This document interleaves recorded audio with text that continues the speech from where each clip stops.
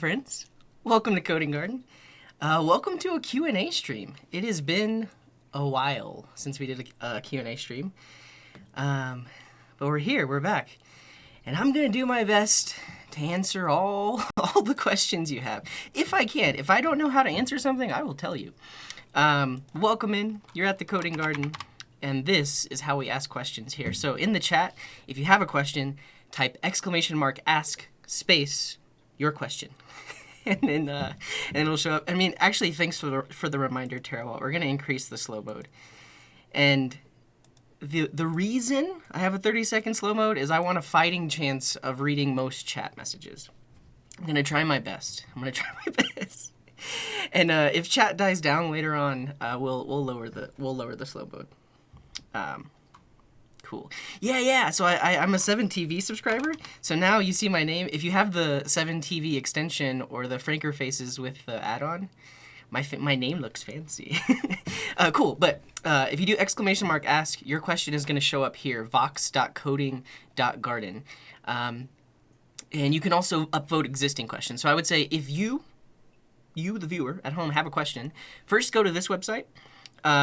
See if someone has already asked that question, Command F for it. I will also say we have a frequently asked questions page.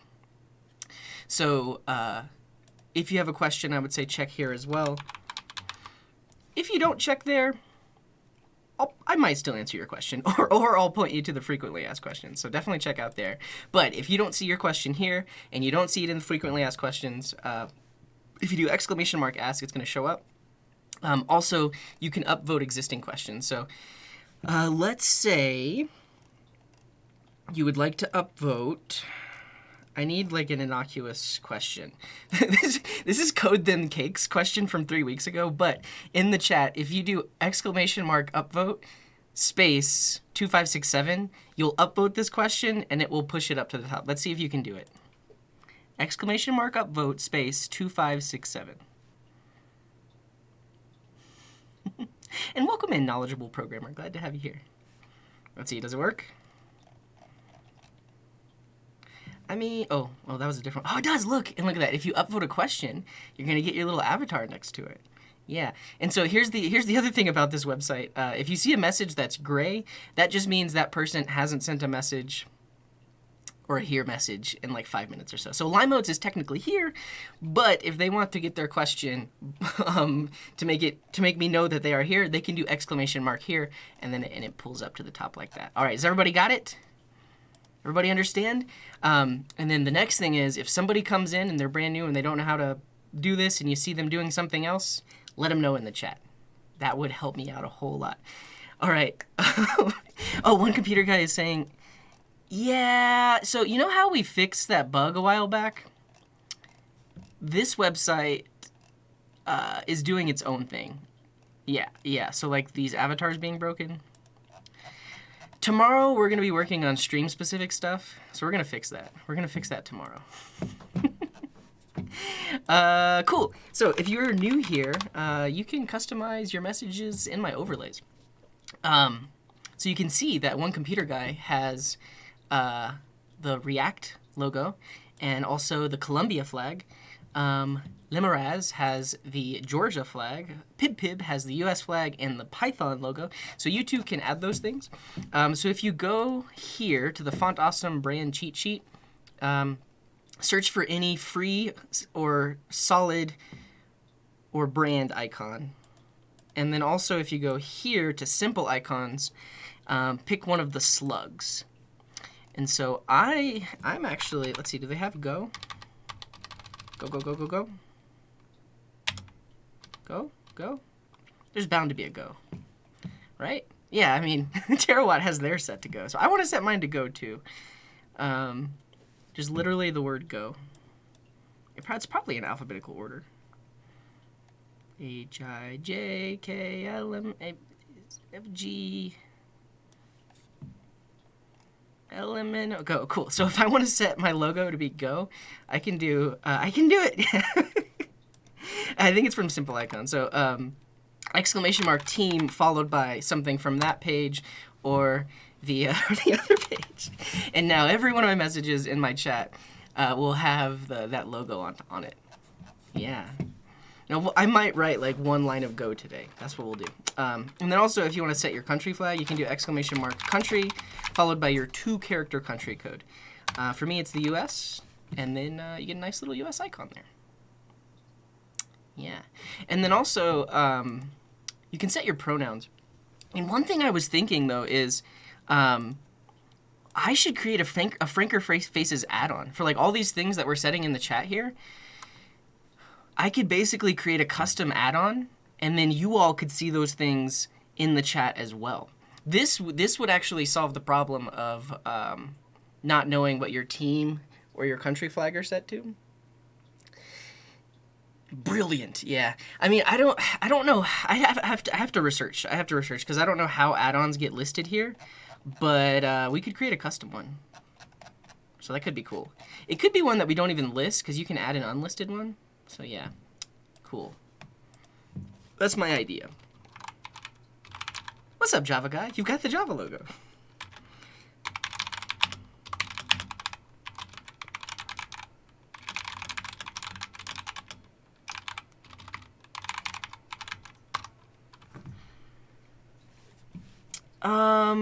There's probably a couple things wrong with Vox Andrew.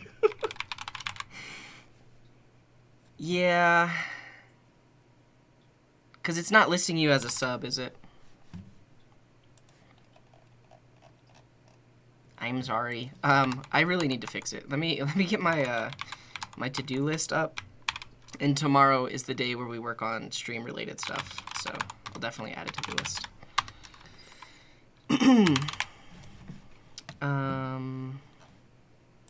There's that one.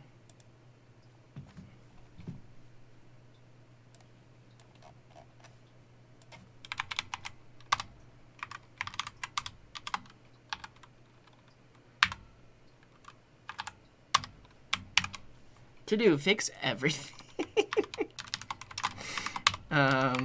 So these are things we can work on, and then the things we just realized. Update to latest Vox. Avatar is missing, and then also resubs are missing.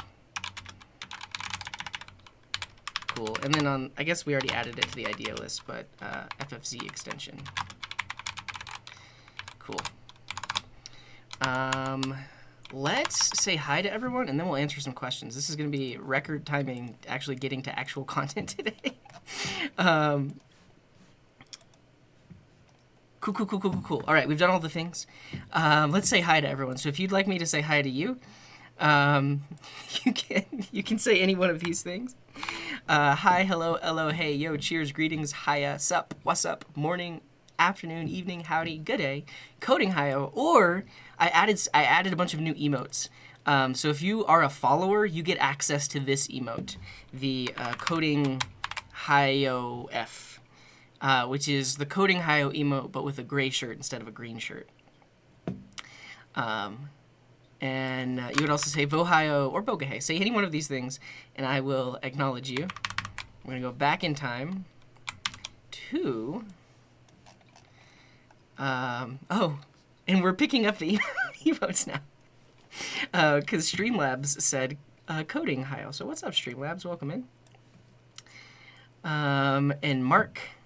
We fixed it. We fixed the spelling. Welcome in, Mark. And what's up, the She-Boss and One Computer Guy and Klaus Dev and Music Makes It and iRossum and The Witcher and Bawadev and Somama and Lord McGurk and Cesar and Alars and Depth Charges and David Noopski and what's up, Limitless and Cookify.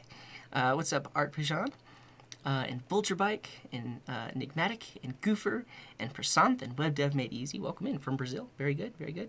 What's up, Mark Boots and Woodziger and Andrew and Limotes and Lum. Hello.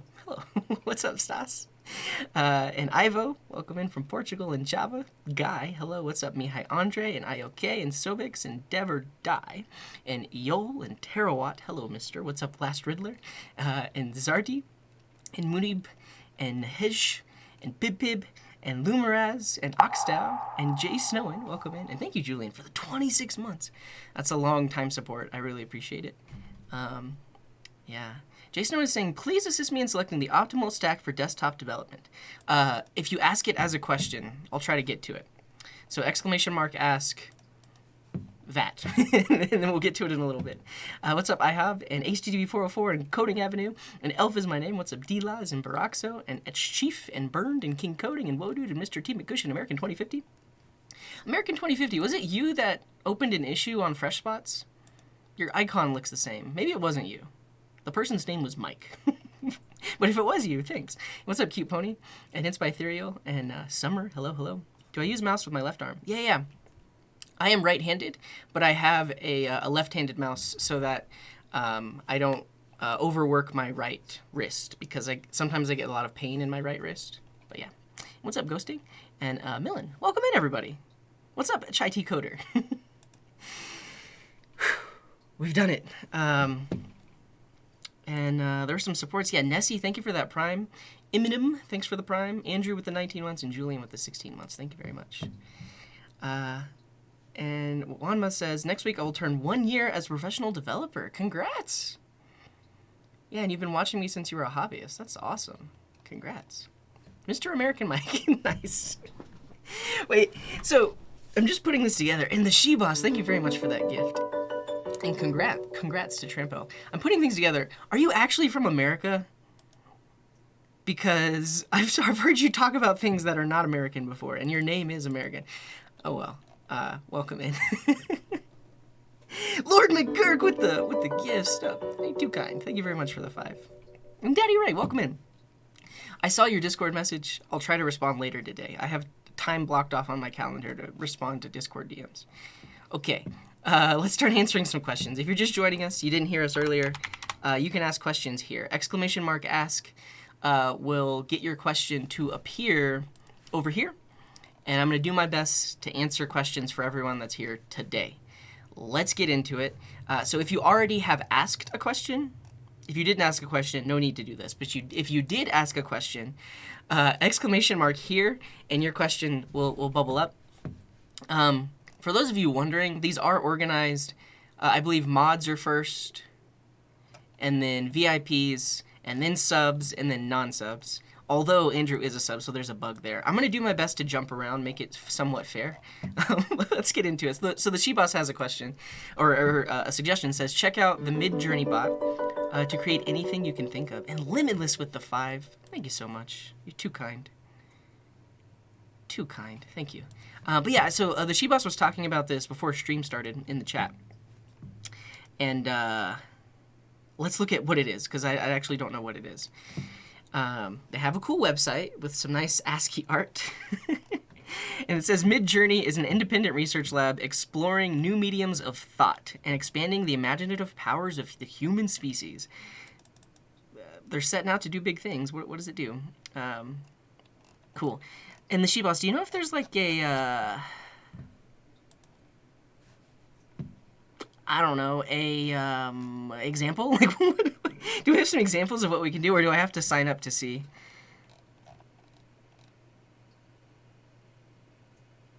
Oh, people don't like the background, apparently. Why is it vibrating? Okay, I mean, that's actually interesting to hear, because it doesn't bother me, but... Oh, I would get that, though. The, my bitrate probably goes way down because the stream can't process all the changing pixels. So yeah.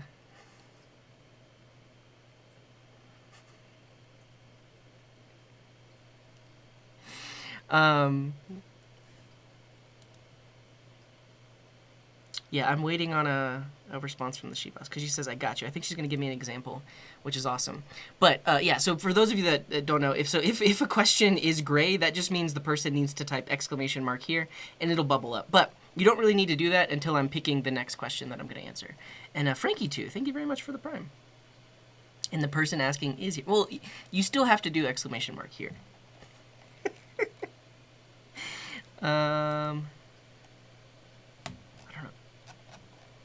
As the She-Boss frantically tries to upload something. Here we go. Let's check it out. What's up, Nikki Poo? Welcome in. All right, art making AI on the rise. Create images from text. Interesting. So this is like a more intense version of, I guess, of Dolly. So you give it a prompt and it just generates art. I guess we can't really see what the prompts were for these things, but they look really cool. Yeah. Wow. Okay, so I'm gonna sign up, and then maybe if we get in, we can try it out today on stream. And okay, not now. Thank you very much for the resub. A new month on this community. Have a good day. Amigo CJ. Well, thank you. Okay, not now. All right, I'm gonna join the beta. What does it take? I have to join the Discord? Okay.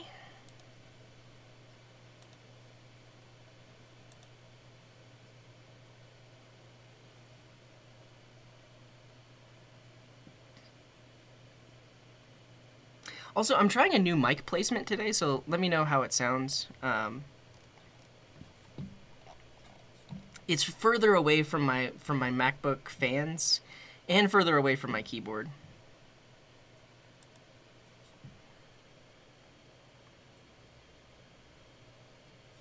Go to one of the newbie bot channels, type /image, and then whatever you want. Oh, so you have to do it within their Discord.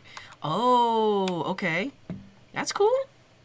That's an interesting way to do it. Like, you really can, like, prevent abuse and stuff like that. Or, I mean, if I sign in with Discord, can I use it on the website?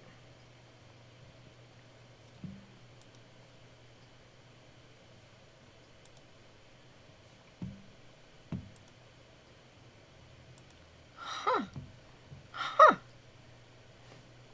Okay, I'm logged in on their site. I actually don't know what to do.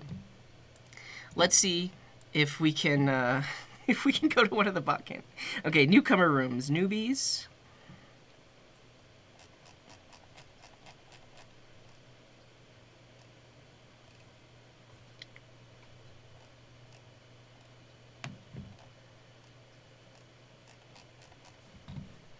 Can it do pixel art, or does it really just do,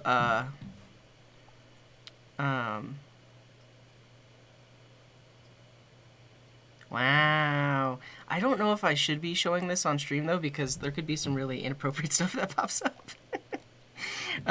Actually, I don't know how they filter it.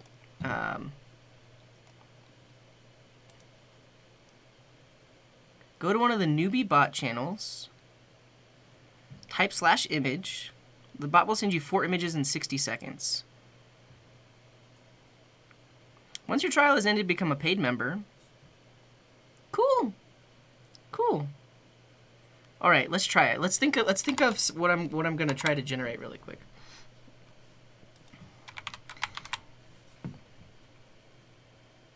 Oh, /imagine not. Okay, good call. Good call. /imagine. Let's try it. So I want. And can it do? I'm curious if it can do pixel art, or if it just does, like, if I say pixel art, will it try to do pixel art?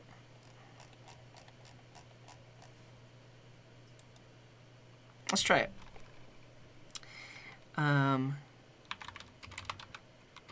Imagine a secret garden, a beautiful secret garden, pixel art.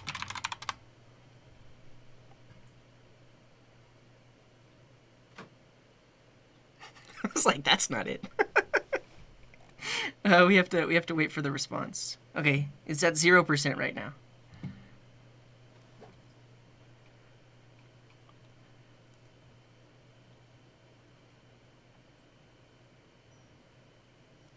Oh wow, it's like it's iterating and making it better and better and better. That's really cool to see.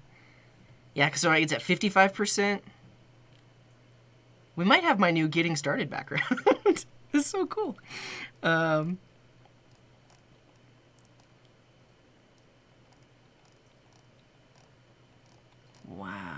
So that's, it's only gonna give me one, right? 90%? Oh, wow. It's beautiful. It's amazing. It's a beautiful secret garden. Okay, so it was processing, and then did it resend it at the bottom?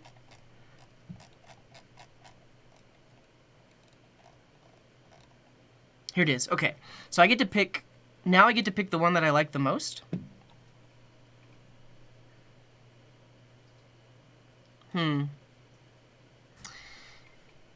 all great, honestly. I mean, I like this one. I like this one too. I'm gonna go with number 3. Yeah, number 3 is pretty cool.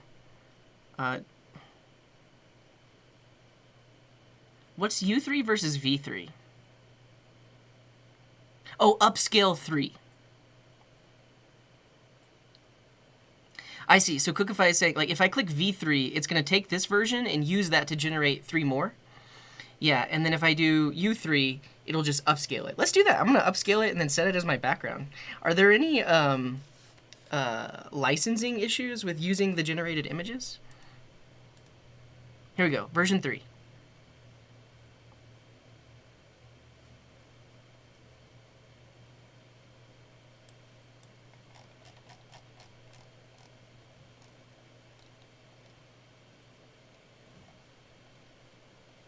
Upscaling image number 3 with prompt. Waiting to start. Yeah. Cool. Cool. Oh, on the left-hand side, I just have these newcomer rooms. We're at 19%.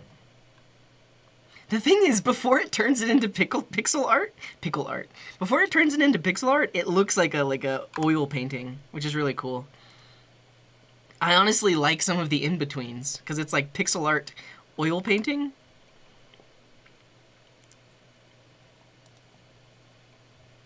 Wow.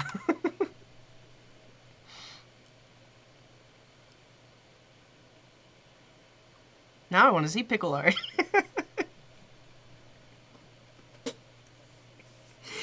That's a good point, Mark. I mean, eventually we'll have an AI that can, like, write code similarly from a prompt. Like, even more so than GitHub Copilot. But I do have an update for you, because a few people figured it out, and they opened some issues and pull requests on the Dino Fresh repo. So Friday, we've got some things we can do. Yeah. The art of being an artist. Just write a prompt. Okay, so it finished. Now we gotta get it. Wow. It's beautiful.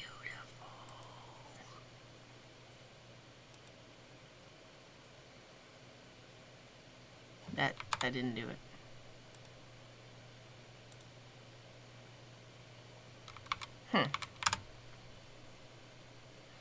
Upscale it to the max.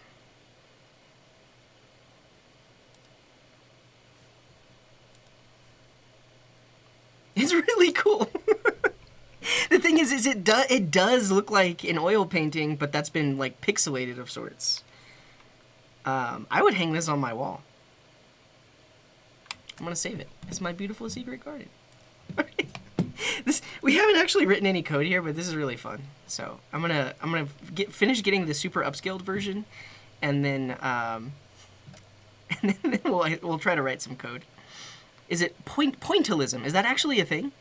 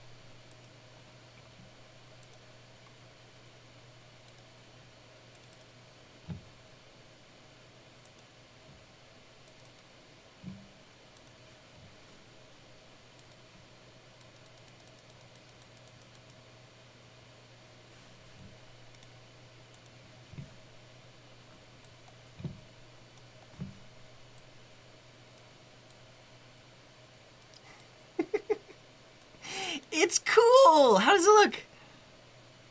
I'm in my secret garden. I'll use that for now. I like it. Yeah. Cool. Cool. Okay, so yeah, this AI is kind of amazing. I'd be curious how it handles prompts like DALL-E does. And I signed up for the DALL-E beta. I haven't gotten in yet though. But it's super cool. Thank you for sharing that, the She-Boss. It's beautiful. I guess I could set it as my desktop background too. Actually, do I have like night shift on?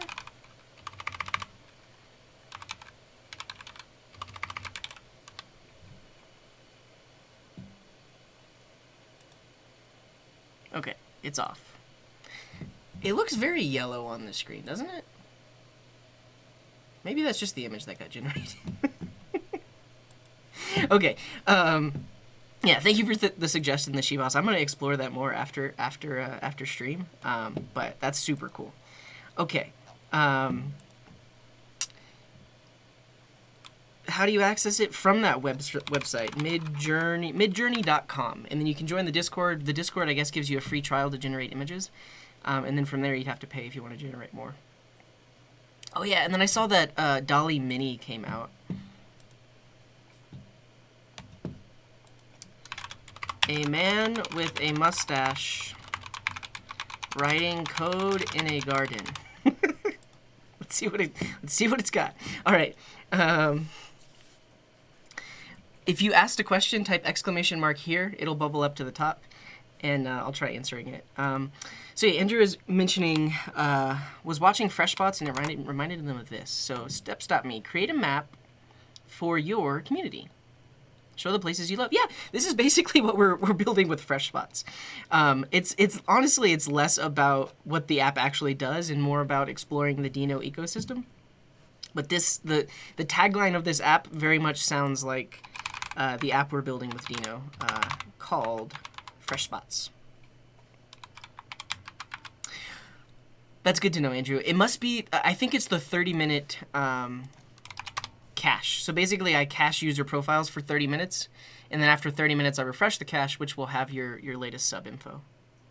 Yeah, but technically, I could just use the message tags to know that you're a sub, and I should be using that instead of the user profile. Cool. But yeah, thank you for that suggestion. Here we go. This is a man with a mustache writing code in a garden. It's kind of nightmare fuel, but I mean, here's the thing. They are writing. They all have pens in their hand. I should have said typing on a computer. Typing on a computer in a garden. Yeah, these are some pretty cursed images. Cool. Okay, so this question comes from Limotes. Might involve some code, might just involve talking about code. Limotes says, how do you deal with the backend side of an app that doesn't need user login, but still needs some kind of auth to work? For example, the front end hits a backend API that you don't want random people hitting, but your app needs to hit it. Maybe the backend route hits another API and you don't want it spammed, but locking the app down with login doesn't really make sense. It's a good question. I think the video I've done before on like rate limiting and setting up a proxy, the stuff that I talk about there, I think is relevant. Let me pull up the code to show what I'm talking about. Because what you could do is just have a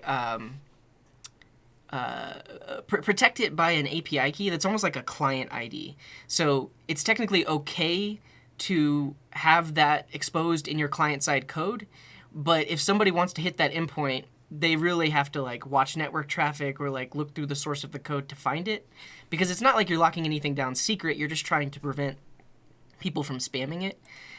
So you could have some sort of API key or client ID that like rotates once a day, and that could do it. Let's see what I did on the code in here.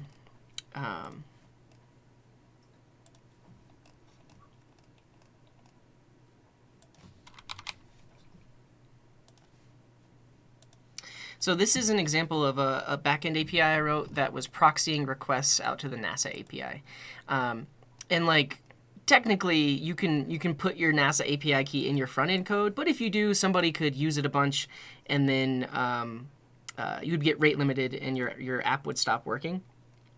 So one of the things we did was we just have like a hard-coded map of API keys. Like basically instead of doing this, you would use a database. So like a Redis key value store. I mean, you could even store it in a SQL database if you wanted to, but basically you have some sort of persistent storage that has the list of all valid API keys. And then you have a middleware that checks against that API key. So if that API key exists in the database, let the request come through. If it doesn't, throw an error. And this doesn't require any auth, right? You literally just would, this API key would be in the client-side code. You also could do something where every user in your system gets an API key generated. And then that is what's used for the specific request, where you don't necessarily have, it doesn't have to go through auth middleware, but it does go through this API key middleware. Yeah, and Terawatt is mentioning CSRF for cross-site request forgery. Like, I think that, I don't know if you even have to deal with that in this scenario, because if it's not secret information, it's not something you would put behind a login anyways, you're really just trying to rate limit it, then it comes into more so like a limiter. So this rate limit makes it so that you can only make 10 requests every 30 seconds. And by default, so this express rate limit package, by default, this just does by IP address. So if you had multiple users all had the same IP address, then it would technically rate limit all of them. But the other thing it does is a slowdown. So after the first request, each subsequent request gets delayed 500 more milliseconds. So if somebody is trying to spam the API, it basically just slowly takes longer and longer to send the API response back to them until a total amount of 30 seconds, and then it resets. So this is another method. But both of these are just using in-memory, and it's just using the incoming IP address. You could do this more at scale by using like a Redis store or something like that to put their IP address in to know how many requests they've made.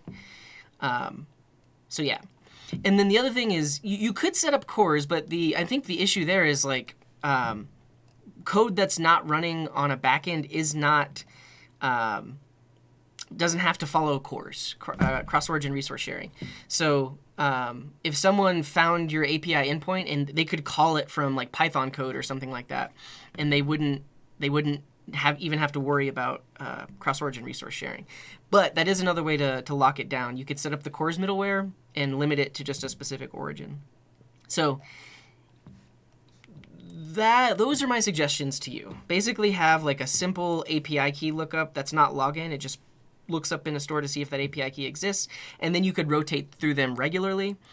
Also add some kind of rate limiting and some kind of slowdown. I'll link you to this video where I talk about it. Does that help, Limeotes? Was that relevant at all? And actually, I'll link you the code too. Yeah, you're welcome, Limeotes. And somebody asked, did I write this for NASA? No. NASA provides an API where you can get things like, what's the weather like on Mars? Or like the picture of the day. So this is an API that makes a request to NASA. However, it uses the API key so that you don't have to put the API key in your front-end code. So you could build a front-end app that calls your back-end, and then your back-end then calls NASA. That is a proxy. It's basically the API we built here sits in the middle between you and the NASA API. So why do you need to worry about other people's API keys? Well, what we're worried about here is, multiple things, but in this case, not exposing our NASA API key. Because if we just wrote front-end code that called this endpoint directly, we would have to put that API key in our front-end code. And then anybody that went to our website could actually see that API key. All right. A man with a mustache typing on a computer in a garden. Again, these are pretty cursed, but pretty accurate. Okay. Thank you for your question, Limeotes. All right, if you asked a question, type exclamation mark here. It'll bubble up to the top. And I'm drinking Mezzomix today. This is a beverage from Germany, I believe. Oh no, it was produced in Austria. Cool. Yeah. So Terawatt is asking Go content when? Right now, right now. So let's talk about Go. I may have written like a little bit of Go on Code Wars.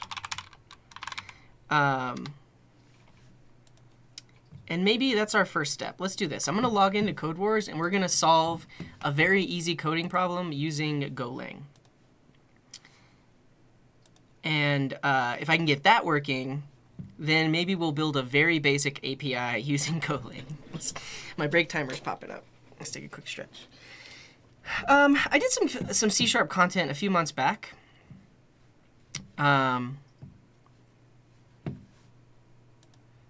So I really like it, honestly.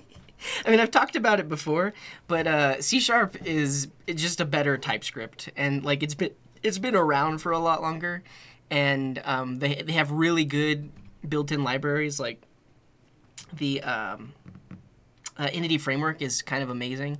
There really isn't an equivalent in the TypeScript JavaScript world. People have tried, but you can't really. I haven't seen anything better than like Entity Framework. But regardless, let's write something in Go. We are going to go to the status is just approved, and we're going to sort by most completed. So all the coding problems on Code Wars are user submitted. And that means sometimes the descriptions aren't that good, or that they don't have very good tests. So if you filter by most completed, or you sort by most completed, then the ones that most people have solved are going to be up at the top. Yeah, and that's what I'm saying. We're going to do a super easy one. So the way these are labeled, 8Q is the easiest, and 1Q is the hardest. And I've only solved like maybe 2 or 3 1Qs, and both of those took me multiple days to solve. 8Qs are usually very simple. So that's what we're going to do, and we're actually going to try to solve this multiply one. So we're going to train using Go. A, B, C, D, E, F, Go. Cool. So it says this code does not execute properly. Try to figure out why. So I will describe to you how I do things as an experienced programmer. So as someone who has written a lot of different programming languages, I've written C, C++, Java, C#, Python, Perl, Bash scripts, JavaScript, TypeScript, PHP, SQL. I guess I've written a lot of different languages. I guess I haven't written Go, but yeah, I think it needs a return statement. Now, I could go look at the manual, and I could go see, oh, does the return statement exist in Go? I mean, it might be possible we have to do something like this, or we do something like give it back, please, something like that. But I'm gonna guess that return is how we fix this thing. So let's test it. Yeah. So that's it. So there are some things in Go that are similar to the programming languages that I've done before. And so yeah, Terawatt is saying there are a few ways. Let me know. So there's this website, Learn X in Y minutes. Is that what it's called? Minutes. Yeah. If you've seen me do other programming languages on stream before, I looked at this website because this gives you like a high-level view of all the things you might want to do in a given programming languages. So we can look at Go and see the way things are done. So named return. Oh, that's clever. Let's check this out. Okay, so check it out. So first of all, you give a named variable response. So you're saying this method will return a variable called answer.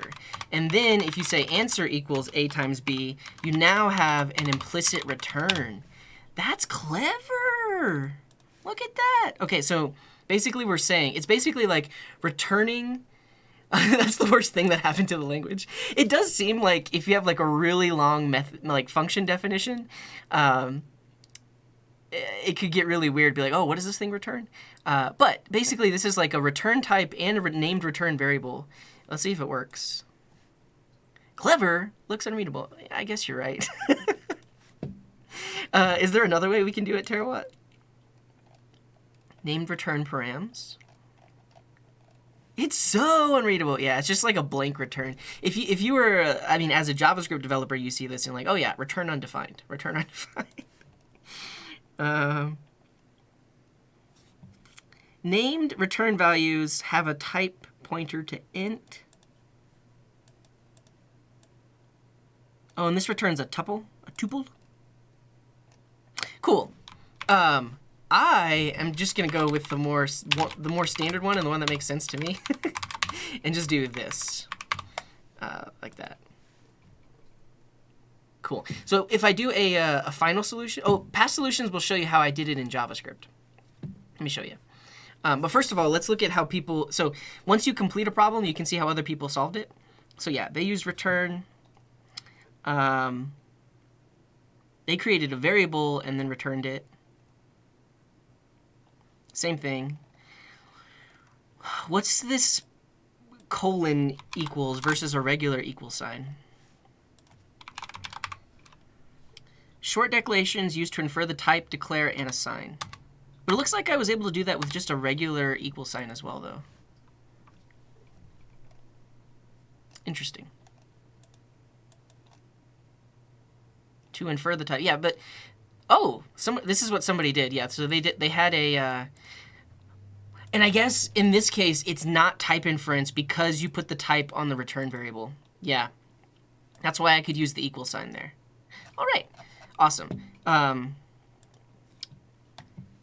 But yeah, somebody was asking about past solutions. So you can see how I did it in C#. So this problem I've solved in JavaScript, in C#, and then now in Go.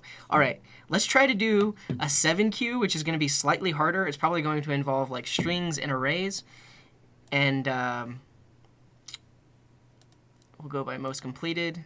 And we'll see how long it takes me to do. Vowel count. Okay, this will be interesting. I'm pretty sure this one, you're given a string and you need to say the number of each vowel. So we're gonna have to use like a hash map, figure out how to index into strings. This will be a fun one. Okay.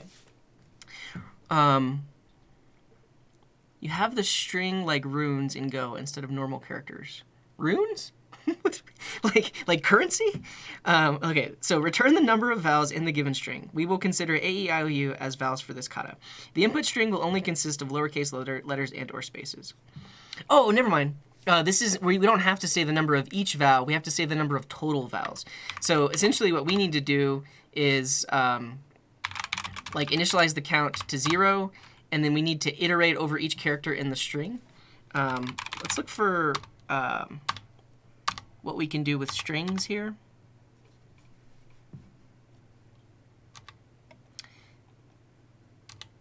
Could I do something like for character in count?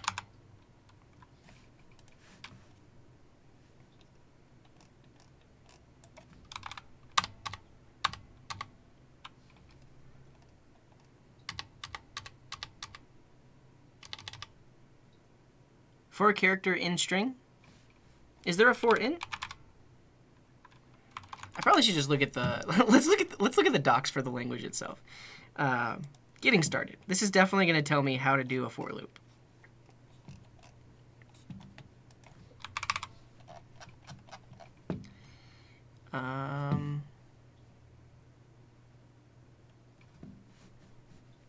Tutorials? Create a module. A tour of Go. Here we go. All right.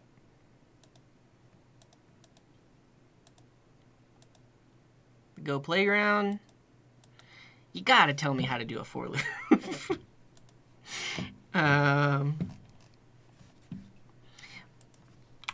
Go lang reference is what I want. I'm on my own. Here we go. Here's the spec of the language. Iteration. For statements. Okay. A for statement specifies repeated execution of a block. There are 3 forms. The iteration may be controlled by a single condition, a for clause, or a range clause. Oh, that's cool. It's basically like you could treat a for loop like a while loop. So while a is less than b, a multiplied by 2. Weird. Okay, here this is kind of what I want. I'm just gonna do this, and then after I solve it this way, then you all can tell me the better way to do it. But this is like classic for loop with a starting variable and an end variable. But in this case, I want to be able to do string dot length or something like that. And then I can do something inside of it. And here is if current character is vowel increment count. This is what I want to do. I also need to make sure that length actually exists. So let's go back over to the reference. We want to go look at strings, the string type. Length of string is dev or die is saying they have the Go logo on their name. So they could probably do. I know you've told me. I mean, I don't know that you told me terawatt. I am trying to figure it out myself, though. There is a length function. Okay, I'll believe you. So in JavaScript, or I mean, in a lot of other languages, we do dot length. The len function is similar to what we might do in Python. So get the length of it. I'm hoping we could do something like if string at I is equal to a or E or I or O or U. We also could do a regular expression.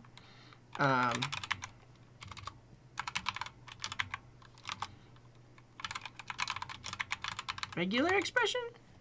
Oh yeah, double equals. That makes sense.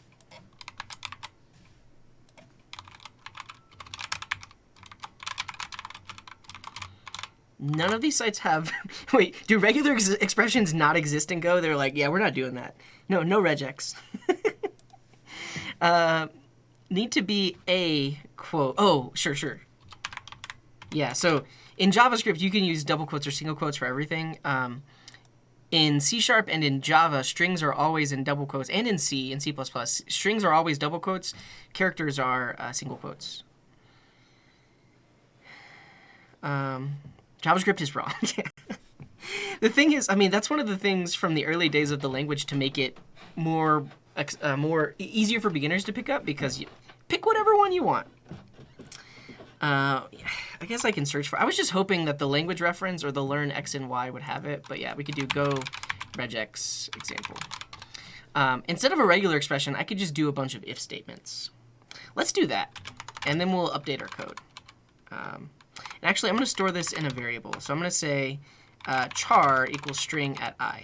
And we'll say if char is equal to A, or char is equal to B, or no, AE, or char is equal to AEIOU.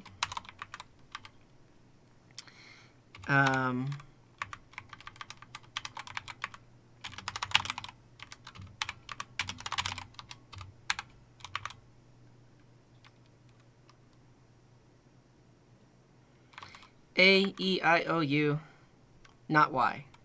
Okay, and then we need curly braces on our if statement, but no parentheses. So no parentheses here, but then curly braces.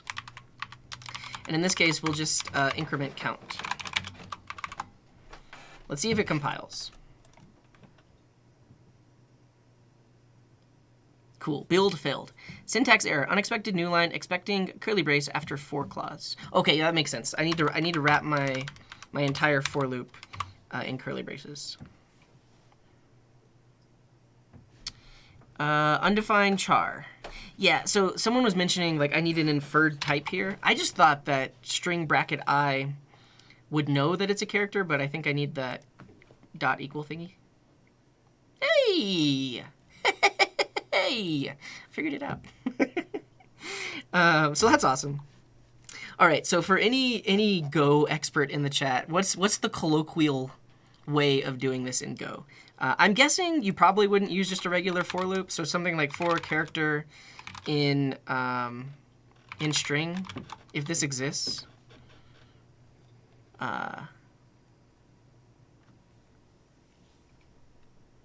There probably is some sort of dot includes, but that would be, I don't know, I don't think it would give you the length.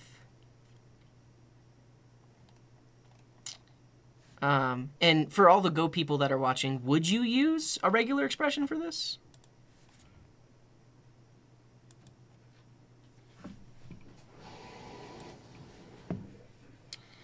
For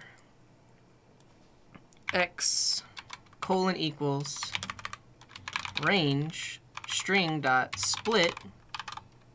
Oh, no, strings, the built-in, splitting my string variable. Cool. So this gives me x. X is each character.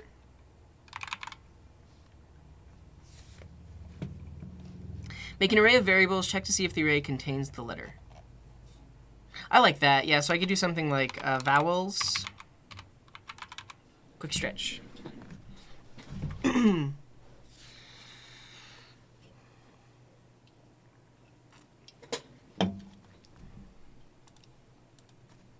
then A, E, I, O, U. There's no contains. Well, I mean, at this point, this is just a, I think, a better, not a better, but a for loop that you would see more often.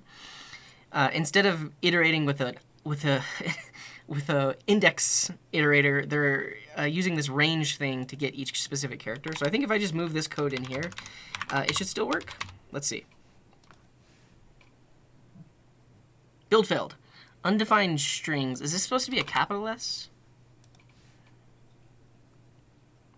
Nope.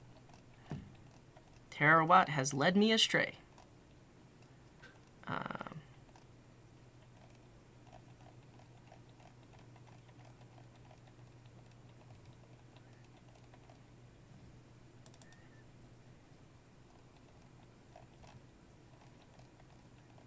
Import strings?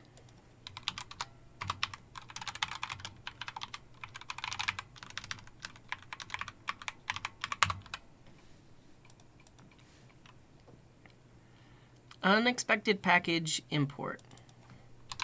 Package? Oh.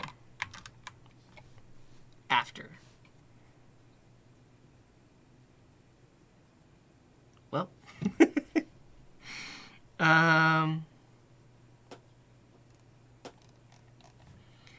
I don't think this is giving us the actual character, is it?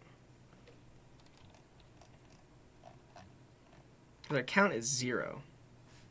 How do I print something? Format.println.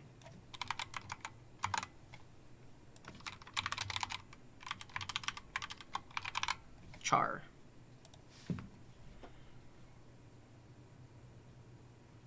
Undefined format. Import format. Yeah, we gotta import it all. Yeah, so this is the indice.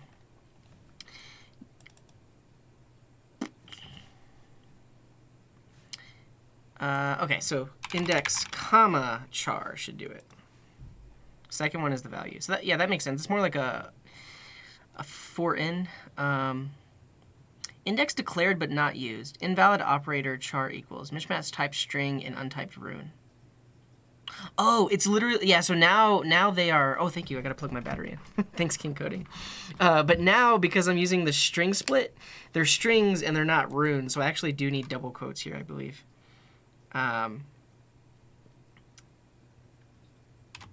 Right? Yeah, that's a little less fun. I liked my solution better.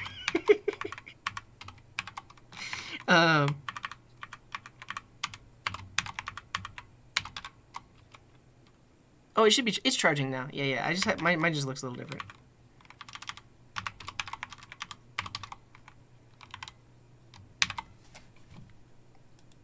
It's charging. Well, we'll get it working with this, yeah, and then we'll see how other people do it.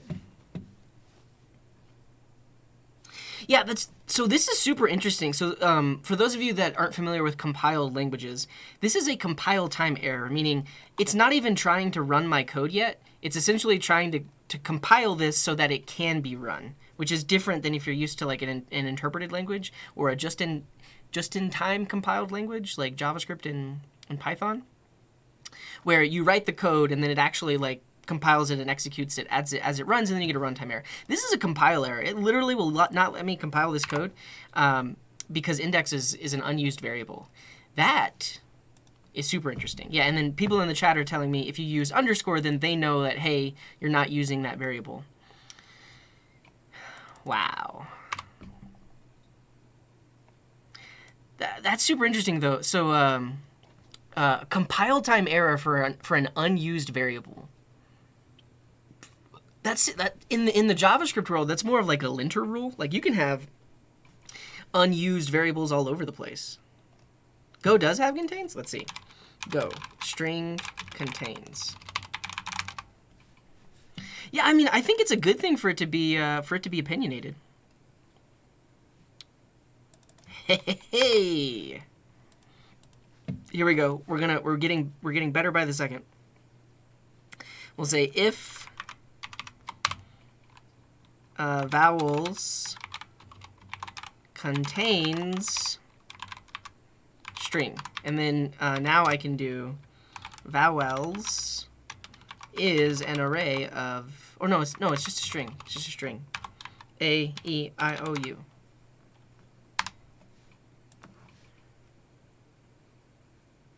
Nice. Import not used format. Again, another compile time error because I have a thing imported that I'm not using. Yeah, and it should be char. You're totally right. And then, again, a compile time error. It's like, hey, I used the wrong variable. Cool. Vowels.contains undefined. Type string has no field for method contains. Oh, I got to do it like this. Yeah, I can't call it on the string itself. I have to do strings.contains vowels, comma char. Yeah. Wow. Okay, we're done. We've been working on this way too long, but it's fun. I'm learning some Go. I think I'm gonna call it there just so we can get to answering other questions. But it would be fun to look into like a Go API framework so we could build like some web APIs. Let's see how other people did it. Oh, they used a switch. Huh.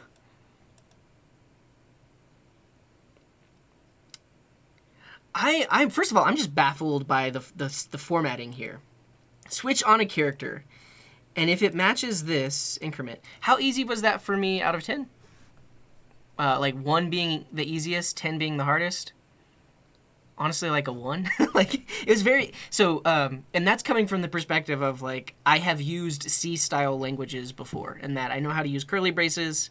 I mean, this almost seems like a mix between C style and Python because it's very readable, but like Python, and there's not a lot of extra parentheses like in Python, but we do have curly braces. So yeah, I mean, seems fine. Yeah, and I imagine if I have a real editor, it's going to give me more type completion and stuff than this. But I was just this is cool syntax to me because it's literally a single case statement that will increment. I guess you technically could do something like this in JavaScript.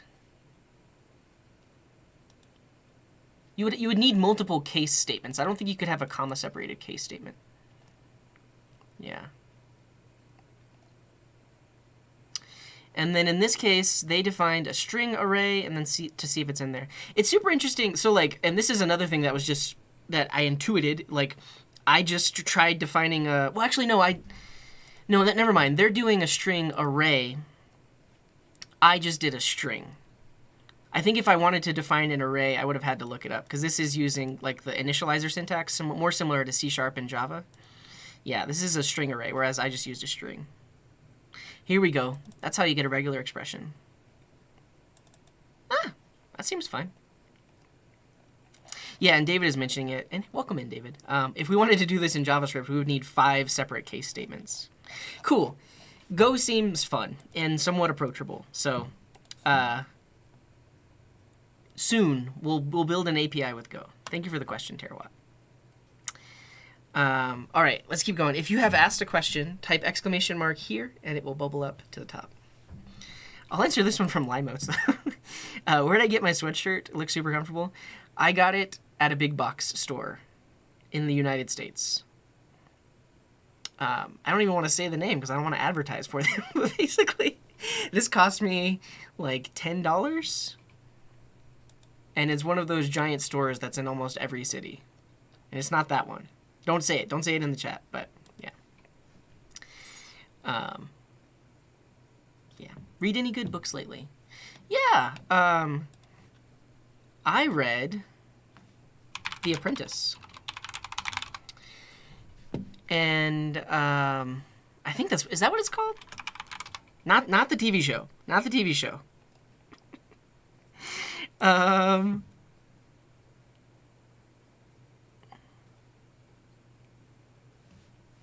think it's this one.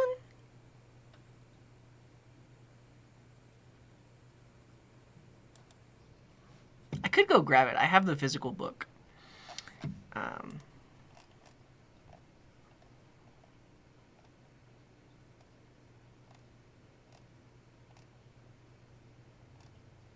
Am I thinking of the right book name? I don't know. Does anyone know what I'm talking about when I say The Apprentice? It's a pretty short book. It's like a short story. Oh no, okay, so that actually is a great indicator. Yeah, first of all, I don't read books very often, or if at all. But I think I talked about it on a stream a few weeks ago. But at one point, I went on just like a retreat in The Alchemist. That's the one. I don't know why I was thinking The Apprentice. Thank you, Pip. I don't know how you actually caught that from just saying The Apprentice, but The Alchemist is the one that I read. Yes, The Alchemist. Of course, it's like a huge piece of the story itself. But also, I don't read that many books. But this one was super interesting, and I think a lot of people recommend it. Like, anybody that reads a lot of books has probably heard of this book. But, yeah, so it's a Brazilian novelist, and the book itself has been translated into a lot of different languages, including English. Okay. The reason I like this book is it was entertaining. I read it over the course of about a week. I mean, you could read it in a day. It's pretty short. But yeah, it's an easy read, but I would read it as I was going to bed. And what I liked about it is, like, it had a very good message and also a very good ending.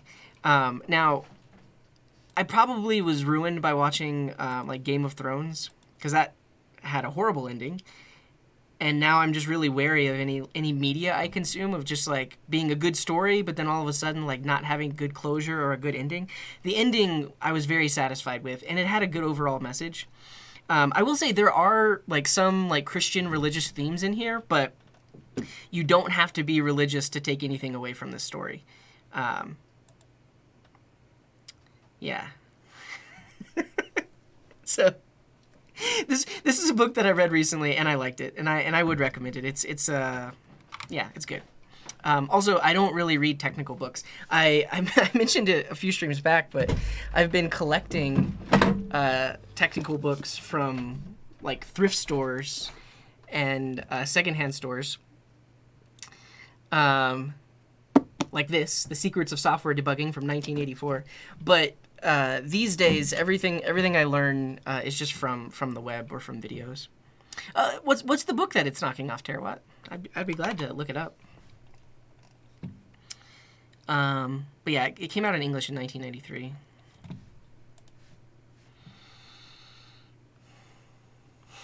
Yeah, and so yesterday I went to a used bookstore. I didn't buy anything, but they had a hardcover book called 16-Bit Microprocessors, and that one was from 1985. I was kind of baffled that a book like that would have been written in 1985. But I guess it makes sense because, like, I believe the Nintendo was a 16-bit microprocessor. But it's sitting right next to it was a book called 32-bit microprocessors, and it came out in 1986. But yeah. I bet money the guy on the cover is an actual... Was the NES 8-bit? Okay, maybe the Super Nintendo was the 16-bit one. I don't think so. If you look at it, he's got a magnifying glass, and he's holding it up to a computer screen. Oh, by a Czech rabbi. Interesting.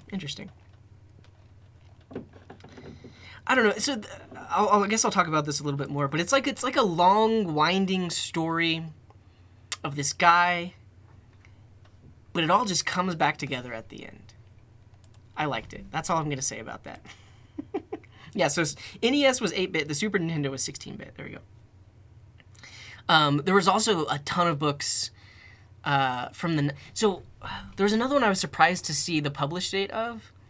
Can't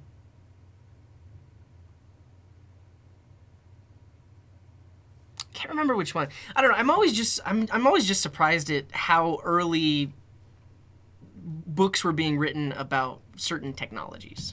I don't know. But I guess back then there was no internet, so they had to make a book, right? Yeah. I guess you can't have... I bet you can't guess how many bits the Nintendo 64 was. It was a 64-bit thing. It was. Okay. This one, what's my favorite food? It varies. Trying to think of like what is something that I eat fairly often. I do like tacos. I also like pizza. I also like burritos and burrito bowls. I'm pretty basic. I don't know. All right, if you asked a question, type exclamation mark here, and it will it'll bubble up. Tacos is not racist. It's a cuisine of food. I mean, it is typically associated with Mexican food, but there are other cultures that have tacos as well. Well, so I did go to the doctor for a checkup probably like 3-4 months ago, and my cholesterol levels are normal. So, yeah. Yeah. This one's kind of old. Well, so here's the thing. If there's a question on here that you don't want to be on here anymore, in the chat you can type exclamation mark archive followed by the question number. And that'll only work if you were the one that asked that question. You can't archive other people's questions. One computer guy is asking, why is Samwise Gardner named that way? Let's talk about it really quick. So I was trying to come up with a name for our bot here. And Samwise Gardner is our bot here.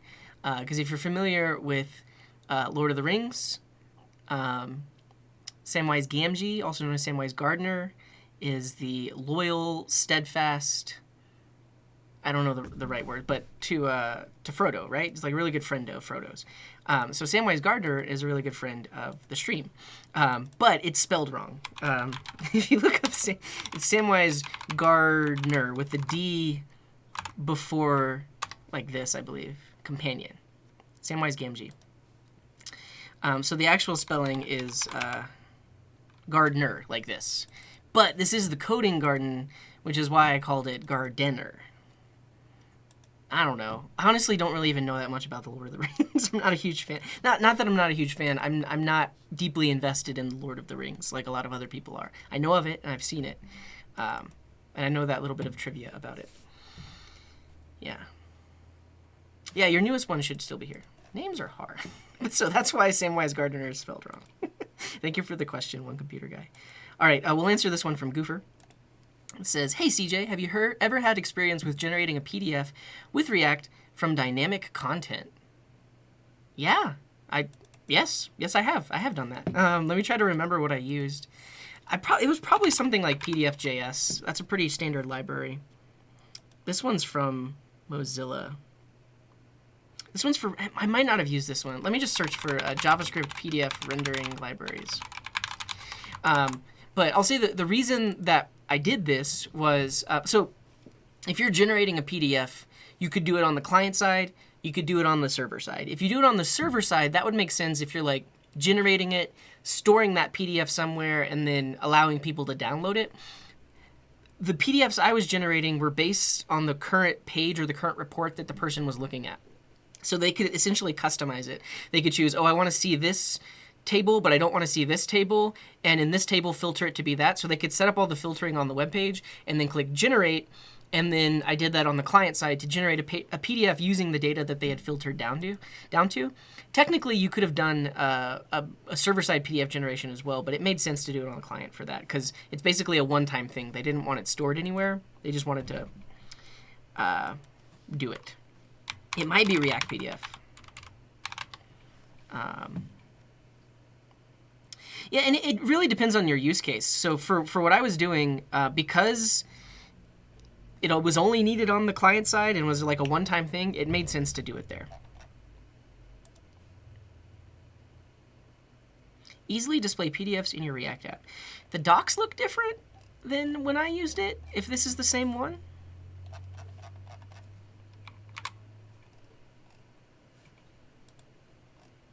Yeah, I mean, but so if you think about the use case I just described, if the user is allowed to select and filter what they want to be displayed in their PDF, that's a bunch of front-end code, right? Because you're doing the filtering and it's a visual representation. And then if you wanted to generate it on the server side, you'd have to send a payload that describes that filtered data, which is doable. But in my situation, it made more sense to just use it right then and there than having to reinterpret that filtered information on the server side.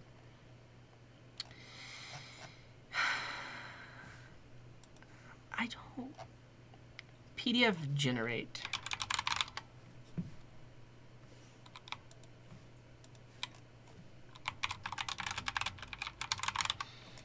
And this is probably 2 years ago at this point. So I forget what I even used. I found a good, reputable library, and it worked. I mean, it was just as performant as I needed it to be. The person clicked generate PDF, and it would instantly prompt for a download. There was no like waiting or anything like that. I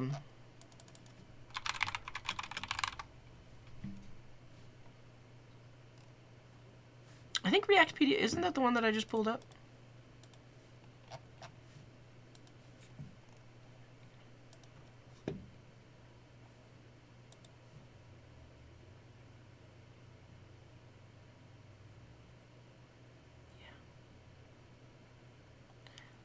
JS PDF might be it. So I think at some point I did use PDF.js, but I use this to render a PDF. And I think this is actually the same library that Firefox uses whenever you open up a PDF. But that was for a different app. JS PDF sounds right, but their website is not loading.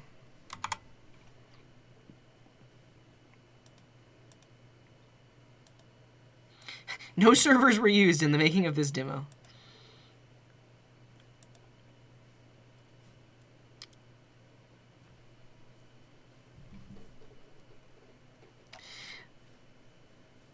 I think JS PDF is the one. I don't know if I can find the documentation website. But so here's the other thing, and there might be some better libraries. But when you're generating the PDF, this library was very specific about what you're adding to the PDF. You couldn't just write a React component and expect it to put it into the PDF file. There probably are some libraries that might let you do that, but this one you just had to be very explicit about in terms of like, I want text on the page at these coordinates. I want a table that has this data at these specific coordinates. And that's the kind of PDF generation I did. If you want to go from an actual web page of like actual rendered content to a PDF, that's going to require some other stuff. I believe there is like a HTML to PDF library. But see, this uses Phantom.js, which would require, I believe it would require a server side because it needs to actually spin up a browser to render it so that it can turn it into a PDF, which is harder to do on the client side. Yeah.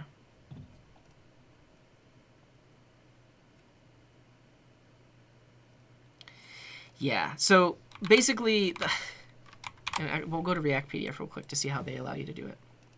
So you add it, create a style sheet.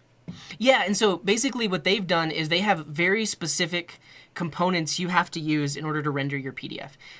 Meaning like you can't just have like a div or just a regular plain old image tag. It's almost similar to like React Native in that you use these specific elements. But the idea is these components... at the end of the day, are running specific commands to generate elements inside of the PDF.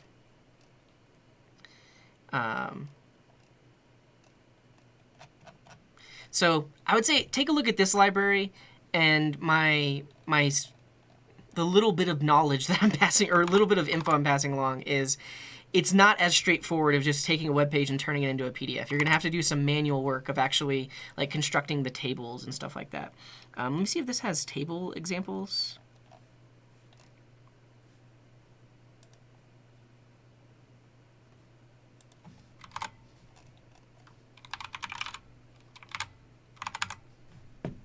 Components. I mean, this one doesn't even have tables. It's got a page, a view, an image, text, a link.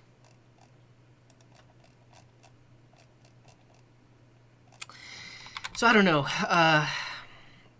Honestly, JS PDF, I think, is the one. This one looks the most similar to what I remember. I don't know. If you send a message on Discord, I'll try to look into it and then tell you what I actually used. But I'll have to do some lookups on some old GitHub repos. Cool. And thank you for your question, Goofer. Hopefully that helped you a little bit. But I'll read your last thing here. Was we seem to be running into issues where we're trying to generate a document based on some data we scraped up from a site, but it seems to be breaking because it tries to add content with syntax versus just the info. I think we got to research more. Yeah. I don't know why you'd be running into that, but like if you're trying to insert data that represents a table, but if that data already has like maybe some HTML tags in it or something like that, it's trying to render it. I don't know. Yeah, Terwatt is saying, it took me a few hours to make an invoicing model, and generating PDFs wasn't that hard at all. Yeah. Cool. Yeah, sounds good, Goofer. And thank you for the question. What do you mean by this, Terwatt? Why are you so lenient towards some technologies and frameworks, etc.? Can you please clarify? What do you mean by lenient? In terms of I'm forgiving, or I'm not as opinionated, or not as harsh? What do you mean by that?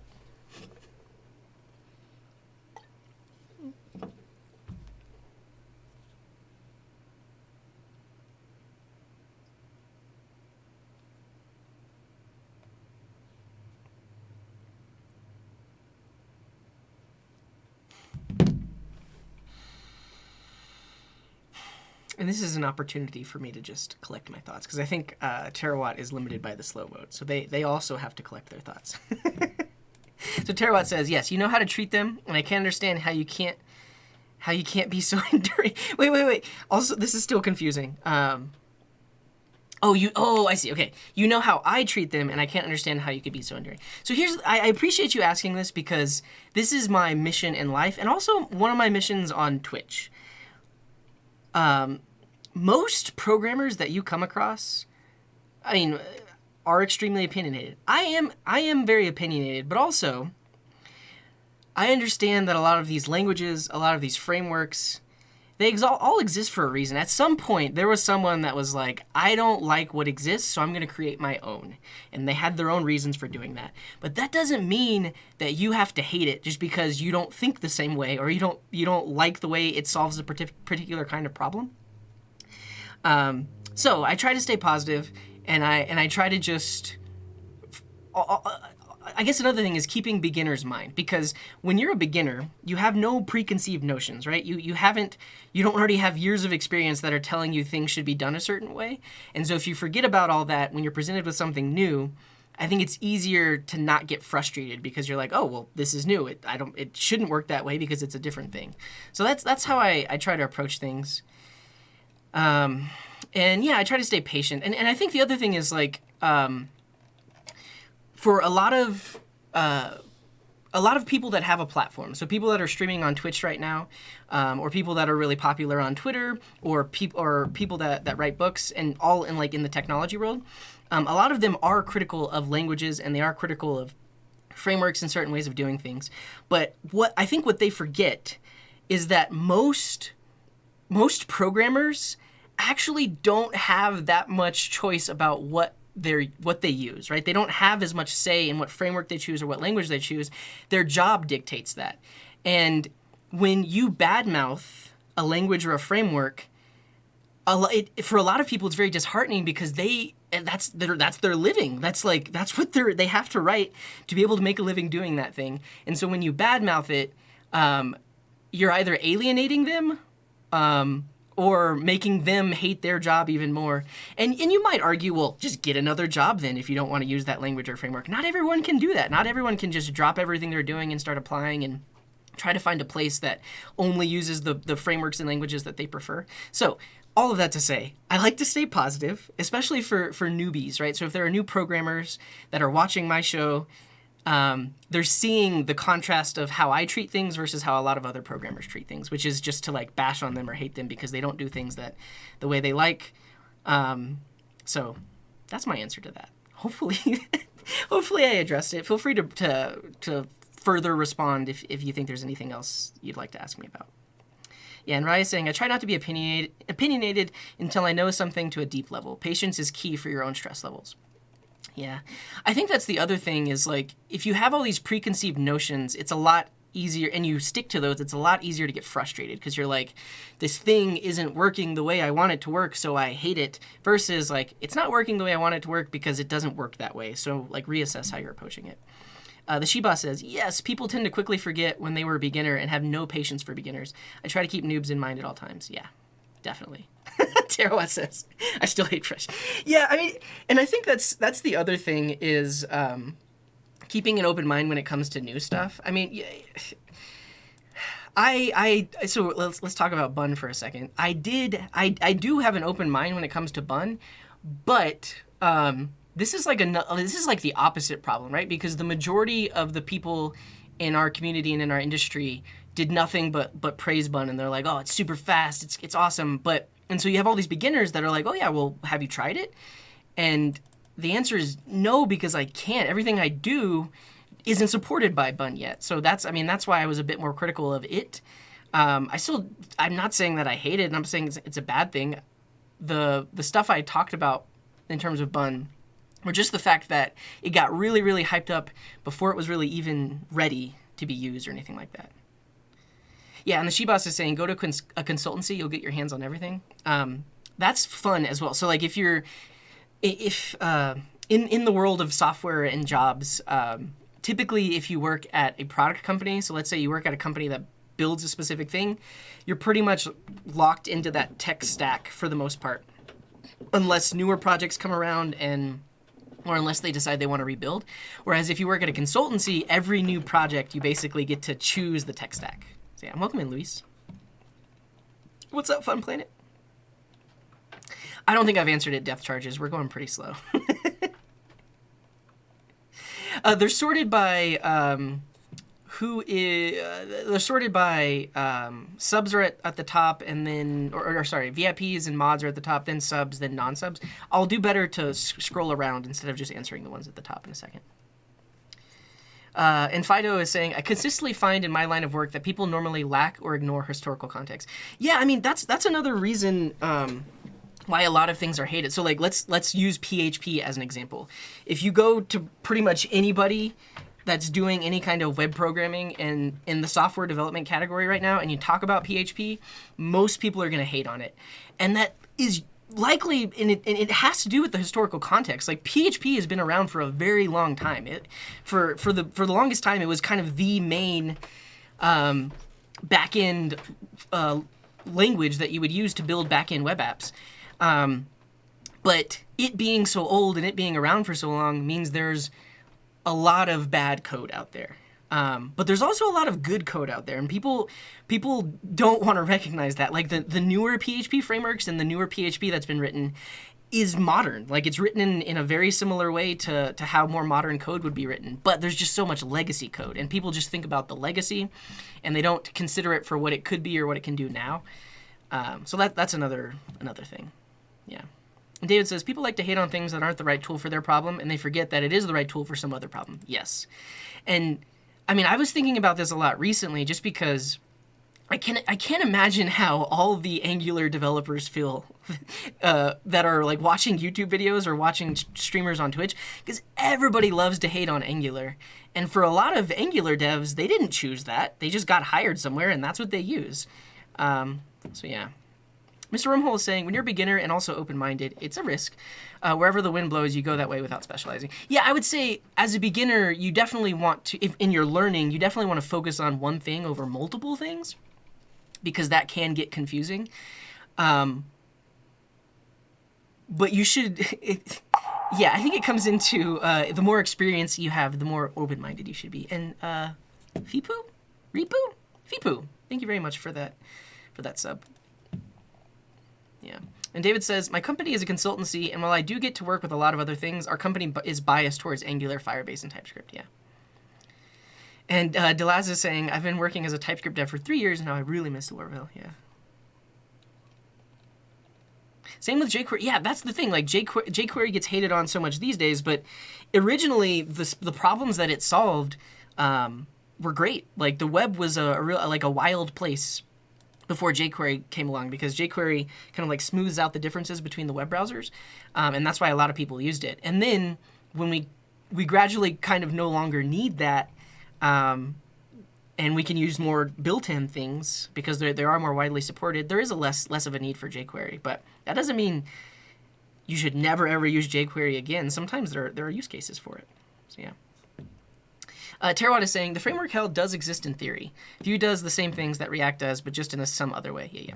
I've tried virtually every popular framework and enjoy most of them, but pushing an uncompleted project down to our throats is a turnoff for me. Yeah. And I think so. I think that's the other interesting thing about what I'm doing with Fresh is the more we use it, the more we're realizing maybe things that haven't been thought about yet, because it is newer. And honestly, most of the things that we're running up against in my frustrations with building this app is the Dino ecosystem, because it is very new.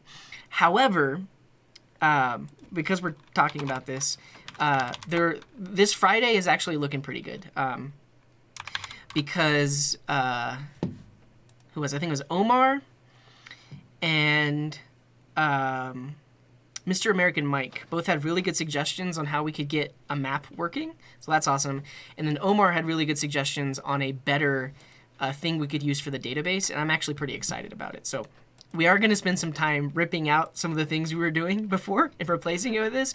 But if you haven't heard of Keesley, this is like a better version of Connect. Okay, watch this. You get autocomplete inside of your string. So you get autocomplete for like column fields and stuff like that you're specifying inside of a string. And that's kind of amazing. You don't get this with Connects, but it works like that. And also, it was written in a generic enough way that you can just write your own database adapter to plug it into Dino. So we're going to be using this instead of an ORM, and then we figured out a way of getting libraries to work on the front end. But you make a good point. Like using something that is like an uncompleted project that's still missing things can be very frustrating. But yeah.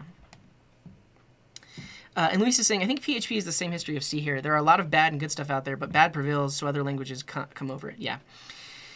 And it's, I don't know if bad necessarily prevails, but I think it's there's so much bad code that it's harder for the good code to overshadow it. What do I think about React Native versus some other mobile language like Flutter? I think if you're a React dev, you're going to have a much easier time writing React Native than learning a completely new language, Dart, and a new ecosystem, Flutter. I guess it also depends on the kind of native apps that you're trying to build. Because if you're just doing like basic content stuff and you need access to maybe the camera and maybe the location, you don't really need that much more native stuff. And the built-in ways of doing that with like React Native and Expo seem fine. Whereas if you switch to Flutter, you have to learn their entire ecosystem and how all of that works. So I would say pick the tool that you're most familiar with, because there also is native script, and that would let you use like Vue or Angular to build cross-platform mobile apps, or you could do something like Ionic, and that's hybrid mobile. But again, it depends on what you're actually trying to build. So yeah. Also I don't know what this emote is. It might have actually replaced it automatically. Also, some people just like the way Angular works. Yeah. Some people, yes, they do. Hey, American 2015. Oh, what's up, DJ Caddison? Old school coder from the 90s. Welcome in. Yeah, glad to have you here. We're talking about web stuff right now, and really just languages and the ecosystem and stuff like that. Yeah. Isn't it that many newer frameworks are built on older hated ones? I would say newer frameworks, not necessarily built on top of, but they get created or invented to do things in a different way that they didn't like about the old ones. So something like React was invented because people didn't like the two-way data binding aspect of Angular. That was one of the reasons. And also the update model of AngularJS they didn't like as much, so they came up with that. But they didn't use AngularJS as a base. They completely rewrote it and made it work a different way.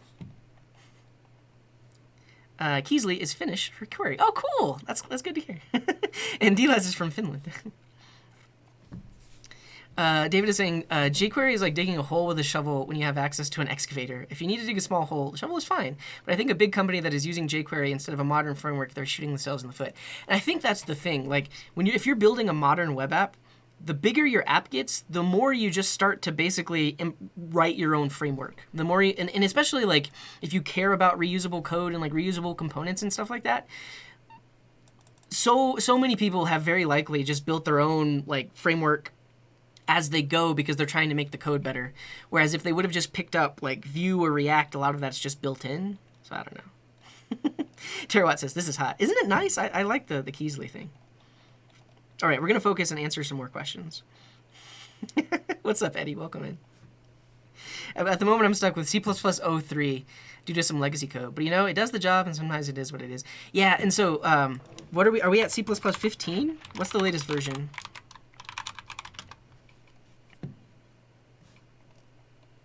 C++ 20. Do they go... Oh, no, now we're at 23. It's for the next version. This one might not have been released yet. But I don't know about it, but I was around people that were using C++. And at one of my older jobs, and they were older coder. Like they had been writing C++ for a very long time. And ending with Ollie, thank you very much for the raid. Welcome in, Raiders. We're answering some questions. Shouts out to Ending. Welcome in. Is my shout out bot not running?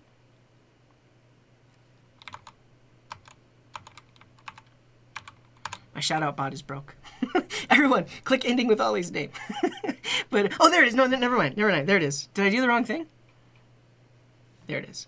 Right, working on a blog post for my new job at coder.com. Oh, nice. But welcome in, Raiders. We're answering questions. So if you have a question for me, you can. That's actually gonna break. In the chat, do !ask followed by your question, and it'll show up on this website. We have quite a few questions, but I'm doing my best to get through them, and I'm just gonna keep answering questions today. Yeah. And welcome in, Averick. It's hard to read your name with that color, but we try to keep it with just English, so that the mods can moderate. But I think you're saying, "What's up, friend?" Not much. Translate that for me. I tried to translate it myself. I don't speak much Spanish. Mods? Andrew is the mod here moderating.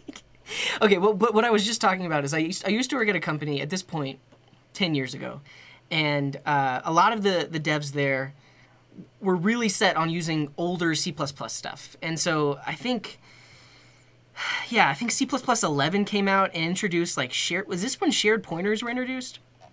I don't know, but they were so set in their ways, but they were like, there's no way shared pointers are going to be as performant, and they didn't want to use them. And so, yeah, people get set in their ways, and then, like, legacy code becomes legacy code for even longer because they're not upgrading to the latest stuff. I don't know. Any C++ devs in here, do you know when shared pointers were introduced? Yeah. Oh, did those insane lines of code...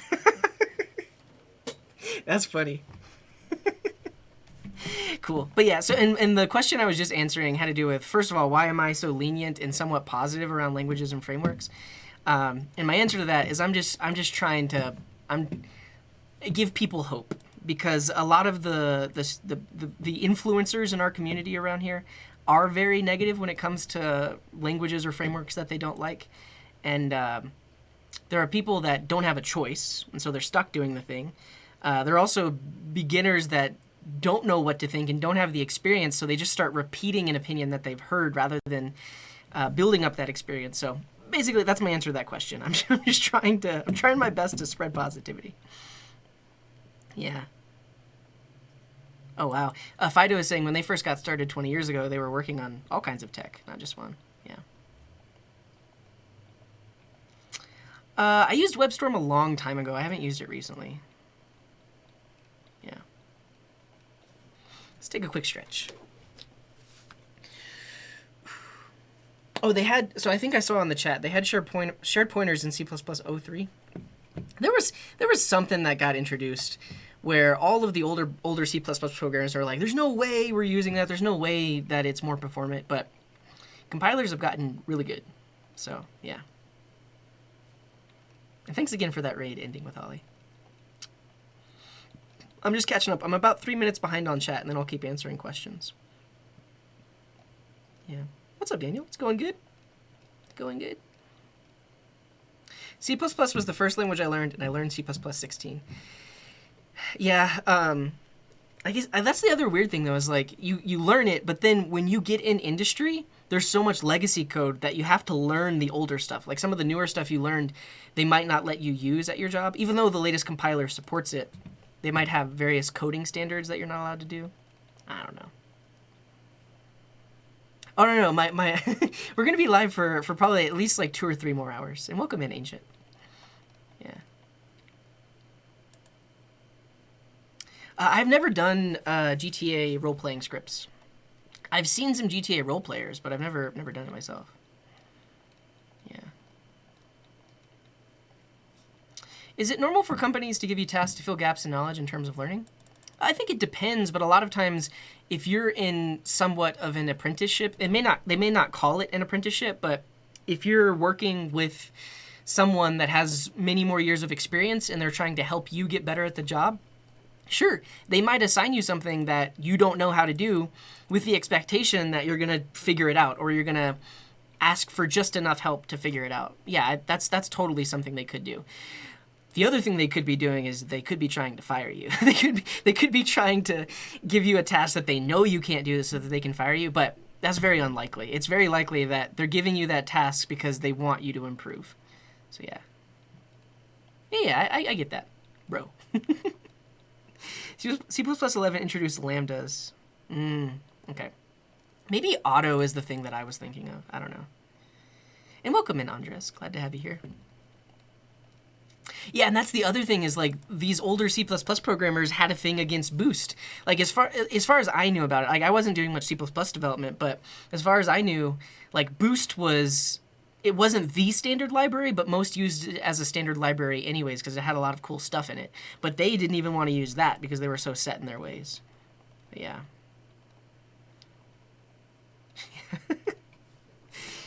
It's cool to see a lot of C++ programmers in here because, I mean, we do talk about a lot of web programming.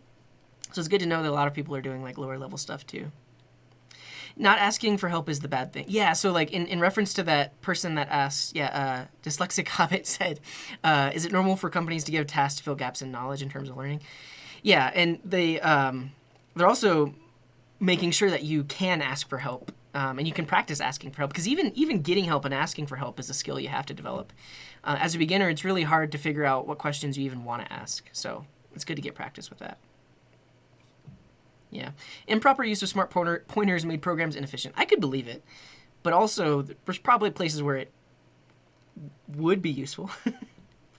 Dyslexic Hobbit said, the task they gave me is 2 weeks of Pluralsight courses because they want to invest in me because of natural problem-solving abilities. Heck yeah, like, that's a very positive thing. Like, basically, they want you to stay at the company long-term. They're investing in you. Like, it's costing them money because you're not being productive right now in terms of actual, like, contributing to the code bases. You're just learning. So that's a wonderful thing. If a company offers any sort of like adult learning, like Pluralsight, or they have like a fund where you can buy books and stuff like that, that's definitely a good thing. Limeots is saying, C++ is my primary language for everything not work-related. Somehow I didn't know that about you, Limeots. That's good to hear. Yeah. Homie Coder is saying, Coding Garden is a gardener. Sow the seeds, and they need love and patience to grow. No hate. Yeah. We're a garden here. That's it. Learning enough to be able to Google for help is a great skill to acquire. Exactly. And that's what I was saying. Like, beginners might not even know what to ask or what to Google, and that takes some skill. All right, we're caught up. My company lets me clock education, so right now I'm getting paid to get Google Cloud Compute certs. That's awesome. And Arcus is saying, I think my first week after vacation goes for learning Dart and Flutter. It's nice when they pay for it. Definitely. And not every company can, and it's usually larger companies that can, like, will pay for their employees to learn the latest stuff or stay up to date, that kind of thing. All right, let's answer another question. Thank you, Terawatt, for your question.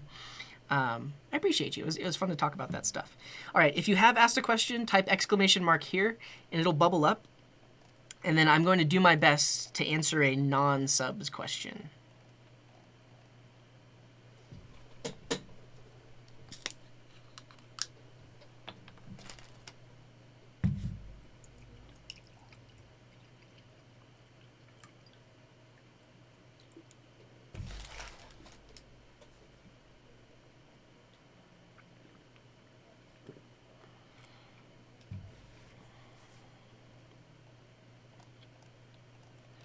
All right, this question comes from Jay Snowen, and it says, and Zealand0, welcome in.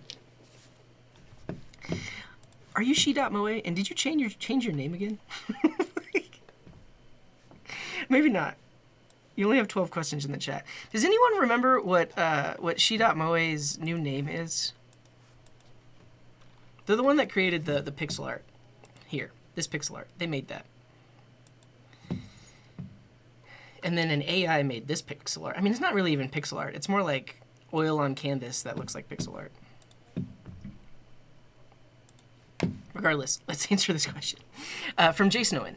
Please assist me in selecting the optimal stack for desktop development. Please give some resources. I'm stuck, and my request is to do some full stack desktop development. I know that you worked in the desktop field before web development. Sure. And so let me know, Jason Owen. What languages and frameworks do you already know, if any? Are you trying to do something that is cross-platform? And let me start writing stuff down. We'll take some notes. Desktop development questions.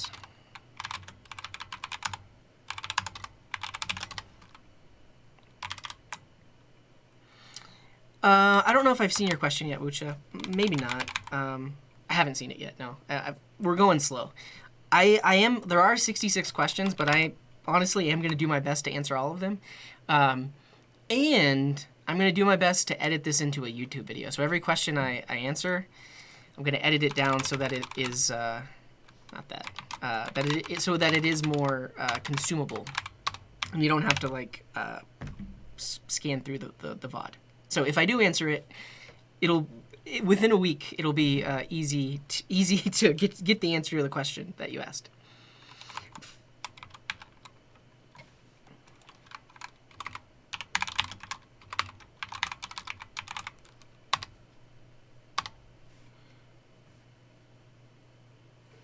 Okay.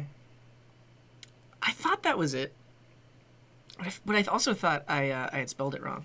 But I mean, they actually haven't been here in a while. But one of the things you can do here on Twitch now is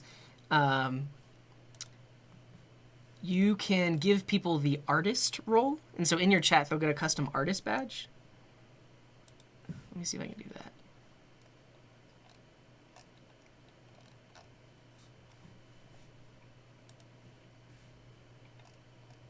I actually don't know where it is, but I'll do that later.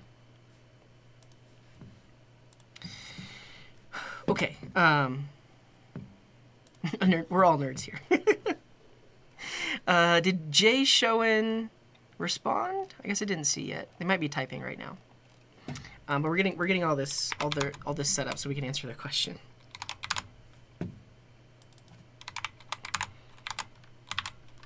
Did not respond. That's okay. Electron versus C#. Cool. Cool. We can do that. So this is the question that was asked. They also mentioned Electron versus C#. So the question basically is, you want to build a desktop app. There's a lot of different options. What do you choose? And also, I would ask, is cross-platform important? Is that something that you want to support? I would say Electron and C# technically can solve similar problems. Like with C#, you have access to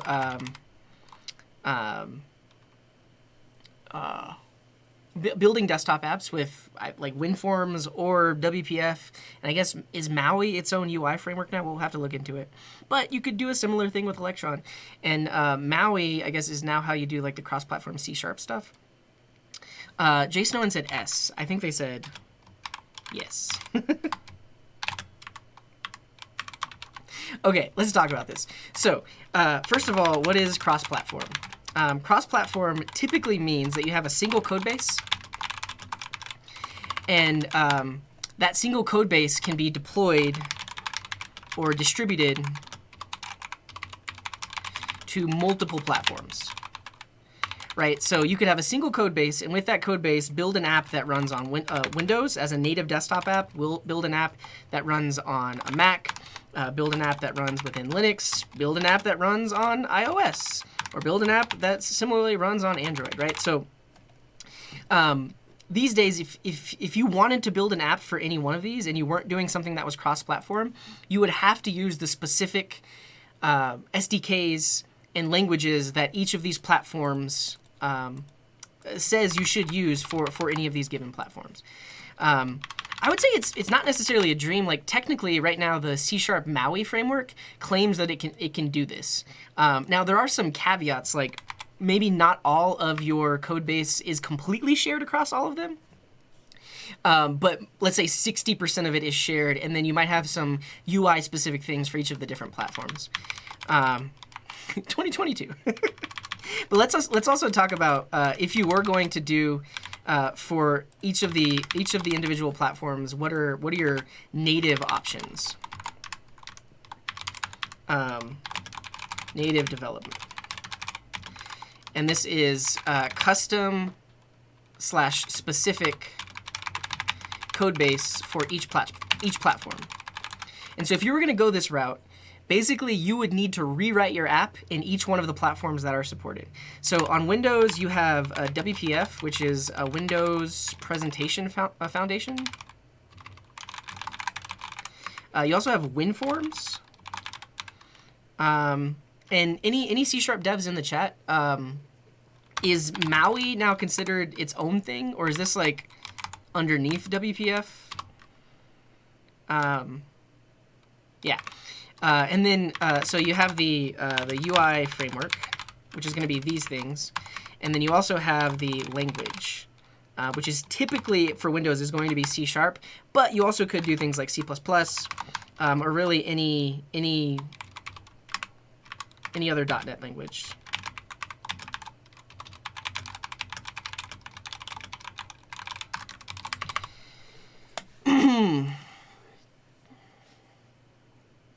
Yeah, I think that's another thing. So eventually when you do get to the deploying or distribution, you do technically need one of those operating systems to build for that platform, but the code base itself is cross-platform. So Maui is the 2022 Microsoft UI framework. 2023 will be something else. Maui is the new universal Windows platform in XAML. Okay, so, I mean, XAML, as far as I know it, existed with WPF to begin with. I used to do WPF development. Latest and greatest. Okay, so, to answer this person's question, that is, they want the optimal stack for desktop development. Okay, let's say you wanted to build an app and it only needed to work on Windows. You would probably use C#, and then you would pick one of these. Now, the thing is, if you chose Maui, Maui actually is a framework that allows cross-platform development, meaning you can actually build for multiple platforms. So even if you did, these days, if you did just want to build a Windows app, you could choose Maui, but one of the benefits is using Maui, you would get that. Yeah, so we'll talk about Flutter in a second. Okay, so that's first we're going to talk about what you would have to do if there weren't cross-platform things. On a Mac, you have Cocoa.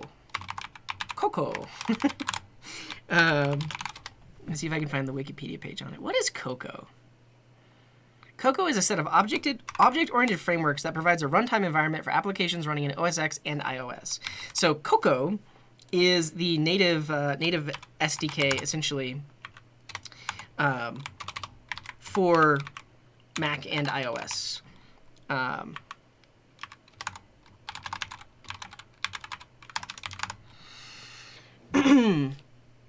Let's take a quick stretch. Yeah, and DevDill is asking, what about Java Swing? Cocoa? Cocoa? Cocoa is spelled that way. Java Swing is more like a cross-platform one, because any platform that can run Java technically could run a Java Swing app, as far as I know. Is it Cocoa? There's no way. It's Cocoa. That's how you spell Cocoa. Right? Right? What's up, Alka? Welcome in.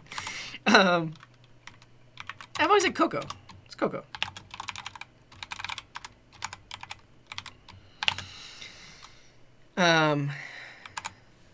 Cocoa?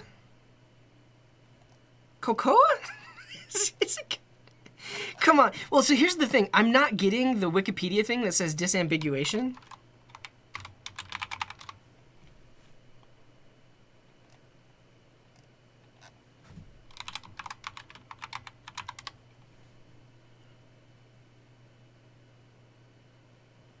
Chocolate. Look, cocoa is synonymous with chocolate, right? Cocoa beans are used to make chocolate. If we look in computing, cocoa, spelled the same way, is the SDK for iOS. So I'm gonna say it's cocoa, just because it's like, why would I call it cocoa? I don't know.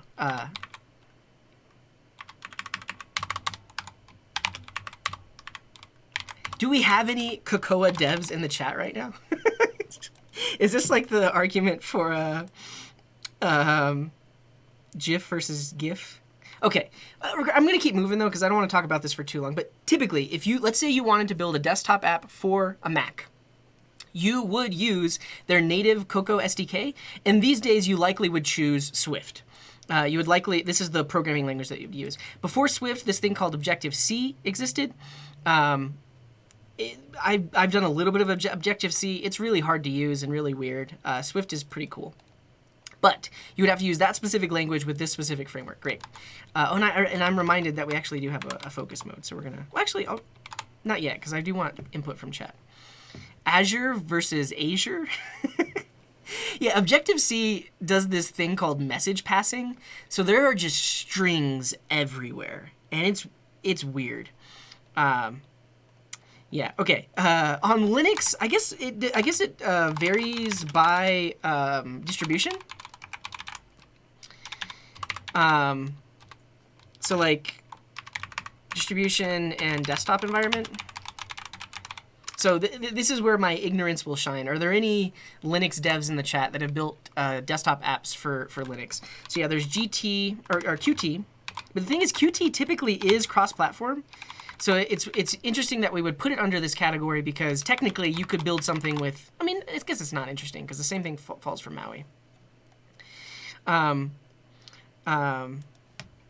is Chad saying? Can you still write apps in Cocoa? I thought Objective-C, then Swift took over. Yeah, so here's the relationship. Cocoa is the framework, and all of the APIs they make available are in Cocoa, but you can use Swift to interact with those APIs. You also could use Objective-C to interact with those APIs. But when they introduced a new language, the underlying APIs still stayed the same. Same thing applies for anything in the Windows world, like specifically with .NET. You're writing C# code, but you're writing it against the .NET APIs, which give you things like file system access or the ability to like... Is it Qt, not Qt? I'm gonna call it, come on.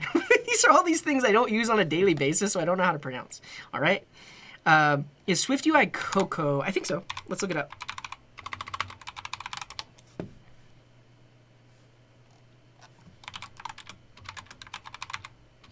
Or maybe not. Maybe it's a successor to Cocoa.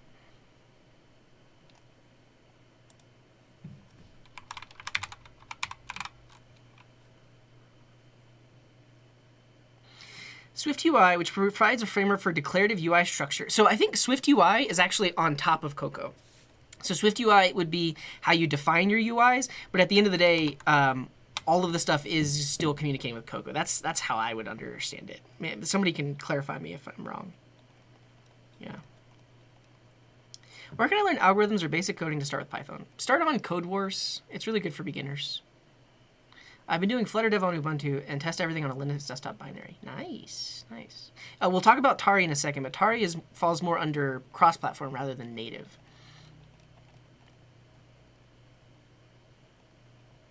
Thanks, David. David said they looked up videos and they heard people saying Coco and Cocoa or Coca. Yeah.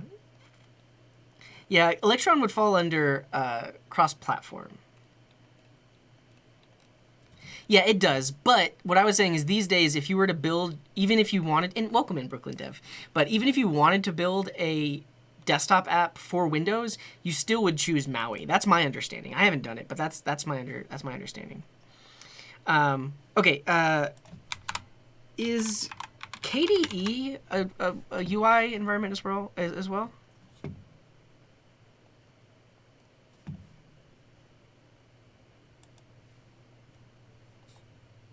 Oh, I see. So KDE frameworks are within Qt. Yeah. Thank you, Luis. They use Qt. Okay. So I will reiterate. We're getting into my ignorance. These are things I haven't used before, so there might be other things I'm not mentioning. But essentially, these are some of the frameworks you could choose if you wanted to build stuff that worked on Linux. These would be under frameworks. And then typically the language you're going to be using are C and C++. But again, that can vary based on framework. These might support some other languages as well. Oh, Maui is still pre-release? That's good to know. Thank you, Rollers. We've tried out Tari before. We'll talk about it in a second. Okay. And then we'll talk about iOS. So you really only have one, well, for any operating system that is like they have their own ecosystem, you're always basically just going to have one option and kind of like one set of languages that you can use for native development. So we talked about Cocoa on Mac or WPF or WinForms on Windows. Linux, there's no specific thing because every distribution might do it differently. On iOS, it's the same thing as on Mac. You have Cocoa.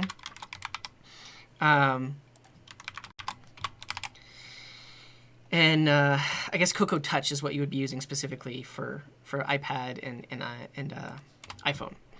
I don't know if you can use C or C++.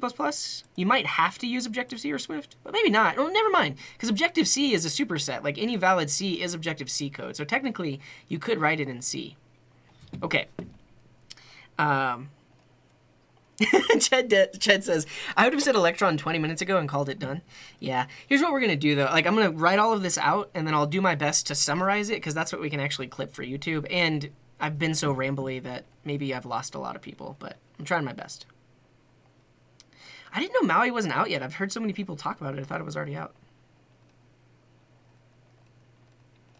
Does Objective-C exist in 2022? Yeah. I don't think I have. Yeah, I don't have Xcode, but you could start an app with it. And then for Android, anyone here do Android development? Does the framework even have? It's literally just called the Android SDK, right? And then the language you would use is Java or Kotlin. Android SDK? Yeah. Java or Kotlin. Cool. And Veja is saying, I'm new to desktop apps. Does desktop apps mean UI and server together using the same framework, or the same server framework with different UI framework? So it varies. Here's the thing, and here's the thing that a lot of web developers may not realize for native apps or even like desktop apps.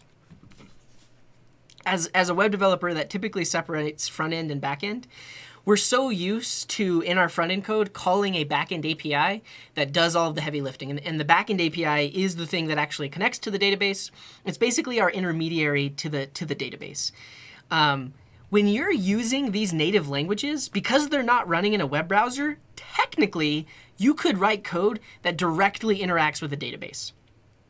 And I say technically because even when you're architecting apps this way, it's not usually a good idea to have direct database access in the code itself. How do I talk about this? Mainly because of like scaling issues, right? So if every single user of your desktop application had a database connection, you're going to run out of possible connections very quickly, which is why you typically would separate that out into a backend API, which holds on to a pool of connections and shares those connections between all of the various things running them. However, because these aren't running in a web browser, you're not restricted to the kinds of things you're restricted to in a web browser. And so you could do things like directly access a database, but you probably wouldn't. You wouldn't want to. But this is native development. Like if we were going to build a specific Android app, we would have to use the Android SDK in either Java or Kotlin. If we were going to build an iOS app, we'd have to use Cocoa Touch with either Objective-C, C++, or Swift. All of these things. And that's if I wanted to build a specific app for each one of these.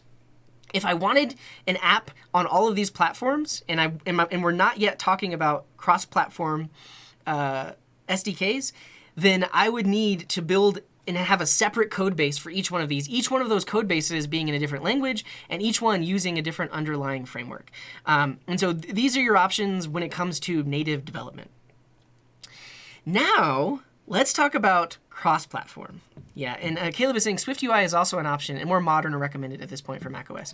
It's interesting. So thank you for mentioning that, because I was trying to figure out like what is it even?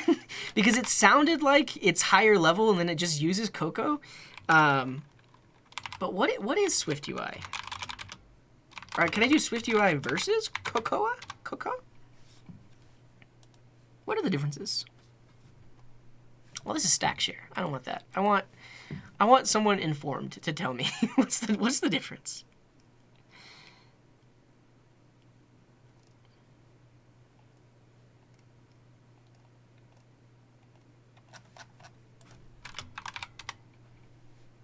Hey, what's up, Jay?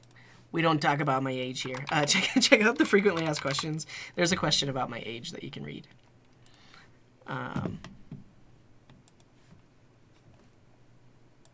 Is SwiftUI able to replace Cocoa framework? It's a mixture of both. iOS gets a lot more high. What? That's what I was thinking, Caleb. So that's kind of how I talked about it when I looked into it. Was basically SwiftUI is almost like XAML or WPF. And actually, I should probably put XAML here, which is like an XML-based UI language. And so SwiftUI is kind of like how you define the user interface elements. But if you're interacting with the operating system or doing other native things, you're still doing that through Cocoa. That's my understanding. Yeah, and so Cocoa or Cocoa Touch or SwiftUI would be the framework. Swift itself would be the language. And I guess so. Yeah, Xamarin is no longer a thing because Xamarin was acquired by Microsoft. And we'll talk about that in a second because that comes under cross-platform. But Xamarin was acquired by Microsoft. Microsoft also acquired the creator, Miguel de Icaza. Let's talk about him. Let's have a quick open source moment for Miguel de Icaza, an open source god. He created the GNOME desktop environment and then a bunch of other stuff, including Mono, which was the first cross-platform way of doing C#. And he also created Xamarin. But he got acquired, and his company got acquired by Microsoft, and which is now getting, I don't even know if they're using Xamarin, but Maui is kind of becoming what Xamarin was, which is this cross-platform way of doing development. Yeah, and Play Boise is saying Xamarin is now transformed into Maui built up from the ground. Okay, I need to move on because we've only talked about really one topic at this point. Basically, if you wanted to build a native app for any one of these platforms, these are your options. You have a specific UI framework provided by the operating system or provided by them, and then you have a specific language you would have to use. And if you wanted to have multiple apps, you would basically need multiple code bases. And that is a bit of a nightmare to maintain and also really expensive because any company that's doing this would most of the time you would need a separate dev team for each of the platforms. Of course, you could have a single dev team that knows multiple languages and can work across them but that's not as easy to find. And you would typically need a separate team and separate developers for every single platform you're trying to support. And Nil Sosi, thank you very much for that Prime sub. Let's take a quick stretch. Yeah. I appreciate the clarification, Caleb. Yeah, because a lot of these things I'm not super familiar with, but I just know of them. Yeah, Caleb is confirming basically what I've said in that Swift is basically what you should do if you're building a Mac app or an iOS app from scratch. Objective-C is the old language, and it's built on top of C, but Swift is the new hotness, and it's a lot better. Okay. So yeah, to my point, if you wanted to support all these platforms, you'd have to hire a bunch of different developers. You'd have a bunch of different code bases. It's a lot more to maintain. Now, if you're a company and you're trying to do this, maybe you only want to support iOS and Android, and for you, it makes sense to have two separate code bases. That's fine. In a lot of the apps that my older company that I used to work on, that's actually what we did, because we had an Android developer on staff and we had iOS contractors on staff. And when someone wanted an app for both, we would basically just have two code bases. And the two development teams would work closely to make sure they implemented similar UI patterns. But a lot of times, one of the reasons you might do this is because the UI patterns on one platform are much different than on the other one. And if you use a cross-platform thing, which we'll talk about in a second, you're kind of taking the UI patterns from one platform and forcing them onto another platform, and it feels less natural. So that might be why you actually do want to have a native app for every platform. Is you want it to feel as native as possible, and you want to do all the things that people expect from that kind of native app. Okay, now we get into cross-platform development. And this is what JSNowen is more interested in, because there's a lot of different options here. And the goal of, and one of the benefits of cross-platform is you have a single code base. And you can then deploy or distribute it to multiple platforms. So instead of having to do specific things for each operating system, you're essentially writing at a higher level, and the cross-platform frameworks are doing the hard work of mapping the code you've written to work on Windows or to work on Linux or to work on a Mac or to work on iOS. And they've done all that hard work for you, so you can write the higher level stuff, and then your code can work on many different platforms. But there are different types of cross-platform development. So you have, we'll call this hybrid. We'll call it hybrid. And the way I would describe this is almost like a native shell that supports a higher level language. So some of the things that fall under hybrid are things like Ionic. Because when you build an app with Ionic, when you deploy it to iOS and when you deploy it to Android, it's essentially like a web view that's running. And then they load your Vue.js code or your React code into that web view. So that's a thing. There's also, I think it's called Ionic Framework. There's a bunch of ones that fall into, let's call this like web hybrid. So there's Ionic. Let's come up with or find all the other ones. I think Framework 7 is one of them. Yeah. Quasar is one of them. Yeah, and we'll have another category that we'll call native bridge, because this essentially bridges the native code to some higher level code. And you have native bridges for JavaScript, one of them being Cordova. And then that actually has been somewhat replaced by whatever Ionic Capacitor. Capacitor is the name of it.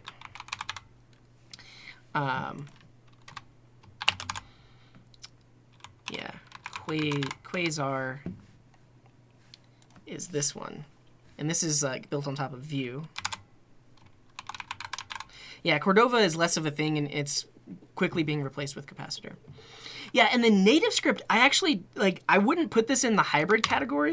This is more, I don't even know, I have to come up with a name for it, but this is where native script fall into it. Native script, this is where I would put Flutter. This is where I would put React Native. What do we call these? Because essentially, like, they are not a native shell. They have basically their own way of rendering things natively.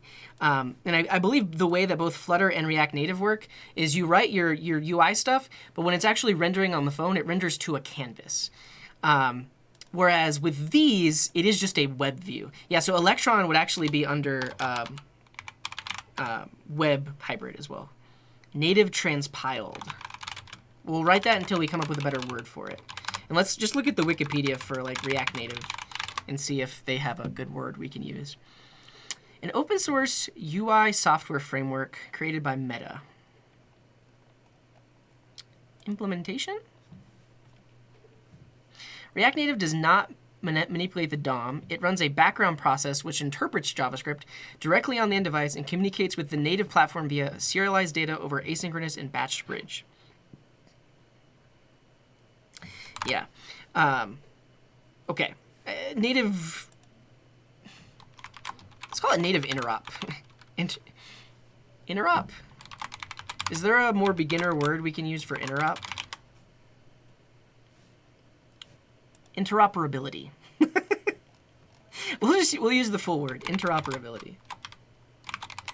And David is saying, I believe Flutter draws. I mean, last time I used Flutter, that's how it was described. Basically, you write your code, but at the end of the day, when it's running, it's actually rendering it to a canvas, to a native canvas. Okay, so yeah, so we have web hybrid.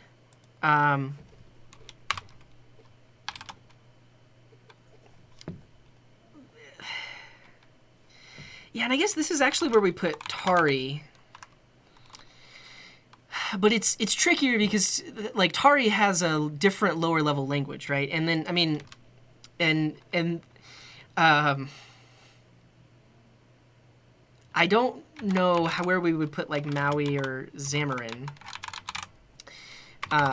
Because I don't believe Maui or Xamarin lets you write web code, right? You wouldn't write your UI in Vue or React.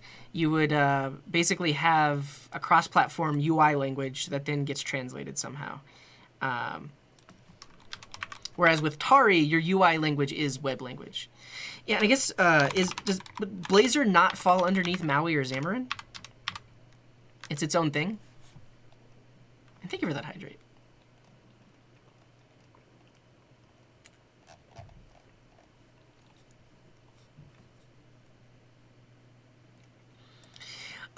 So CodeFledger, you have a good point, but I would put Tari in the same category because Tari doesn't have any opinions about what web tech you use. Tari says you can use Vue, you can use React, you could use vanilla.js.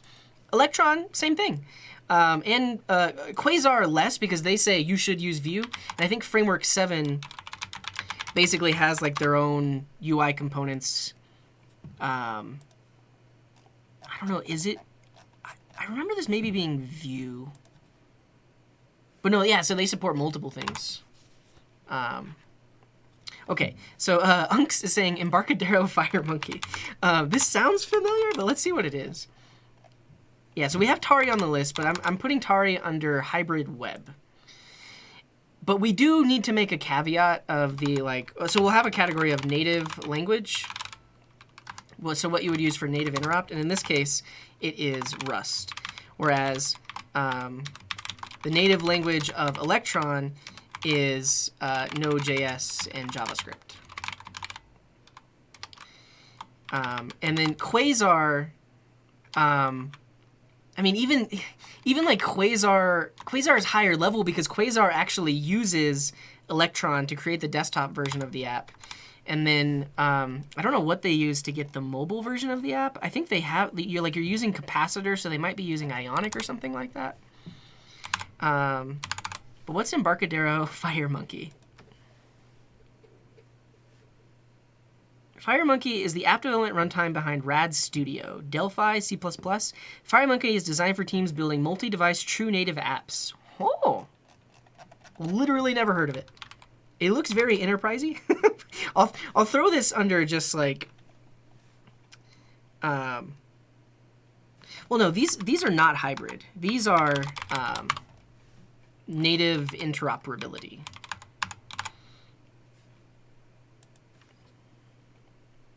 Yeah, you're right, Louise. I needed to move those up. Those are not hybrid web.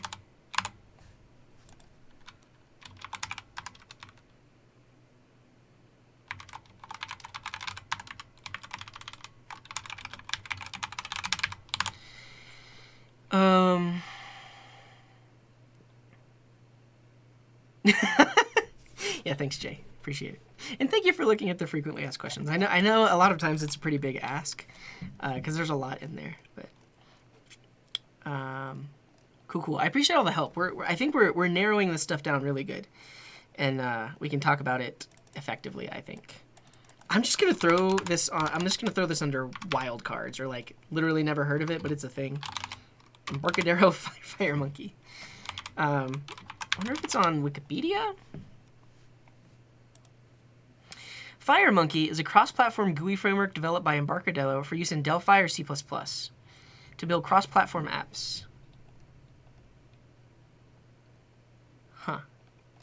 Is it still in use? Still relevant? I mean, it came out in 2011.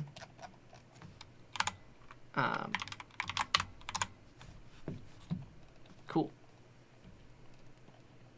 Yeah, I'll look into Cider. Somebody mentioned that. Doesn't ring a bell. Yeah, so I think that's one of the next things we'll talk about. So we'll list them all out, but then we'll talk about the caveats of using hybrid web versus using a native interop. And most of the time it comes down to performance.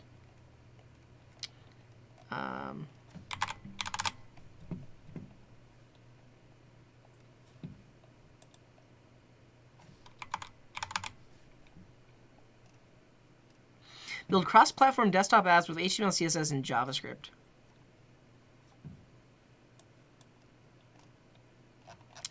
This sounds interesting because what I just surmised here is that they're using HTML and CSS, but they basically have their own rendering engine and their own compiler. So they're not actually using a web view. That is how I'm understanding this. Turbo Pascal? Maui is native typically via C# or F#, but any CLR language can be used. For mobile, Blazor bindings can be used on iOS and Android. Interesting. Do all the web hybrids use the same method as Electron of creating a Chromium window? The issue is Chromium itself is not supported on iOS. So if you're doing a cross-platform mobile app with Ionic, when it's running on Android, it's running inside of a Chrome-based web view. But when it's running on iOS, it's running inside of like a WebKit web view. So that is a thing. And we'll talk about that. Yeah.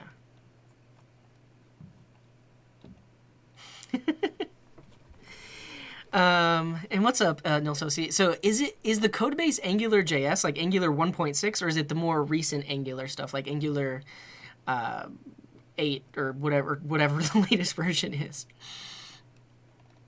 Yeah. Yeah, I happily discovered this in Cordova PhoneGap and haven't changed since. Well, there's newer stuff now that have replaced Cordova. Yeah. And welcome in, Viper. Today, I've chosen to go down the path of game development. I need as much knowledge as possible getting started. What is the best to learn all that needs if you could point me in the right direction? I don't really develop games here. The quick thing I can help you out with is check out Unity. Right now, we're actually talking about cross-platform apps, but Unity is essentially cross-platform games where you have one code base and then your game can run on multiple platforms. So I would say check out Unity. That's my advice. And then if, look in this category, there are quite a few people that are using Unity to make games. The software and game development category. Yeah. Frameworks. Angular version 14? What? Yeah, Chromium can work on a Mac, and so that's why if you're running Electron on a Mac, it actually is running Chromium. Yeah. See you later, HTTP44. Thanks for dropping in. Yeah, so Citer is super interesting because, yeah, this is what I have surmised. They have essentially built their own engine for interpreting HTML and CSS. So it's not a web browser, but you can write your code using that, and then it runs it within its own engine. Huh. Wow.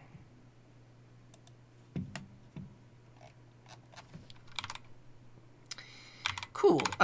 This I would put under native interrupt. Yeah. So this is not like Electron, and I'll talk about why in a second. Electron literally spins up a web browser. And so the web code you write is just running in a web browser, supports all the same standards that we know and can use in web development. Citer essentially spins up their own thing that's interpreting your web code and may or may not adhere to all web standards. But they just use the same languages. That's how I surmise it, having read a couple of paragraphs on it. I put frameworks. Somebody was mentioning that. Frameworks. All right. Is there anything else I should put on this list? I guess desk gap. Let's take a quick stretch.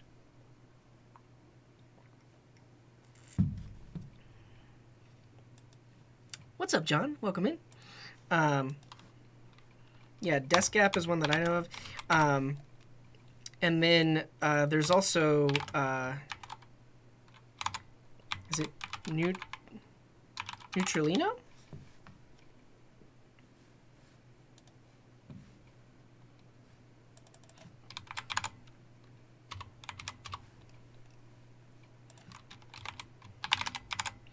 And then the Proton.js is like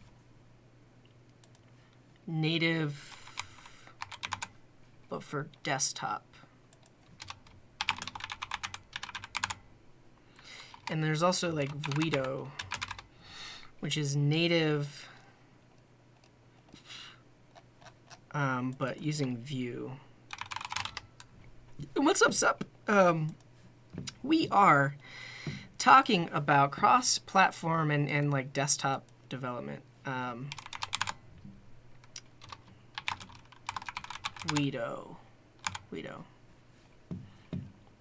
happened to coding love? I think it's coding heart.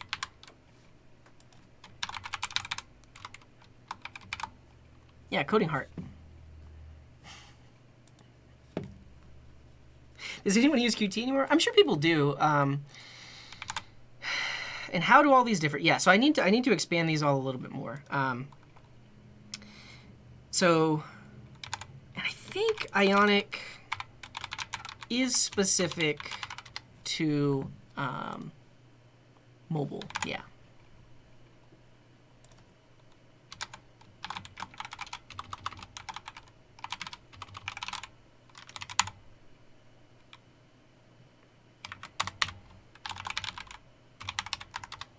And then mobile and desktop. I think we just saw that Framework 7 claimed they could do desktop as well. Framework fatigue a second. Hopefully, I'm going to, yeah, so they technically list themselves as that. And then Quasar is mobile and desktop. Neutralino and Guest Gap are desktop specific.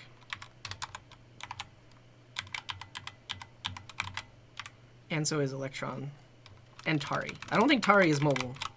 They might have plans for it in the future.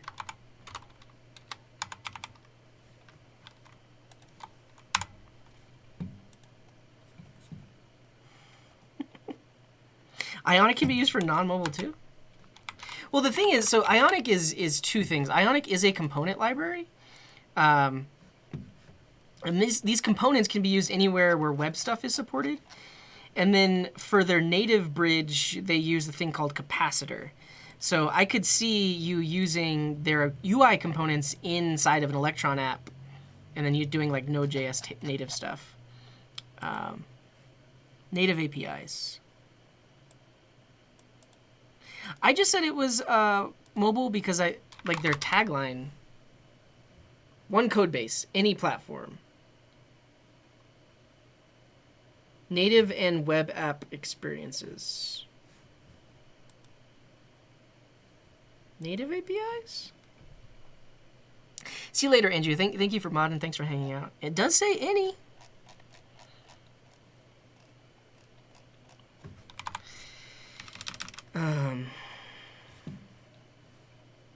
All right, we'll put it under both. But,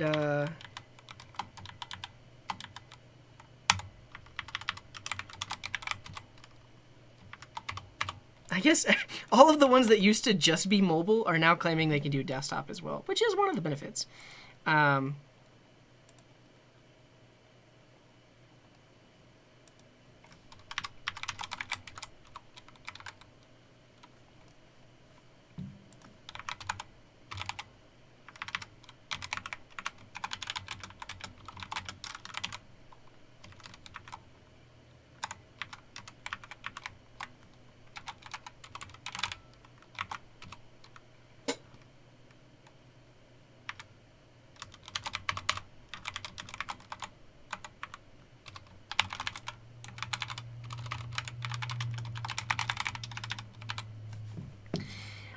Okay. I want to write out all the rest of this as well. So this is, I mean, honestly, I could put this here because then you see that there are more options. So the native language is node.js or JavaScript. In that case, you could use Neutralino, Descap, or Electron. Or, I don't know, somebody might have mentioned it, but NWJS. Is that what it's called? Yeah. And then here, the native language of Rust.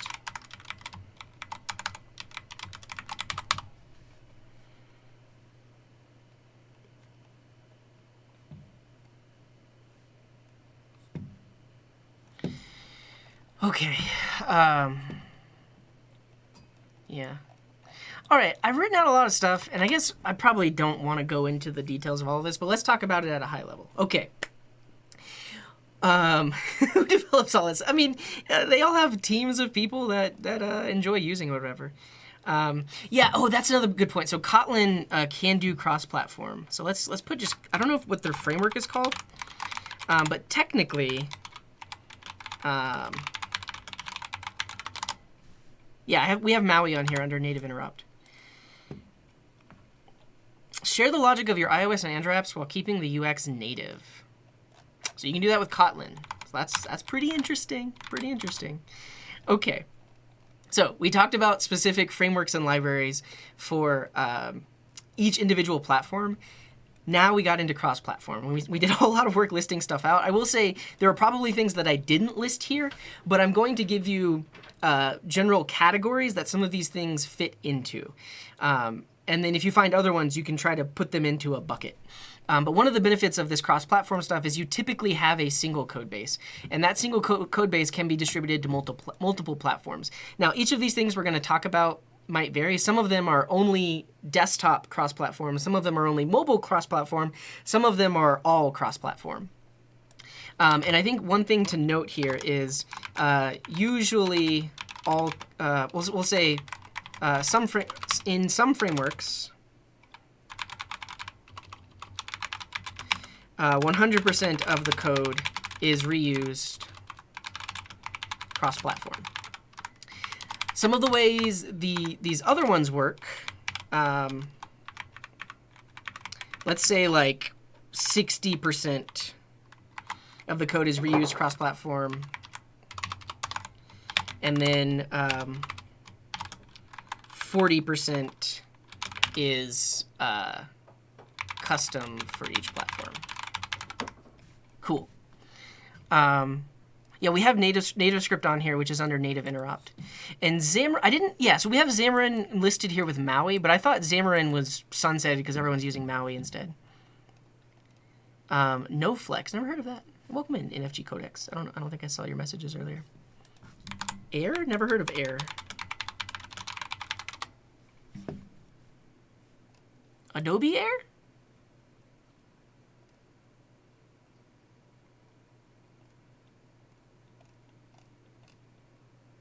forgot this was a thing. Is it still relevant?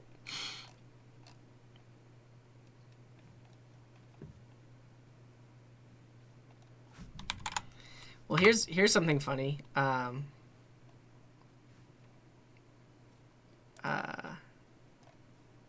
We technically could put Flash on this list. Because I think that's like Adobe Air was the maybe the successor to Flash. Burn it. Adobe Air contains Adobe Flash Player.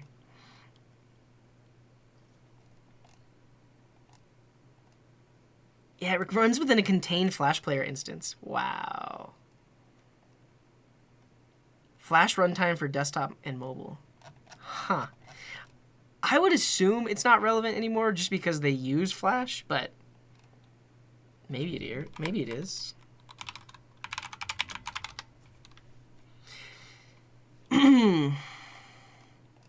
So, I believe you can still run Flash, but I don't think they're adding any new features to it.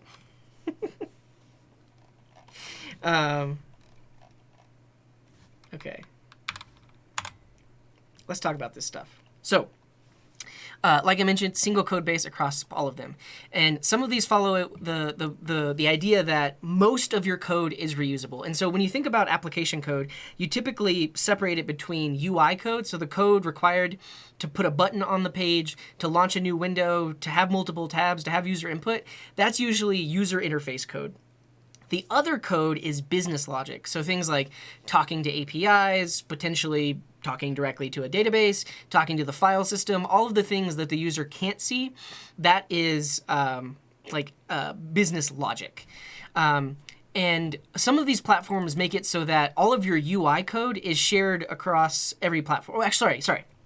All of your business logic is shared across every platform, in that you only have to write an API handler once, but you have a way of running it on every platform. Or you only have to write some file system code once, but you have a way of running it on all platforms. But then, for each of the individual platforms, you can write custom UI so that it fits that specific platform that you're running it against. First, let's talk about 100% code reuse, and let's talk about probably the more popular stuff in the web world, which I will call hybrid web. And essentially, it is a native shell that supports web technology. So the way these apps work is they will literally launch a web browser, and then the code you write, one runs inside of that web browser, and then there is some sort of bridge so that the code you write running in that web browser can interact with the underlying operating system. So, for instance, if we're talking about, let's say, the Ionic framework or Framework 7 or Quasar, because these all work in a similar way. You write your code in some web technology. So whether it's Vue or React or Angular or even vanilla JavaScript, you're writing web code. And all of the code you write is fairly similar to the same code that would be running inside of a web browser. However, when you're trying to do more native things like access the camera, or access native notifications and things like that, there's actually some sort of native bridge that would let you write, in this case, JavaScript code that under the hood is actually doing something and launching like a native UI element or doing a native thing. But your entire app is actually running inside of a web browser. These desktop technologies for cross-platform do a similar thing. So there's node.js, Electron, Descap, Neutralino, and now Tari. These all will spin up a web browser. Now, the kind of web browser they spin up for desktop varies. Essentially, Electron and node.js launched their own instance of Chromium. So every Electron app that you run has its very own instance of Chromium and its own Chromium binaries. And so, I mean, let me show you. This is an Electron app. It's VS Code. And on my machine, there is a specific Chromium binary that VS Code is using. This is an Electron app. I wrote it as my desktop chat interaction thingy, and it has its own Chromium binary. So that's why a lot of people don't like Electron or don't like node.js, is because every instance of the app ships with a Chromium instance. And that's in contrast to something like Descap or Neutralino or Tari that try to use the native web UI built into the operating system. So because I'm on a Mac, this operating system ships with the Safari web browser. And it's possible to spin up a native UI window that embeds essentially like a Safari browser inside of it. Oh, Descap is dead? Okay, we won't. I mean, basically, Neutralino does a similar thing. Let's take a quick stretch. And so all of these allow you to write web technologies, but they're going to run inside of the web browser that's supported on any given operating system. So on Windows, it's Edge. And then on Linux, I think they have a specific thing they install to get that web UI going. And so that's why these days a lot of people might prefer to use something like this or prefer to use Tari, because every instance of your app doesn't ship with its own embedded Chromium.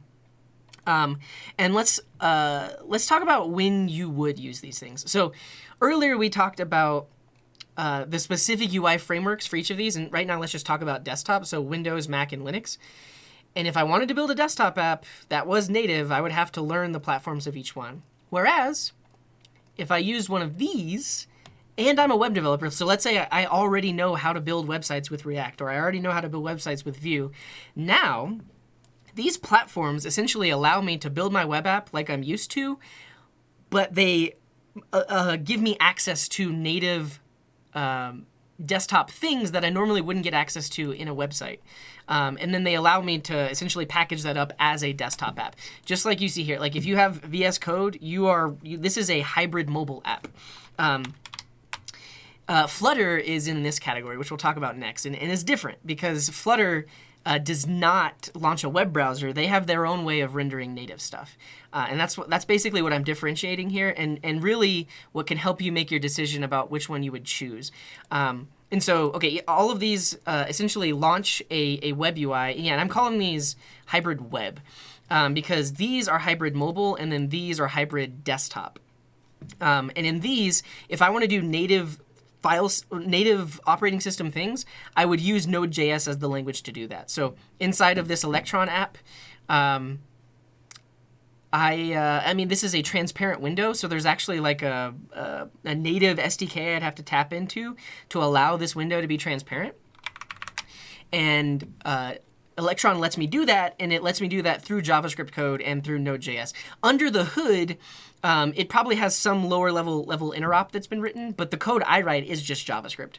Yeah, and so because it is Node.js, because it's its own running process, it could access anything on my machine. Like it could read any file on my system.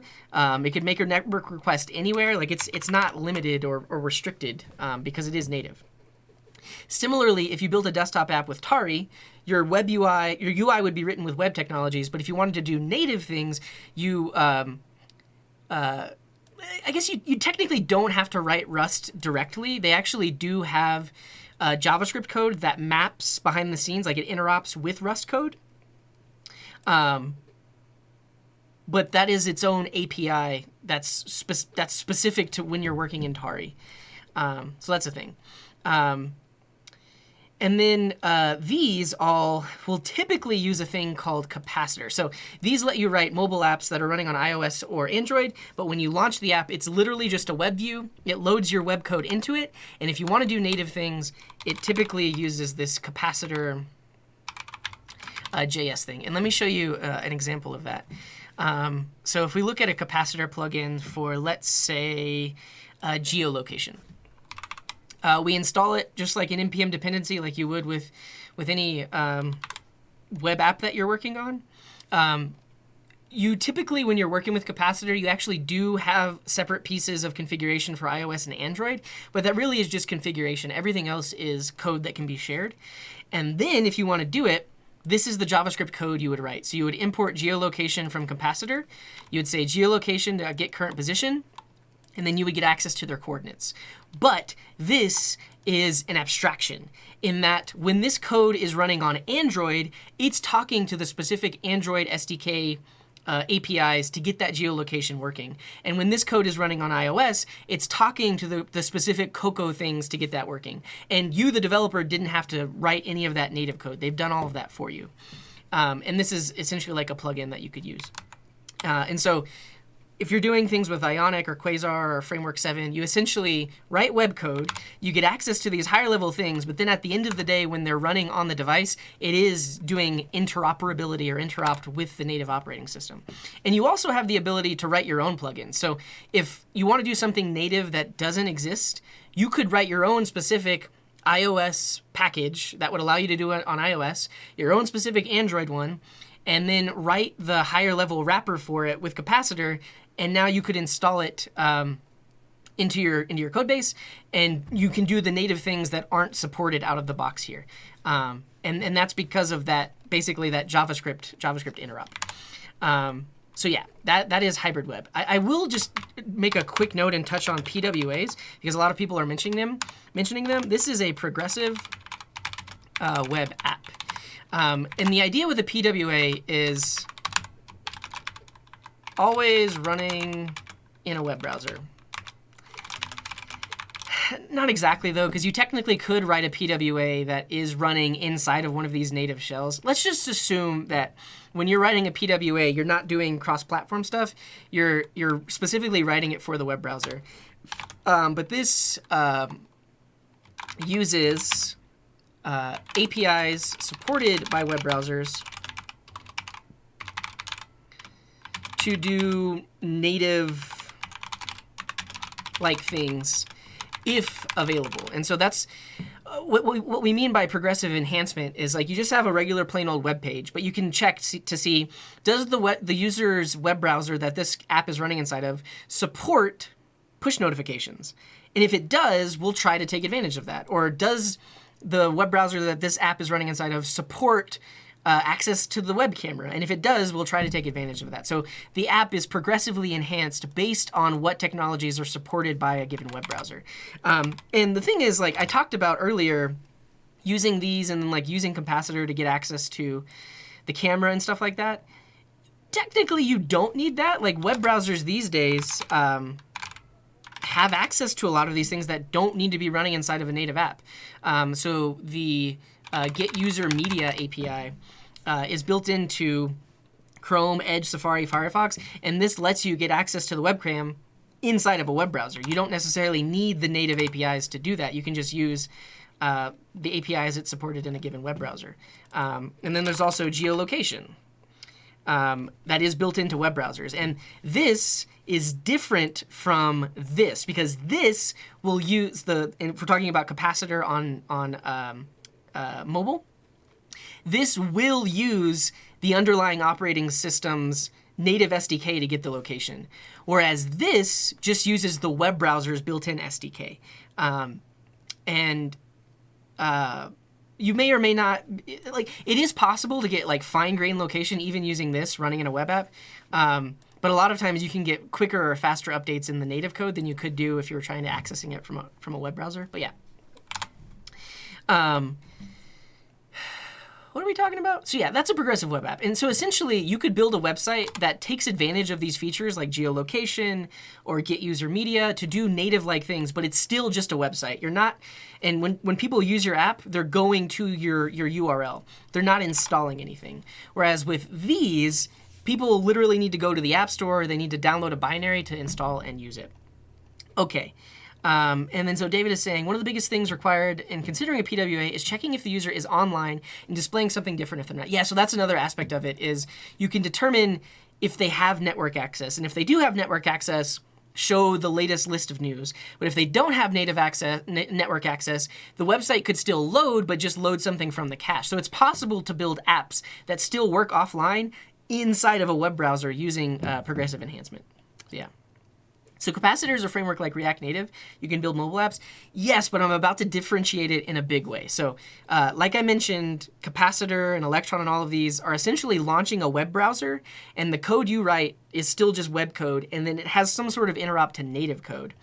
These other things are not doing that. And React Native is not a web view. It's different. And that results potentially in better performance, but we'll talk about that in a second. Is it better to, and Slice Rabbit, thanks for the tier 2. Dang, appreciate it. Is it better to query in backend or frontend? For example, limiting access, showing views based on DB tags. Pretty much, if you're trying to limit access to data, that needs to be done on the backend. Because if that query is coming from the front end, someone can look at those network requests and then change them to get access to things that you didn't give them access to. So typically, you want to lock those things down on the back end. Now, what you may be asking, though, is like, I mean, if you're using something like GraphQL, technically you are querying from the front end. However, your backend routes for GraphQL would still want to restrict things based on who the current logged in user is and what they have access to, that kind of thing. So it's usually a combination of both, where your backend limits the data and then your front end uses what they know about the user to limit what views they can see.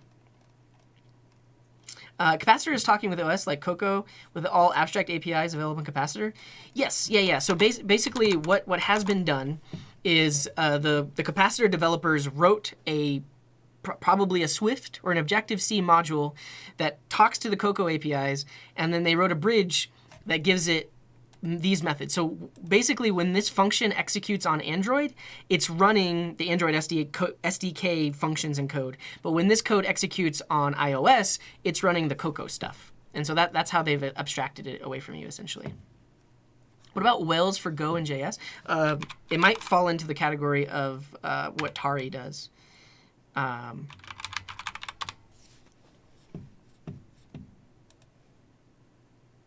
Whales, build desktop apps using Go and web technologies.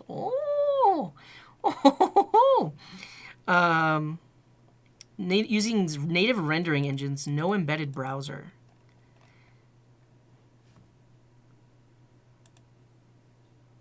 How long has this been out? I've never heard of it.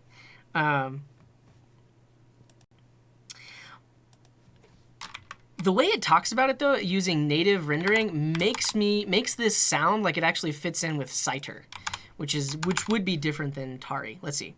Whales enables you to write apps using Go. For the front end, it uses WebView library. Oh, never mind. This in turn uses the native rendering engine for the platform. No. So this is like Tari. But we'll put it on the list.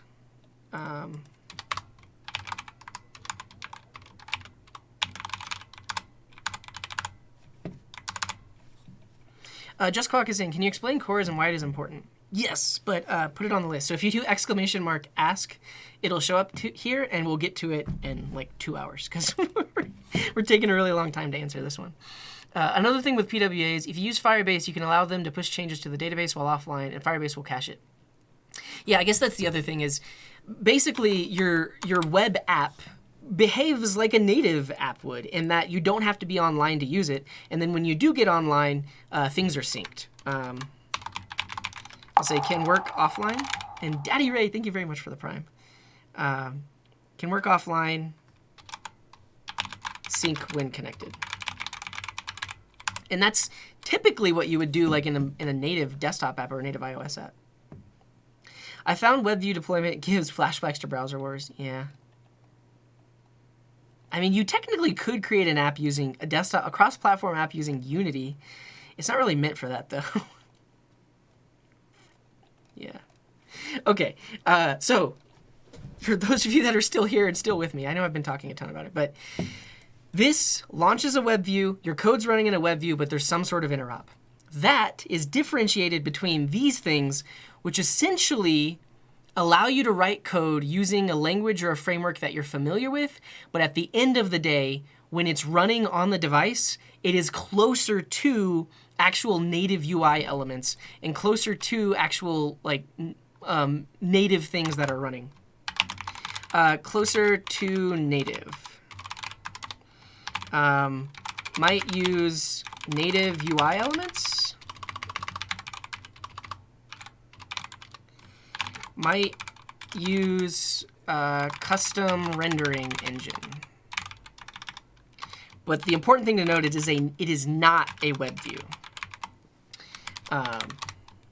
And we're not going to get as detailed to all of these because I'm a web developer and I don't really know much about all of any of these except for like maybe React Native or even like Proton. But yeah. There's also GTK and Qt. Where did we put those earlier? Oh yeah. So we put these under Linux, but you're totally right.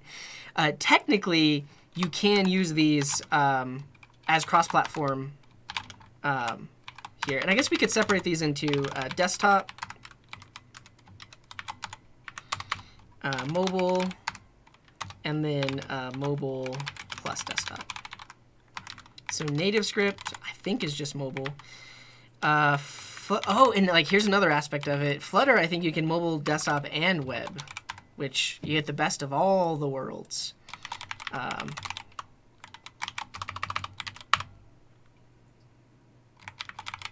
there's also like mobile plus web. I think technically these days React Native can do mobile and web because there's a way of running React Native code from a web browser.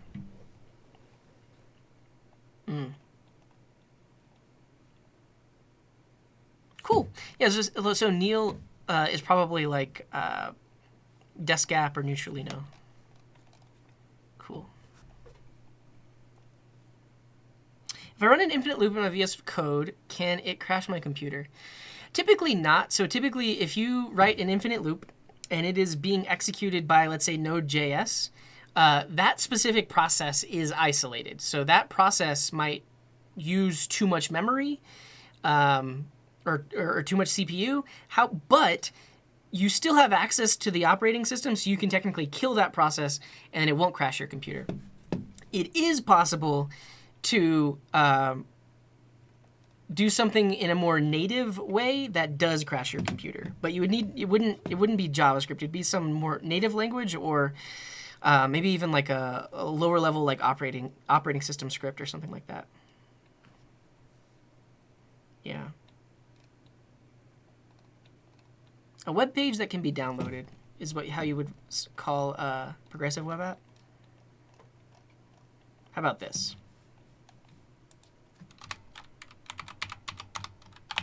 A web page that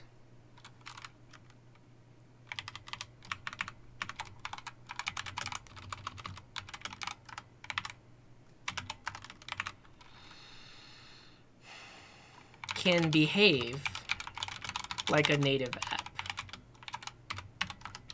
And then it uses APIs supported by web browsers to do native-like things if available. Yeah, that's what I'll say. So Capacitor is like React Native. You can build mobile apps. I think we're way behind on chat now. I think I scrolled too much. OBS uses Qt. That's good to know. What's up, Katoli? Welcome in. Flutter Web just uses Canvas. Yep. Do I have an answer to the question? I'm about to. And that person probably isn't even here anymore. Jay Snowen, are you still here? Because I've probably been talking for an hour about all this at this point. But I am going to give you the summarized version of all of it. And what we just started talking about was native interoperability, and I guess we were categorizing these things. So Maui and Xamarin is technically mobile and desktop cross-platform. I think we saw FireMonkey was mobile and desktop. Oh, you're still here? I appreciate you, Jay Snowen. We're getting there. I am, let's say, 5 minutes away from giving you some advice and answering your question. But we are giving you just like a lay of the land. I think Citer... Did we see that Citer was desktop?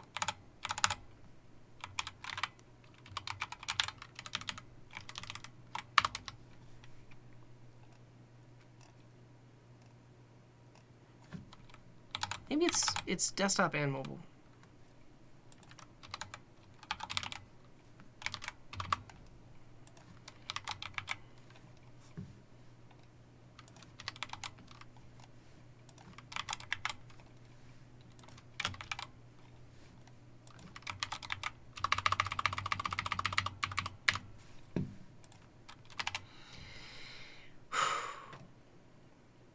Okay.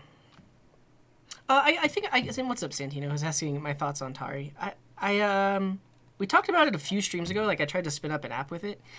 The main reason Tari is not for me is all of the native things you would want to do have their own API that's ultimately mapped to Rust. So if you want to create a file on the file system or edit a file, you have to use the JavaScript API they've written that behind the scenes maps to Rust.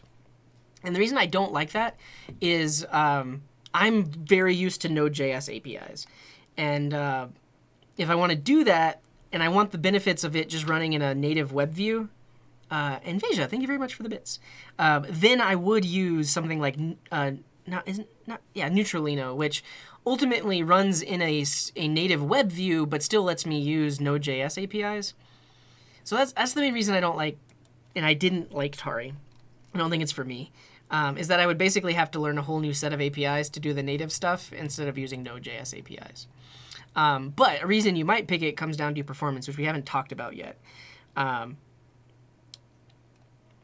And let me just finish my thoughts on this, and then I'll give some suggestions and some closing words. But I'll read that message that gave the bits real quick.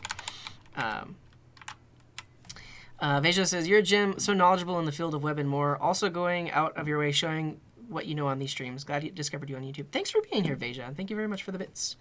Appreciate you. Okay. Native interrupt.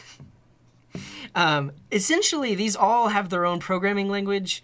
Not their own. They use some specific programming language in order to let you do the thing. And I think...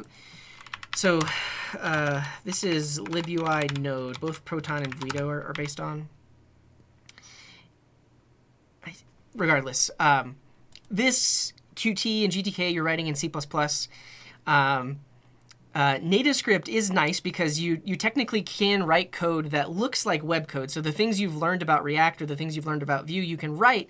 But at the end of the day, when your stuff renders, it's not rendering into a web view. It's basically taking that HTML, CSS, and JavaScript code you've written and rendering it as custom elements or like to a canvas. I don't know how it does it specifically. I know that like React Native does render it to a canvas. And welcome in, Robbie. Yeah, I'm trying my best. I think we've talked about this for like an hour. I need to move on, but we're close. We're close. Welcome in, Pikesy.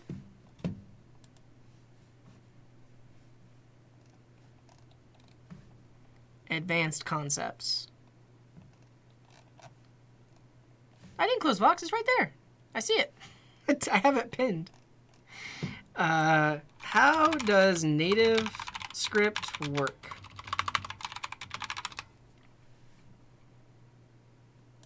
We're gonna watch a YouTube video. 3 minutes long. Okay.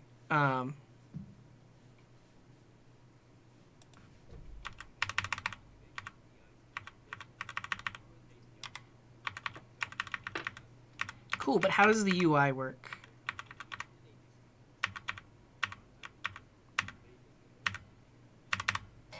They didn't talk about the UI. I mean, they talked about the interrupt.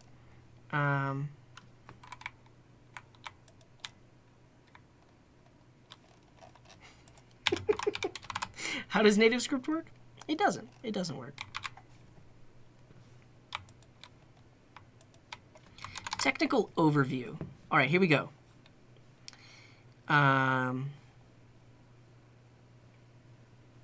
Modules, NativeScript runtime access.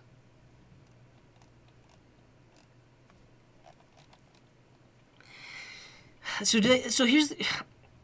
They might just have a custom renderer for Android and a custom renderer for iOS, meaning, let's say you use a button component, whether it's React or Vue or whatever you're writing it in. When that's running on Android, it is literally using the Android SDK to create a native Android element. Or when it's running on iOS, it's literally using Cocoa Touch to create a button. That is how I think it's working.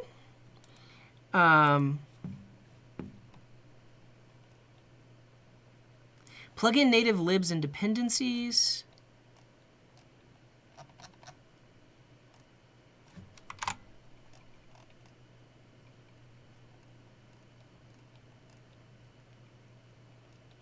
Does anyone know? Anyone watching, do you know how NativeScript works?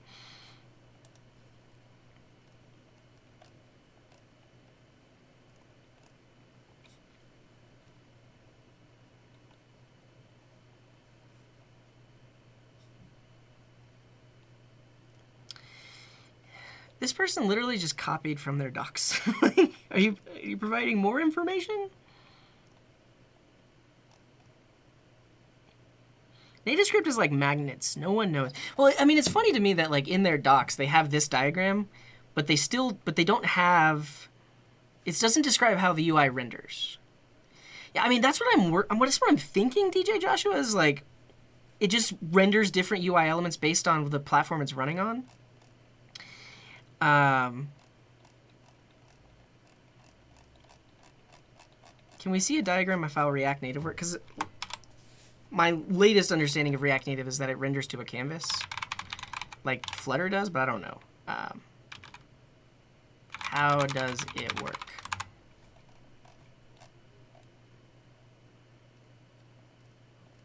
Yeah.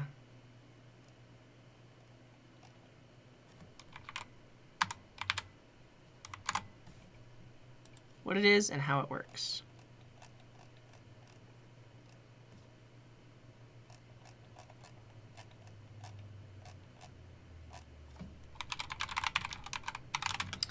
How does it render?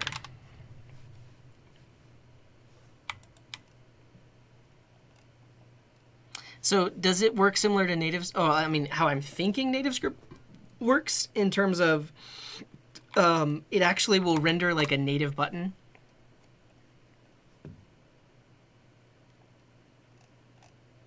This would be a good like deep dive video. So I mean, I've just spent an hour like talking about and exploring this stuff, but I could really narrow it down and have some good diagrams to show people to like really talk about the differences.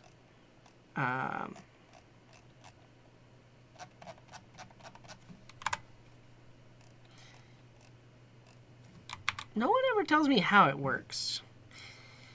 It runs 2 threads, one for JavaScript and one for the native UI. Okay, but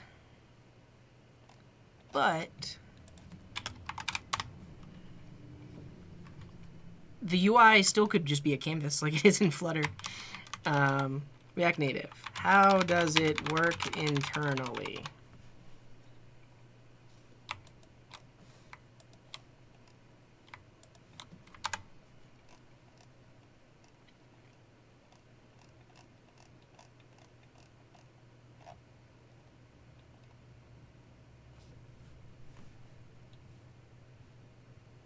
Yeah, I mean, people talk about the native bridge, but I want to know the rendering. Like, how does it actually render? Yeah, you're right, David. But I want to. The thing is, I want to give a good answer to this though, because I know that Flutter renders to a canvas, and then depending on where it's running, it renders to a different kind of canvas. Okay, fabric.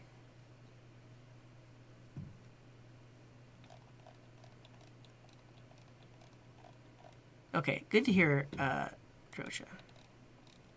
Yeah. Okay, we're going to stick with that. Oh, no. I just accidentally closed my Electron window. That's okay. I'll start it back up.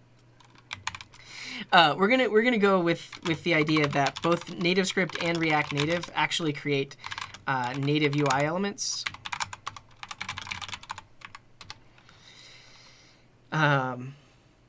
Which is cool because you literally write button, and then when it's running on iOS, it's a Cocoa button. When it's running on Android, it's an Android SDK button.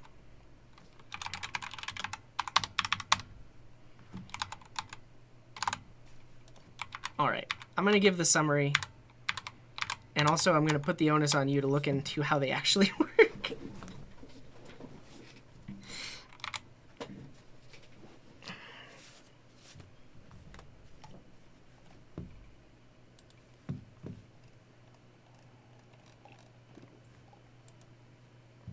React Native components. Yeah, it's fine. It's fine. Okay. So this is to differentiate like NativeScript and React Native from this hybrid web mobile thing that I was talking about. Because with these, a web view is launched, and literally your website is running in that web view, and it can interop with native. Whereas with this, you write code that looks like web code, but they actually compile it into specific, like platform-specific things. And I'm guessing that's actually how Maui would work as well. So like Maui is the thing for the .NET world, where essentially you could write C# code and build a desktop app with it, or build a mobile app with it. And my guess is that it's actually rendering native UI elements depending on what the platform you're building for is. And so, to summarize, and the question that you have to answer is, okay, so I guess Maui is new. Maybe you don't want to pick it, but I think they might have a major release pretty soon. Here's the thing. If you're a web developer already, you already know how to write Vue, React, Angular, vanilla JavaScript, whatever else, it actually makes a lot of sense to go the hybrid web approach. Because there's less that you have to learn, you can get up and running pretty quickly, and all the things you know about the web are going to work fairly similarly. The place where you're going to have to learn new stuff is when it comes to working with Capacitor and working with more native things. And then in the example of like using Electron, working with more native node.js APIs to do more native things that you want to. So my answer is, if you already know web development, these things make a lot of sense. And I would argue that you could get up and going quicker, and because the things you already know about web development work in these, you could get up and going quicker here than you could in like NativeScript or React Native. Because in, let's say, React Native, you can't use a div. You can't use a p tag in React Native. All the web stuff you know doesn't work directly. The way you write it is similar in that you have components, like a view component and a page component and different things like that. So you're still working with components, but it's not directly web development because you're not working with web elements. That said, you do get the benefit of native UIs, right? So if you think about it, in this case, it's running in a web view. So every platform it runs on is pretty much going to look exactly the same unless you're swapping out style sheets depending on where it runs. But you would have to do that work yourself with CSS code. Whereas with something like React Native or NativeScript or even Flutter, you write the code, and then depending on which operating system it's running on, it's going to look like that native UI element. So it's going to look like an iOS button, or it's going to look like an Android button based on that. Cool. I think that's all I want to say about that. And then I guess the other thing is, like, depending on what your app is actually doing, right? These days, most mobile apps are just glorified web apps. Like, they're just listing some items or showing you a news feed.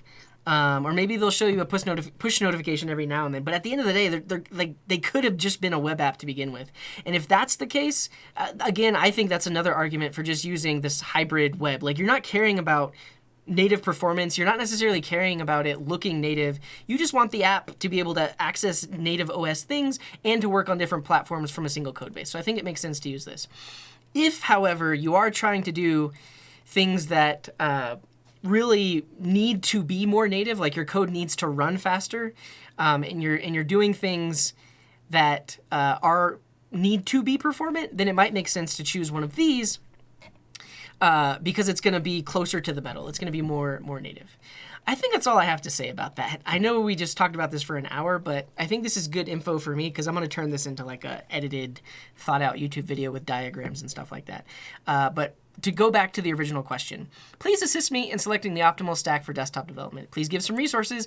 I'm stuck. And my request is to do some full stack desktop development. I know that you worked in the desktop field before web development. Yeah. And so when I worked in desktop development, this was really before a lot of the this was before Electron when I worked in desktop development. There was still, like, Cordova was a thing at the time for, like, hybrid mobile, but there wasn't really anything for hybrid desktop. And so when I worked in desktop development, I specifically wrote WPF apps, Windows Presentation Foundation apps.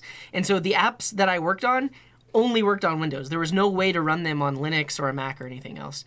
But the company I was working for, that's what they wanted. It specifically had to be Windows software anyways. So yeah. Yeah. Yeah, I mean, and KP is saying if you need sensors in the platform API, then it's better to use React Native. I mean, I don't think it's as easy as that though, because you can access the sensors in Capacitor with hybrid mobile. So like if you look at the plugins here, we probably get access to like the gyroscope. Is that the right thing? Yeah, we can get battery info, haptics. You can vibrate the phone. So it's like, technically you can do those things with a hybrid web approach. So like using Ionic and capacitor. However, you may not get the native performance that you expect because the native bridge here might be a bit slower than the native bridge that you have to deal with in these platforms. You're right. So that's the thing. I need to take a break. We'll do a focus mode, and then we'll answer more questions. But thank you, Jay Snow, and thank you for the question. I'll push this list up. Oh no, I did it again. I've done it again. I'll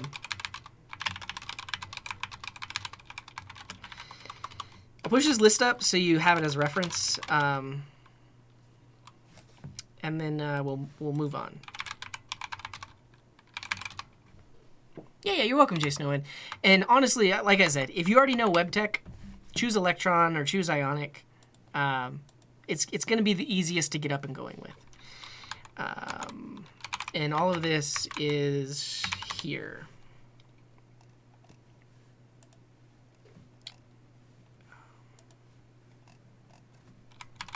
Here you go. So these are all the notes that I just took. Cool.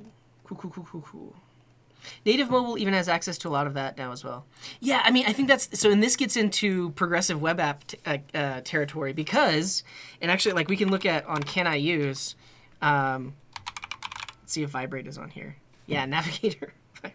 Like, you could literally vibrate the phone from a web app. Of course, it's going to prompt the user and say, "Hey, do you want to allow this website to do that?" But you don't need a native app to do that. You can do it from there.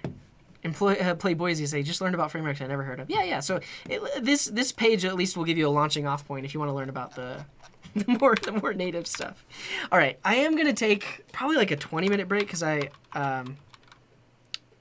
haven't eaten lunch today, so I'm gonna eat a quick lunch. But I'll leave you with a YouTube video, and then when I come back, I'm gonna keep answering questions. I'll probably be here for like at least another hour and a half. I know there are a lot of questions that were asked. I know a lot of you left that did ask questions. I apologize. You can't hear me apologizing because you're not here anymore. But we are still going to try to answer the questions that are here when I get back. All right, I'm going to leave you with a YouTube video.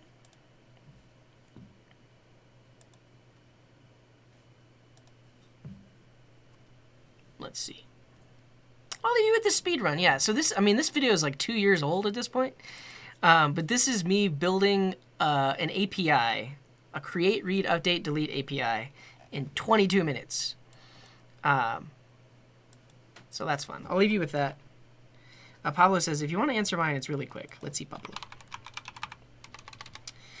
Sure, yeah. So Pablo is saying, what's better for you, a Prime sub or a normal sub? So this is talking about subscribing on Twitch. I've always used Prime, but I'm considering also subscribing to Theo. But if he gets more money in your pocket, I'll use the Prime sub with him and the normal sub. Hey. So you're saying you prefer me more than Theo? No. We get the same amount of money regardless. If there's any difference, it's minuscule. So feel free to use your Prime on either me or Theo, or a normal sub on either me or Theo. Whatever it is, I appreciate the support. I'm sure Theo appreciates the support too. And shouts out to Theo. He was doing some, so I tuned into a little bit of this. On Saturday, he was writing a Flutter app, I think for the first time, or like he'd never done a lot of it. So he was building with Flutter, and he's usually a React developer. And then there was a Flutter developer that was trying to build something with React Native. So it was like a battle using things they weren't familiar with, basically to just test the ecosystem and see what it's like getting up to speed as a new developer that doesn't use that kind of thing. But yeah, I appreciate the question, Pablo, and like I said, whichever one works totally fine. Theo's another streamer. Click the link. This one.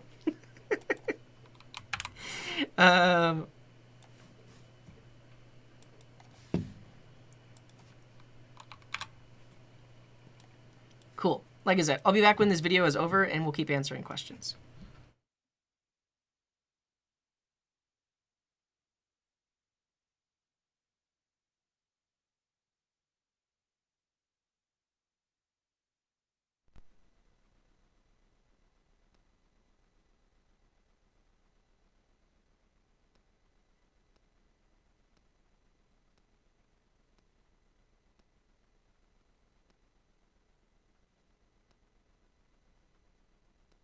Hello friends, welcome to Coding Garden with CJ. This is going to be a 20-minute speed run. I'm just gonna code as fast as I can to try and make a CRUD application. Create, read, update, delete. We also just got into a hype train. People are hyping. I don't know, but we gotta go. So let's just jump right into it.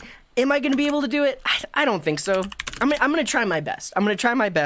But here we go. So I'm gonna make a server folder.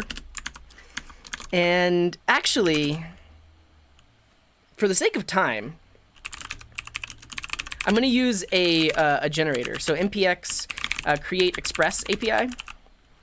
We'll call it server. Thank you very much, the She-Boss, for the gifted sub. So this is a generator that I created, which will generate a base Express app, give us all of the things we need, like Express. It might add chords, it'll add a logger, it adds all of our middlewares. Basically, we're set up and ready to go so that we can focus on the CRUD aspect of it. So thank you very much, Posifius, for the bits. Thank you.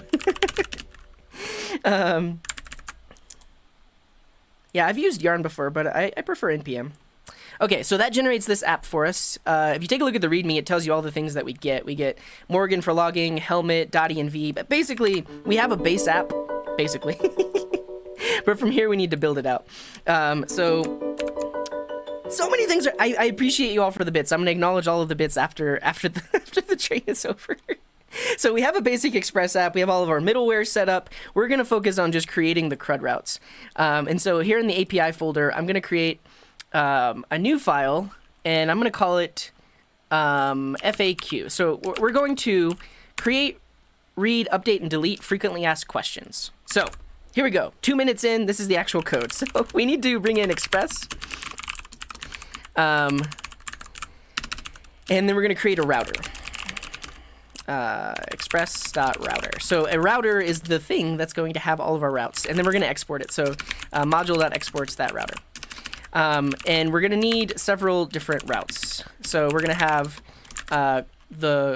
first we're going to do the get. So let's say router.get slash. So when we request slash FAQs, that'll give us all of the frequently asked questions.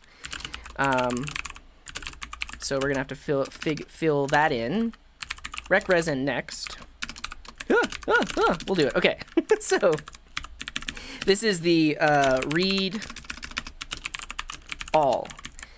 We also need the read one. So you can get one specific frequently asked question by ID. We'll be able to create one. So that's going to be a post request to just slash. So that will be create one. We'll be able to update. I guess that will be a put to some ID. We'll update that one. And then we will be able to delete one as well. So that's going to be a delete request. Delete to some given ID. Cool. For now, we're just going to res.json a message. Hi. Hello, read all. Hello, read one. Hello, create one. Hello, update one. And then hello, delete one.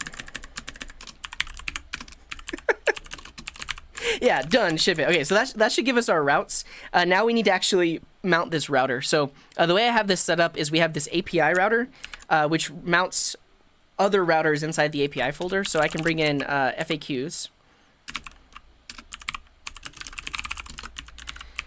And we're talking about frequently asked questions. I'm actually going to rename this with a S. I'm going to pluralize it. FAQs. Great. Okay, we got that. So we brought it in. Now we need to mount it. And so I'm going to say router.use / FAQs with that router. So all of the routes inside of that router that we just set up will be prepended with / FAQs. This API router is in turn mounted at the root at / API v1. So API v1 FAQs should serve that up. So let's go ahead and try to run it. npm run dev. Ah! Oh yeah, we can't use port 5000 because something's already using port 5000.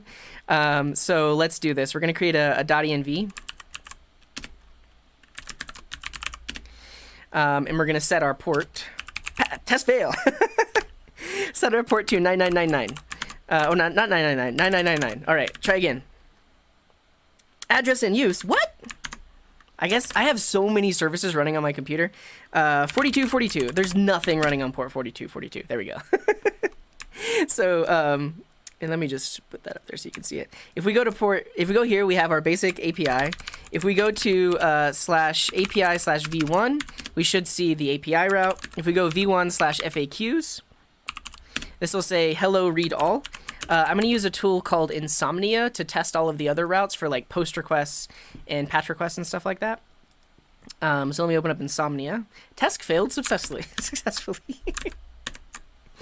All right, just a second.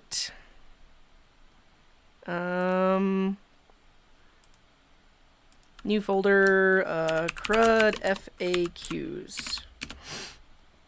Am I going to be able to do it? I don't know. I don't know.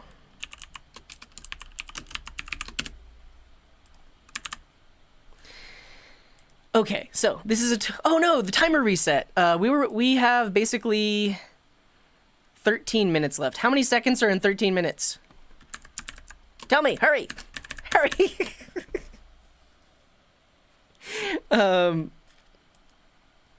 Thank you all for the hype train, very much appreciated. I'm wasting time. We actually, like, how many seconds? What's 12 times 60? 6 times 2 is 120, 780, okay. We're gonna go with 730 then. There we go, good enough. Okay, so this is a tool called Insomnia, and it allows me to make requests to my access point, or to my endpoints. So I can do this, that should give me read all. If we do a get/some ID, like ID 5, that should read 1. Great work. If I do a post request to /frequently asked questions, that will attempt to create a frequently asked question. If I do a put to frequently asked question /5, that will update the item with ID 5. And if I do a delete, that should delete the item with ID 5. Great. Okay, so I'm going to install a few other things to get the rest of this going. We're going to install a tool or a library called Monk. It's really easy to CRUD MongoDB using this library called Monk. You could use Mongoose. Monk is good. I like it. And we're also going to use Joy, which is a schema validation library. So we'll use that to validate incoming data to make sure it has the right format. I think they renamed themselves, or they're under the Happy namespace. @happy/joy. Yeah. I can never get Monk to work. Well, I'm gonna try my best to get it to work. So Monk lets us talk to MongoDB. Happy Joy is a schema validation library. Oh, and we got some security vulnerabilities. Let's fix those. 10 minutes left. Can we do it? The thing is, like, it's an API. Will we be able to create a front end? I don't know. We're gonna try our best. So I'm gonna need another variable here that's like Mongo URI. And right now I can just do localhost /FAQs. So that's going to connect to MongoDB that's running on my computer to a database called FAQs. All right. This is a speed run. I feel like I'm slowing down, but let's bring in Monk. So we're going to bring in Monk. And then we can connect to the database. So the way you connect to a database is you just say monk, and then you pass in the connection string. So I'm going to say process.env.mongoURI, and that should connect to the database. And then to get access to a specific collection, so let's call this the FAQs, you just say db.get, and then you specify the name of the collection. So if I've done that correctly, really all we need to do is query that database. So I'm going to do a try catch. So we'll attempt to say all of the items are FAQs.find, and this is a function that returns a promise. So search my database for all of the FAQs, and then once you get those back, we're going to respond with them. But if there was an error, we're just going to forward it. So if it couldn't connect to the database or something like that, we're going to see that error. So now, if we make a request to get all FAQs, we should see an empty array. And we do. Look at that. We're connected to the database. We have an empty array. So actually, that's all we need to do for get all. Let's go ahead and set up create one. So we're going to need a try catch. We need to validate the body. So I'll say, yeah, it's working. It's great. So let's create a schema. We're going to go ahead and bring in joy.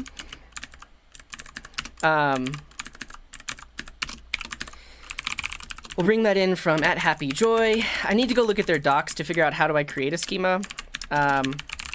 Schema equals joy dot object. We'll figure it out. But basically, we're going to specify what goes into a frequently asked question. So let's look at their documentation and API. We'll look at examples, I guess. Joy.object. Yeah, and then you pass in all the properties you want. Great. So what will our frequently asked questions have? They will have a question, which is joy.string.trim.required. So a frequently asked question must have a question. A frequently asked question must have an answer. And what else? Potentially, we're not going, and it's required, not require, required. And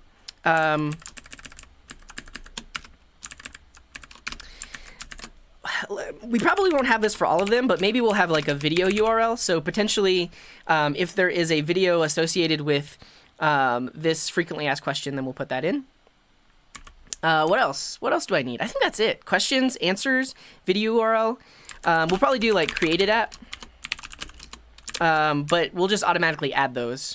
We don't really need that in our schema. This is good enough. It's super easy. That's all we want. Okay, so we have this schema. This is now going to allow us to validate the incoming data that we send to our server. So the way you do it is schema.validate, and that gives you back the validate, the valid thing. Oh yeah. It does have URL. You're right. Or URI is actually what it's called. Good enough. So we expect it to be a URI. We could limit it to like HTTP. It doesn't matter. I'm going to be the only one using this anyways. Okay, post. So first we want to validate the request body. So we'll do schema.validate. The data that we're going to pass in is rec.body. So rec.body is the thing that we're actually sending to the server. Let me just log it out to make sure that we're getting it. And if it's valid, we're just going to respond with that valid body. res.json with that value. If there was an error, we're going to forward that to our error handler. And then we need to make this an async. Yeah, we got 6 minutes. I think this is going to be just the API. There's no way I could build a front end for this in that amount of time. But okay, we should be able to create new, or at least send post requests to create a new one. So we'll do a post. The body is going to be JSON. Right now I'm just going to send an empty body, and we should get back an error. Yeah, question is required.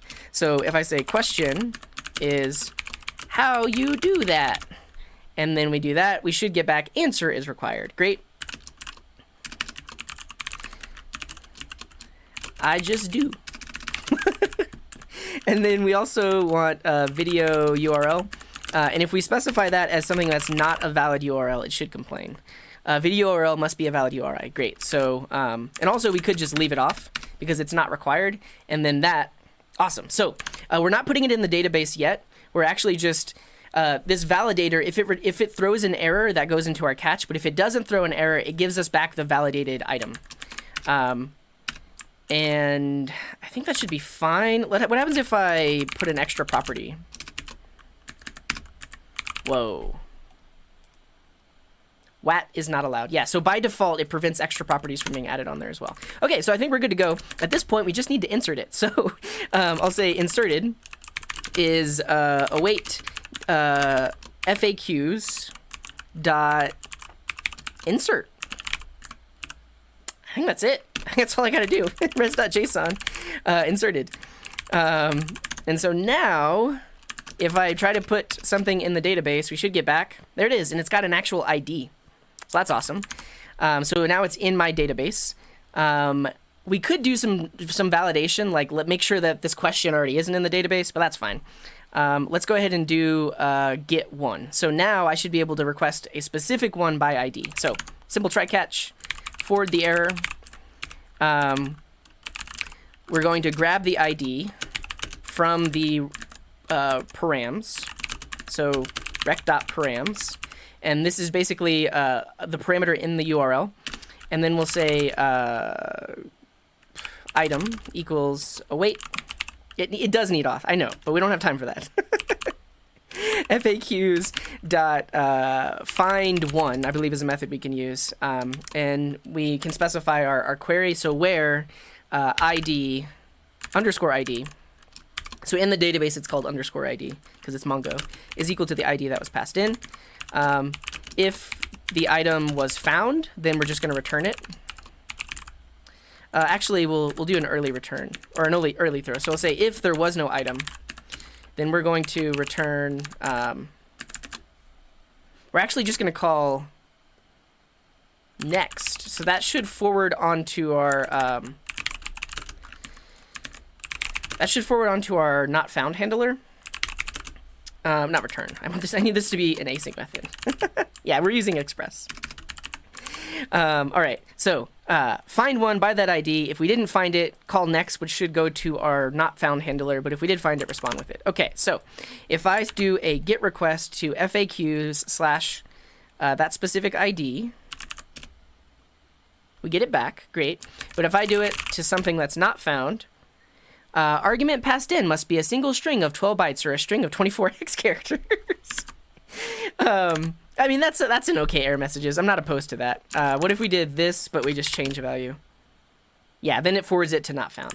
Good enough. Good enough. Okay, so we've got get all. We've got get one. We can create one. Now let's update one. 2 minutes. Yeah, we got this. So update will be similar to create. We're just going to do a full-on replacement of that item. So if you're updating, we need to validate the request body. And actually, I'm going to... Yeah, we shouldn't have the ID there, but we're going to grab the ID from rec.params again. And then instead of inserting, we need to grab the existing one to make sure that it exists. So basically, we do a similar thing to whenever we were reading one. So validate the body, find one with that ID. If we didn't find it, error. And if we found it, we know that that ID actually exists, and now we need to update it. So we'll say updated is going to be FAQs.update, and we want to update where the ID is equal to that given ID. And we're going to pass in the validated schema here. Cool. So that should do it. If we request all FAQs, we have that one, we have this ID. Let's say I want to do a put to FAQs slash that ID, and we're going to change this to an exclamation mark. Send it. The update operation document must contain atomic operators. Ah, I totally forgot. So what we actually want to do is we want to say $set should be the values that were passed in, and that's going to set each of the properties. 30 seconds! Ah! Okay, so it modified it. That's fine. I think instead of returning the updated, we'll return the value. 18 seconds. That's fine. And then we just got to do this. 11 seconds. I got it. So when we're deleting by ID, we grab the ID from the params, rec.params. We'll say await FAQs dot delete, or is it remove? I forget. We're out of time, but it should be easy. Delete where ID is that given ID. And then we'll respond. Or I think we'll just send a 200 status code.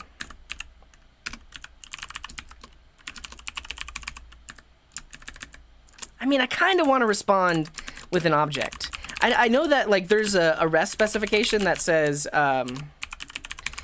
whenever you delete, you actually should just respond with the status code and not an actual body, but I don't know. All right, we're out of time. This should work. Okay, so I'll test updating one again. So this should work when we try to update. We're going to put, and then it updated it, and if we do a get for that specific one, we see the updated one. That's great. And then if we do a delete for that specific ID, Facts.delete is not a question, not a function. I think it's just remove then. So remove. All right, this is it. This is it. We've got it. Success. All right, and now if we do a request for that one, we should get 404 not found because it's not in the database anymore. And if we do a request for all of them, we should get an empty array. That's it. We did it. We created a CRUD API in about 20 minutes. Maybe I'll do another challenge video where we build a CRUD front end in about 20 minutes. That could be fun, but we're done. Thank you everyone for watching. This is not TDD. No. We implemented it with error first development. We did it! Everyone say bye, YouTube. Bye, YouTube. Wow. Okay. We got a ton of supports while that was happening, so I appreciate you all. Bosivius with the 300 bits, Shines Love with 100 bits, A Light Year Away with the...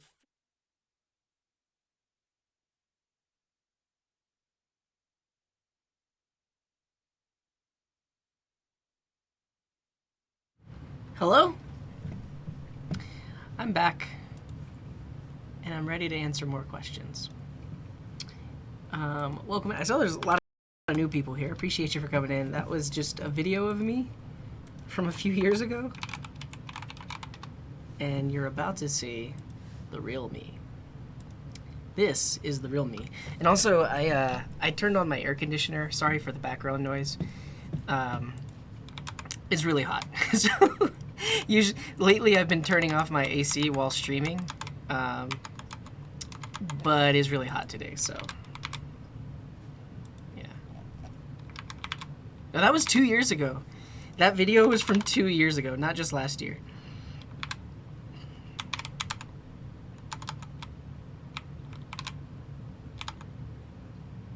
I live in Denver, Colorado. Cool. So if you're just joining us, you can go to this website, vox.coding.garden. You can see all of the questions that have been asked, though I will say I'm probably only going to get to the ones that have already been asked. There's already 74 questions here. I don't really have room for newer ones, but I'm going to try to do this Q&A stream at least once every 2 weeks or so, but yeah. Welcome in, MC Stilltoad. First time watching, and the intermission filler got me hooked. I'm happy that happened. But like I said, that was like 2 years ago that we made that. It is one of the videos that a lot of people found my YouTube channel from. Yeah. I'm telling you, time flies. Literally 2 years. July 2020 is when this video is from. Yeah. Okay. So if you have already asked a question, exclamation mark here, and that question will bubble up. We lost quite a few viewers during the intermission. I think we lost close to 200 people during the intermission. So that's fine. But what that means is it's possible that they asked a question and they're not here, so you're going to get your question answered. But Josie says, how are you? I'm doing good. This beverage is good. I ate half of a sandwich from Starbucks for lunch, and that was good. And welcome in, Anam. Here we go. We'll answer this one from Deverdie. What would you use for allowing a user to upload assets, potentially very big? Would you find a managed service and integrator, or would you roll your own? At work, we are exploring different options. Sure.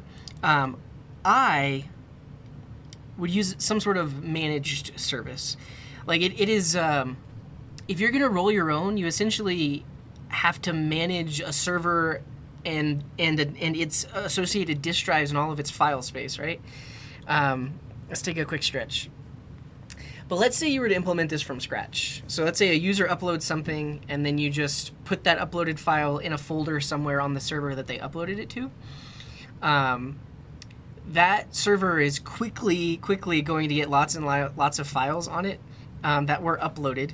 And then you probably want to have some sort of backup. So do you back up the entire server on a daily basis? Do you just add more hard drives to it to get more hard drive space?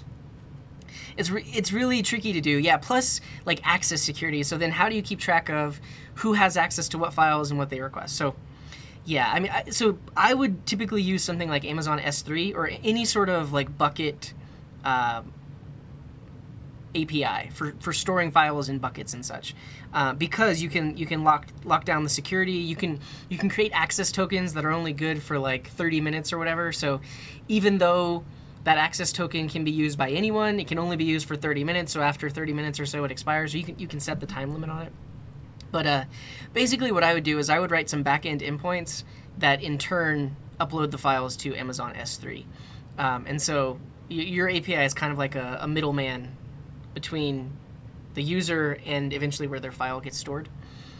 There are other options though. So you don't have to use AWS 3. One that comes to mind is Wasabi. Well, I can't just search for Wasabi.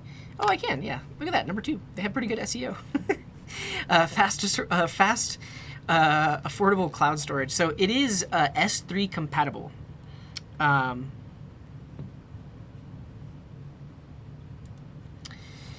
In that any library that says they support like AWS S3, you could point it at Wasabi. It costs $6 per terabyte per month. And they have some other pricing tiers. The one thing about this though is they read about it, you can read more about it when you look into their pricing, but it basically is, this is the price you pay if you're going to be uploading a terabyte and then downloading a terabyte. If you have a different use case where, let's say, one user uploads a terabyte video and then 20 different users are all streaming that video, you now have 20 terabytes of bandwidth. So that's a different use case, and then you would go to like some different pricing tier. But basically, if you're just going to be downloading what you upload, that's your pricing tier. And then another one that I've looked into is Backblaze, not Blackblaze, Backblaze. They also have really good pricing. Yeah, so comparatively, like per gigabytes per storage is half of a cent, whereas a gigabyte of storage on AWS S3 would be 2 cents, and then for download it's 1 cent. So I would search for, and it's been a while since I looked into this, so I don't know if these still 2 are the best ones or the best competitor or the best ones out there. So search the web for Wasabi competitor or Backblaze competitor to see other ones, but that's what I would go with. Just use a service. They handle it all for you. They can even do like backups, file versioning, file access, all that kind of stuff. So that's my answer. Did you say something, VultureBike? Never make a how to deploy to Heroku Azure. No, I didn't do that. So does that help, Deverdie? Is there anything else you'd like to ask about that? Yeah, you're welcome. If this were earlier in the stream, I would have done a code example, like uploading to Backblaze or something, but I'm going to have to go in like 30, 45 minutes, so we'll keep moving. But in the future, it actually would be a fun stream to compare uploading and also to show just the S3 compatible uploads. Because there's also, is it called Min.io? Kubernetes native object storage. How am I remembering all of these things? I think this is it. But maybe not. There was one that's self-hosted. Actually, I should just search for that. Self-hosted S3. Like if you really did want to do it yourself, is it Min.io? I guess that's the self-hosted one. Self-hosted S3 storage with Min.io. Yeah. So if you really, really did want to do it yourself, I still wouldn't write it from scratch. I would use some sort of object storage API to do it, and then you would be in charge of all the hardware and everything, like spinning up the servers and hard drive space. And Sully, thank you very much for the Prime. Appreciate you. But then, I mean, what's nice about S3 compatible storage is all of the libraries out there for any given language or framework have already been written to upload to those things. And because it's S3 compatible, it doesn't actually have to be stored on AWS. Minio? I'm pronouncing lots of things wrong today. Yeah, and this question came from VultureBike. Did I ever make a how to deploy to these various places? I didn't. A long time ago, I did 101 ways to deploy a React web app.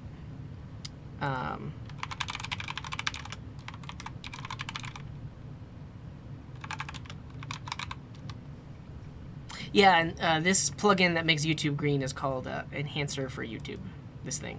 And I use YouTube Deep Dark, Green Dark. What is 101 in binary to decimal? I think that's why I called it 101 ways. 5. Yeah, so it's actually 5 ways. If you look at the, I don't know if I have timestamps in here, but I showed how to do it, how to deploy to like Netlify, Heroku, Surge, now.sh, GitHub Pages. Those are the ones I showed. But there's a lot more that I wanted to show as well, so I haven't done that. I hope to do that eventually. Yeah. Java Guy is asking, what are batches and have you ever used them? I mean, is it clickbait? It kind of is clickbait. But here's the thing. If you knew binary, it's not clickbait, right? Because you know that 101 is 5 in binary. Can you clarify, Java Guy? So are you talking about like batch processes, or is batches associated with Java? What do you mean? What do you mean by this? And if you do exclamation mark comment, your response will appear right below here.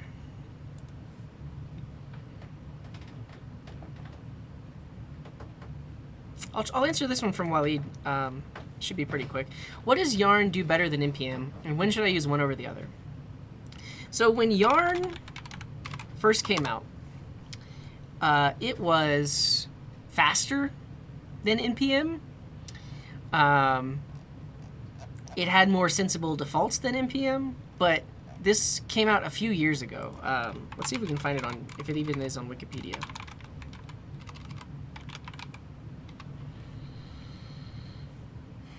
List of software package management systems. Yarn?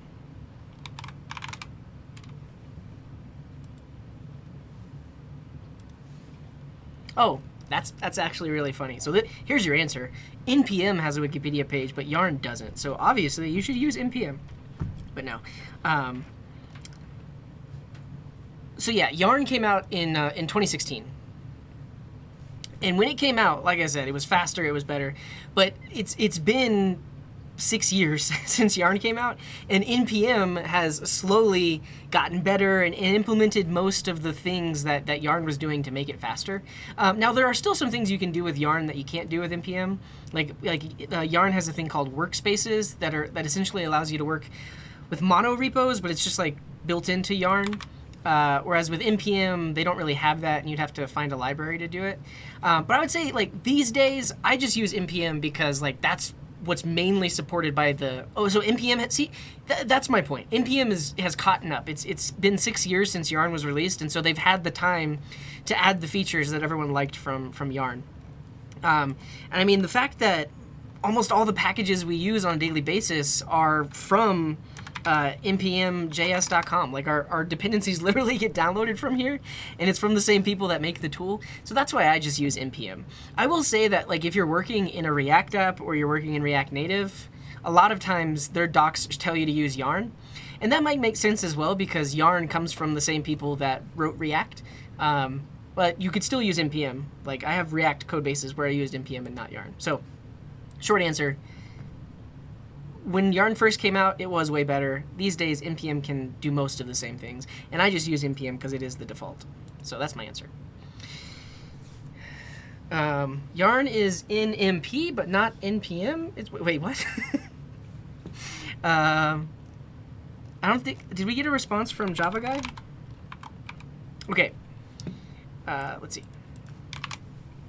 What are batches and have you ever used them? Batches as code that runs without user interaction. Does that not exist in JavaScript? Do you mean... So, I guess this is... Let's look up batch on Wikipedia. Probably the disambiguation. Because, yeah, so there's the batch Linux term, but then also on Windows there are batch files. And then the concept I was talking about is batch processing, meaning you do a lot of things like all in one go.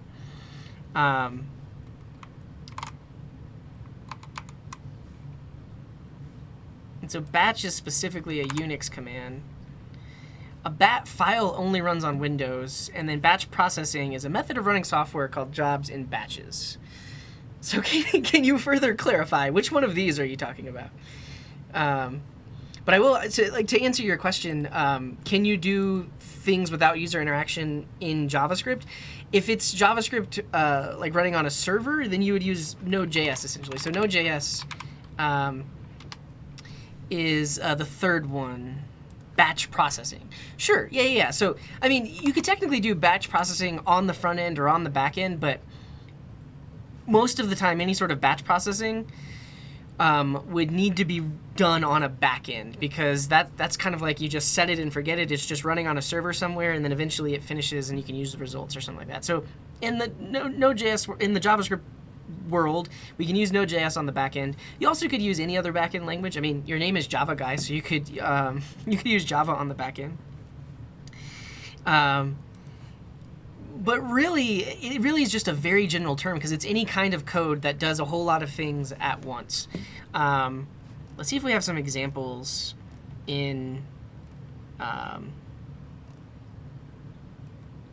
this Wikipedia article. For batches, don't you need multi-threading? Sure, but with Node.js, like the language itself is single-threaded, but you can do multi-threaded things. So like when you make a network request that actually is spinning up a background thread, or if you're using like async await and you're using promises, that's spinning up a background thread. And when the promise resolves, it returns to the main thread. Or if you're like accessing the file system with the async APIs, those things technically are doing multiple threads are running. But the reason we call Node.js a single-threaded runtime is because the code you're writing, the code itself, is just on a single thread, but it can do multi-threaded things. And so like technically, like an example of, you could do batch scraping in Node.js. Like let's say you're trying to scrape multiple pages of a website. You could have 10 separate processes running that are following all the links, or let's say we're crawling a website, crawling all the links and saving that information, but you're crawling 10 links at a time, and each one is going in a different direction. Yeah, async await itself is not a thread. Don't get me wrong, that's not a thread. But when I use, let's say, the fetch API inside of Node.js, under the hood, that's going to use likely the HTTP module, or like the request module, and under the hood, that actually will spin up a thread to make the request. Yeah, so just because you see async await doesn't mean it's multi-threaded. We're specifically talking about the APIs that are used that actually are multi-threaded. And like I said, like file system access is technically spinning up a thread to access the file system.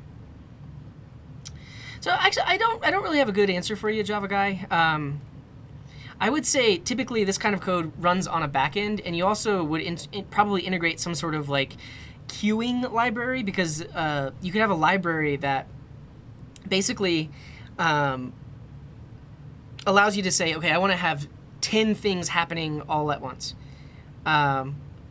Oh, you're right. I need to update my title. Thank you, Kilowatt. I'll do that really quick.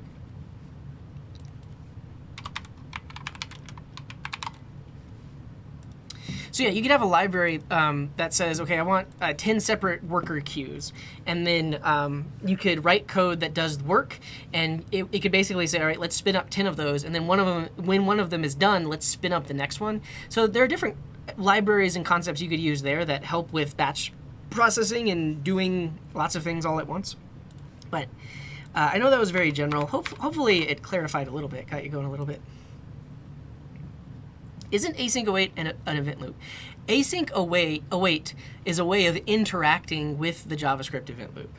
And it's basically a way of writing code that where we can, it's a better way of working with promises. And it looks like a more synchronous version of promises, even though the code is asynchronous.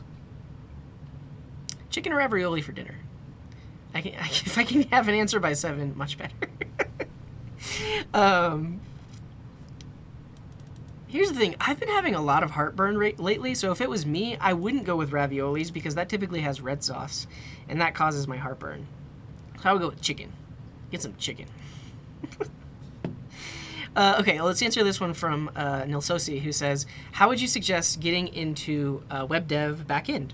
I would say if you are a front-end web developer, Node.js is absolutely like the easiest way to do, easiest way to get into back-end web development. there are other things you can use, right? So a backend is open to any language that can run on a backend, like Java or Go or Rust or anything else. But if you already, essentially, if you're a front-end web dev, you're probably working in React, and if you're working in React, you probably already have Node and npm installed on your machine because you use npm as the package manager. So that's why I'm saying if you're already in the web dev world, Node.js makes a lot of sense. And then I would just go from there. So I will admit, I am not up to date on all the latest TypeScript stuff. So Express.js is one of the most popular ways of building backend APIs in Node.js. However, it is extremely unopinionated. And so if you were here during the break, you saw the video of me building that CRUD API. I was just picking packages to use and then kind of just doing whatever I want. Really, the only thing Express provides is a way of saying, when my server receives a post request at this URL, run this little piece of code. But I can do whatever I want in that little piece of code, and I can put it in any file, and I can reference it from anywhere. It's extremely unopinionated.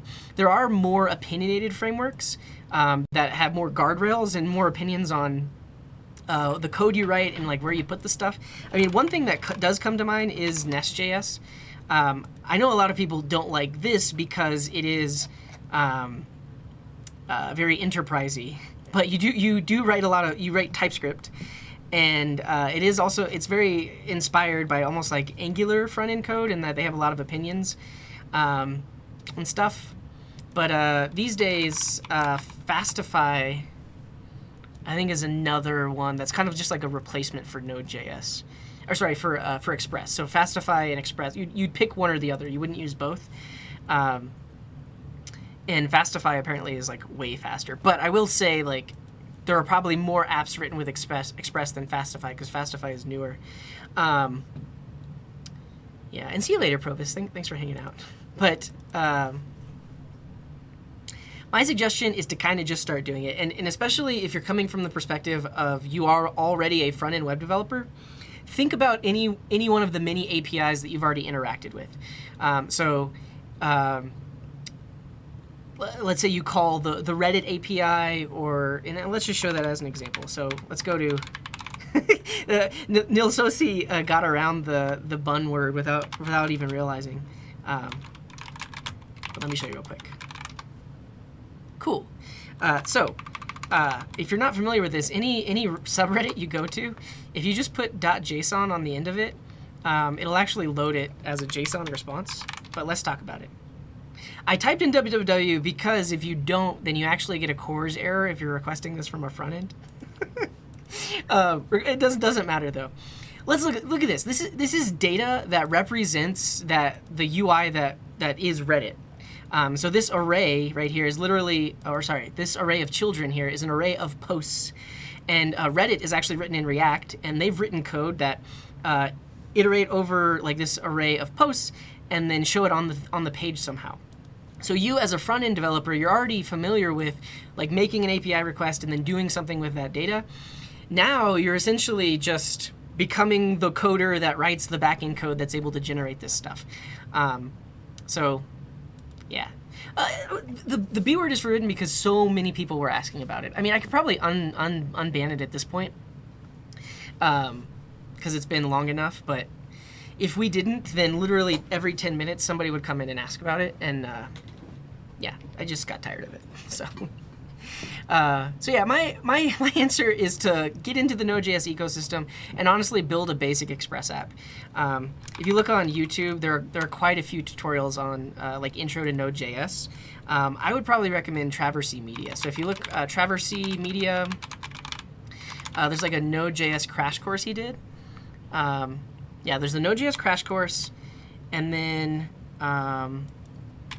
did he do one on Express as well? Express.js crash course. Like these two videos right here, about both of them like in total 2.5 hours, will teach you most of what you need to know, and then you can go from there.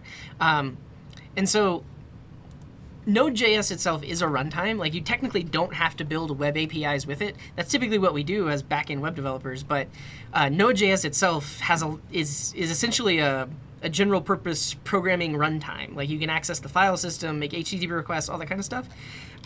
And so this video, the Node.js crash course, teaches you and talks about all of the Node.js APIs and all the different things you can do with Node.js. And so I would say watch that one first. And then this one shows you how to build APIs with Express. And so I would say watch that one second. But honestly, you could watch those two videos and then have your own little Node.js backend API up and going. So that was a long-winded way of saying that's how I suggest you get into it. Just start. Just get into it. Is Frontend Masters good enough for Node? I don't know. Let's see what they got. I know they have a lot of front-end stuff. Let's see who teaches Node. Node.js, digging into Node. Like Kyle Simpson wrote, "You don't know JS," so I mean it's probably really respectable. Not to say that Scott Moss isn't respectable, but I know of Kyle Simpson, so you can watch. I mean, probably anybody listed on this website is worth watching. Like Steve Kinney, like yeah. So I would trust this website as well, especially if you already have a subscription there. Find something on Node. All right, but Josie is asking, is it safe to use one cluster for all projects? I believe I have to create separate accounts for each of them. I'm talking about a database. It depends. When you get into scaling a database, like using multiple clusters, multiple nodes, you typically do that when you have a lot of data and a lot of users, and they're spread out all over the world. Because then you can have the data that a specific user is requesting closer to them in the world in a given cluster. And that's if you cluster by location, because you also could cluster by type of data. So the answer is it depends. It depends on how much traffic is your app getting, how many users do you have. If the app is working fine and it's not slow right now for everyone that's using it, then you probably don't need more than one node. But if you are running into a scaling issue, then that's when you actually want to introduce more nodes and stuff like that. So yeah, I will say most of the apps I've built in production for the consultancy that I worked at just used a single database node. And that's because they weren't for hundreds of thousands of users. A lot of the apps I built were for, at most, a few hundred users, because they're like apps for internal use. Only people at the company would be using it. Or they're very niche apps in that they're in an industry that doesn't have thousands, millions of users. It only has maybe a few hundred. And so we never had to scale our databases in that way. We would always have like a single node running on Amazon RDS, and that's all we needed. But it depends. It depends on what you're doing. All right, American 2050 has asked, how complicated is it to create npx create express API, like the one in the video? Really easy. Let's talk about it. So I believe on my profile here, I have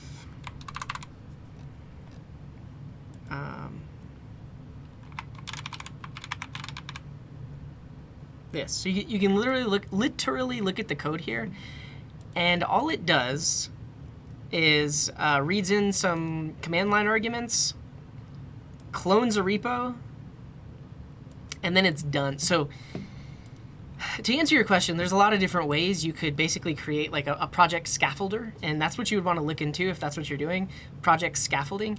Yeoman used to be a thing that everyone used.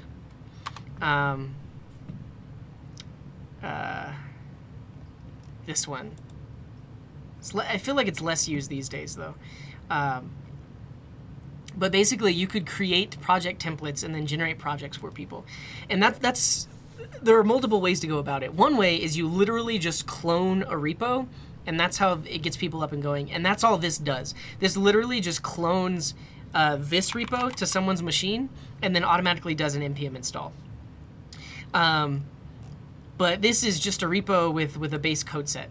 Yeah, exactly. It's basically just my own version of dgit. That's all this is. If you want to actually ask users questions like, do you want to use Bootstrap or do you want to use Tailwind? And then they say yes, and then they answer a bunch of other questions, and then you generate a custom app. That gets more into project scaffolding, and I'm not familiar with the best and latest ways of doing that. The best ways of doing that are.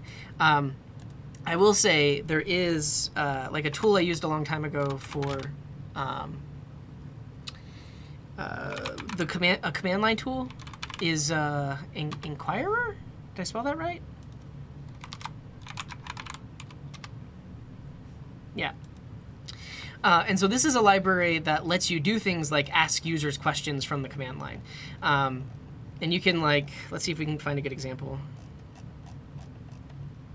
Yeah, like this. So from the command line, it'll literally, you can make it so that it pops up a question and then the user can use the arrow keys to choose an answer.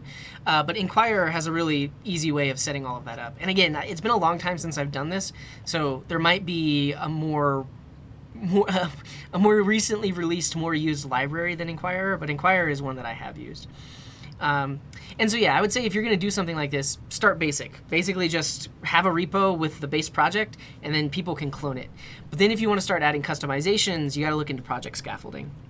And Vite actually uses templates. I'm pretty sure of that. So if we look at Vite, it actually just clones from different repos depending on how you're starting up.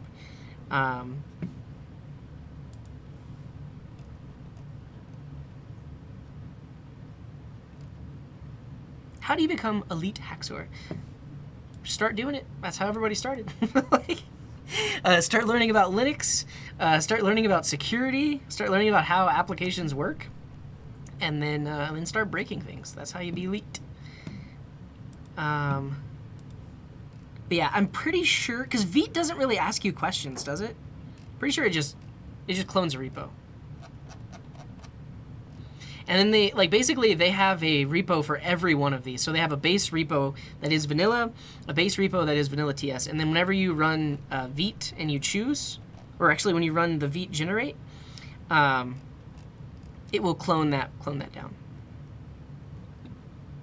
So I believe npm create automatically points to a repo that starts with create. Yeah, so when you run npm create, it actually is pulling down create Vite. Yeah, and so you actually could do npm express starter API, because I have create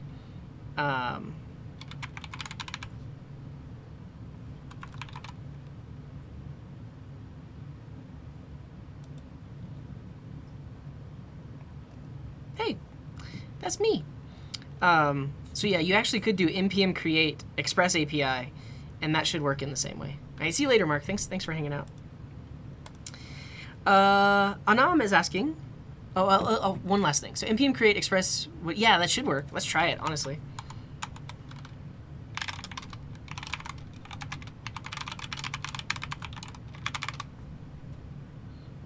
Yeah, so you can see that it's going to try to download create express API.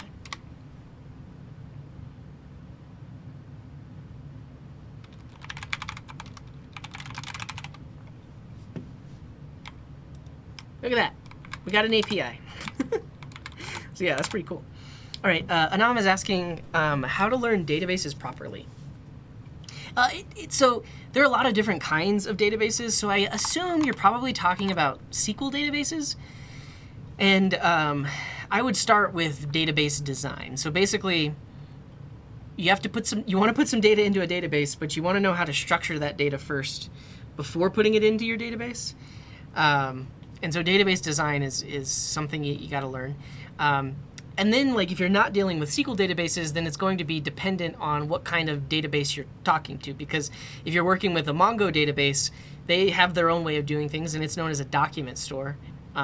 But you still would learn data modeling. So my first answer to you is learn about data modeling. Learn how do you model how you're going to actually store that data in a database. And then depending on what database you pick, you got to learn how to interact with it. So you learn the specific query language for that given database. I would say like MongoDB is very approachable. Yeah, welcome in, Yeleno. Yeah, I'm just answering questions right now, but I am going to go pretty soon. But yeah, welcome in. Glad to have you.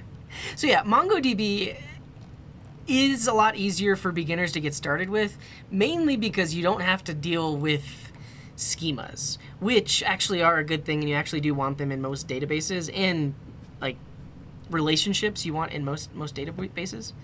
I would search YouTube. I mean, that's most of the stuff that I found. I was recommending Traversy Media earlier. He very likely has some stuff on MongoDB. Yeah, so he's got he is actually hosting, what's this dude's name? I forgot.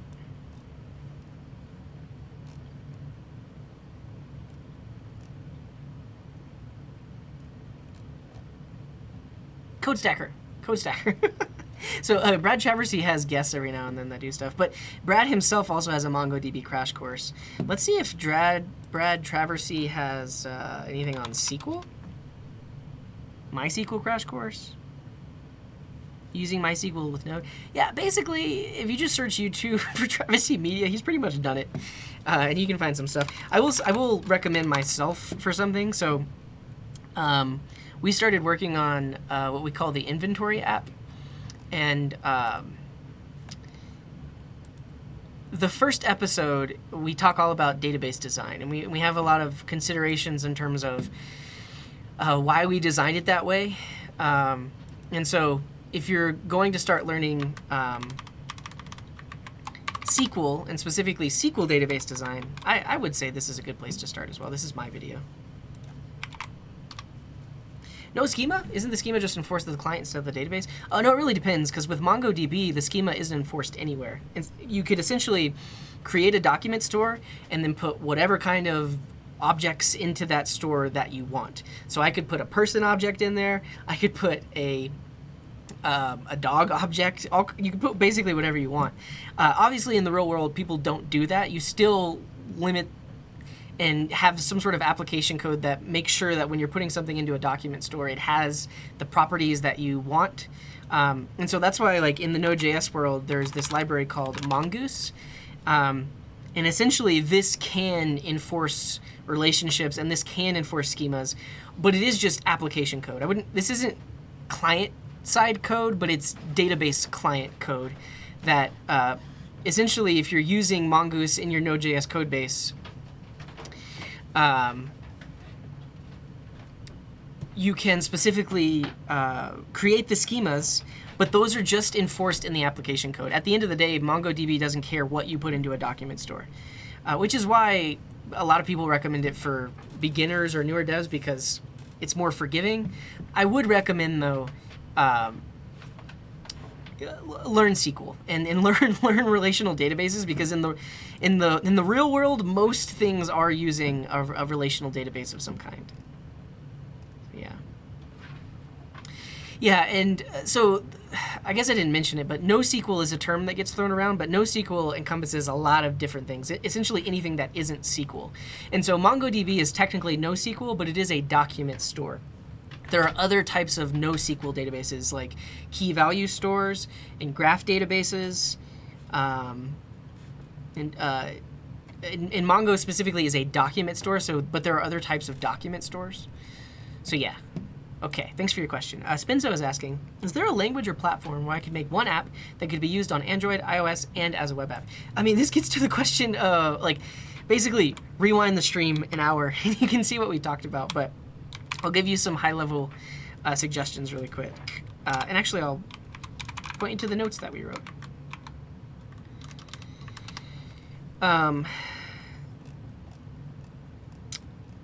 React Native actually would let you do this, because there is a React Native for web.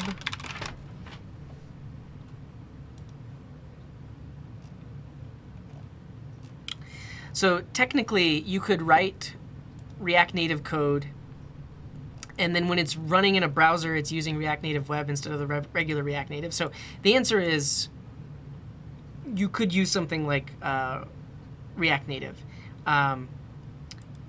You also could use Ionic, though I don't know if they talk about progressive web apps, because that's basically what you would be building. A progressive web app that also then uses some native APIs if they're available, and if the app is running on native. So yeah, those are my suggestions. Check out Ionic, check out React Native, and then yeah, you're totally right. So Flutter is an option, but you're not using web technologies. You're using specifically the Dart programming language, but it is a single code base that can run in multiple places.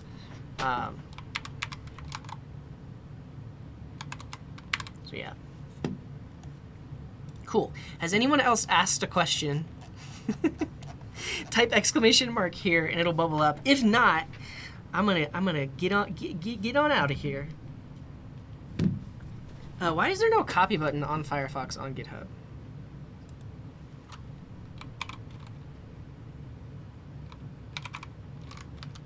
What do you mean? Where's the copy button go? Oh yeah, and I'll link you to this thing we're talking about. And basically, when the stream is over, if you're on desktop, down here, click on videos, and when this stream is over, you can watch the video that just happened, and there's a section where we actually built out this list talking about the different ways of doing things. 2567. The thing is, this was asked 3 weeks ago, American 2050. I am going to archive it, though. There should be a copy button to the top right on the file contents. This one?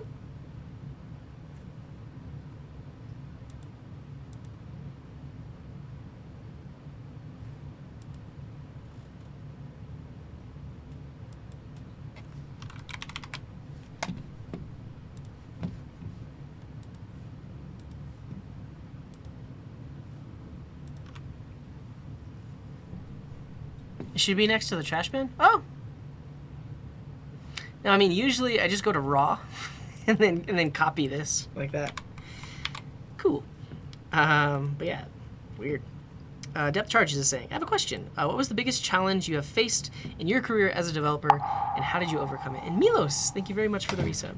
2 years. 2 whole years.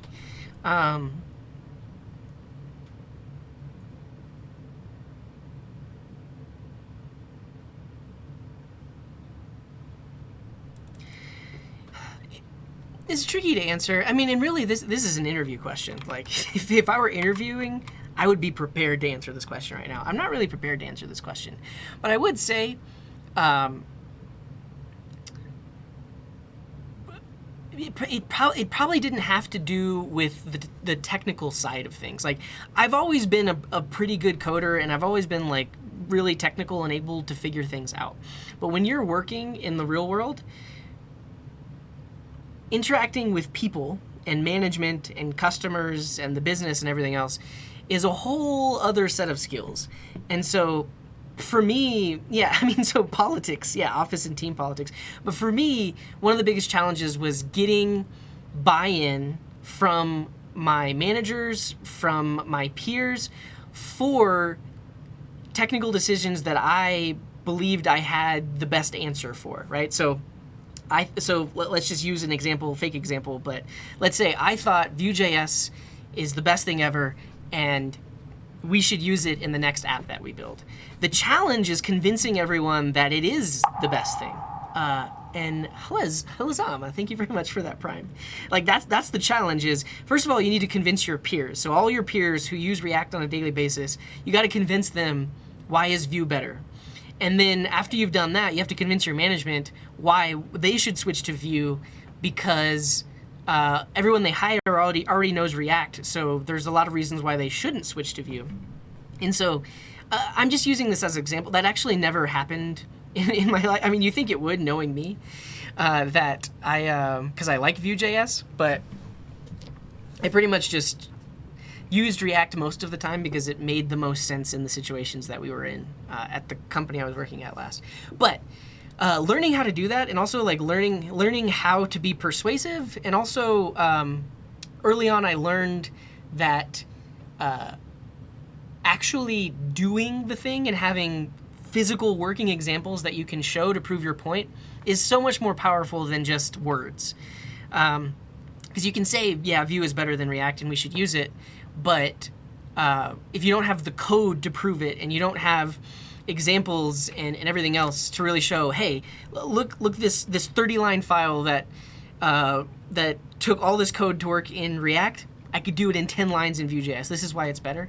So that's another thing that I learned, is like having proof. And for me, a lot of the time, it actually meant that I had to work outside of work hours. And I know that's not possible for everyone, because you've got a family, you've got kids, you've got other things you need to do. But for me, in my early career, I was just young and single, so I had a lot of free time. So if there was ever something that I really wanted to convince people of, or I wanted to show them that, yeah, this is the way, this is how we should be doing things, I spent the time to make a working prototype, a working example that I could show them and use that as my fuel in my argument.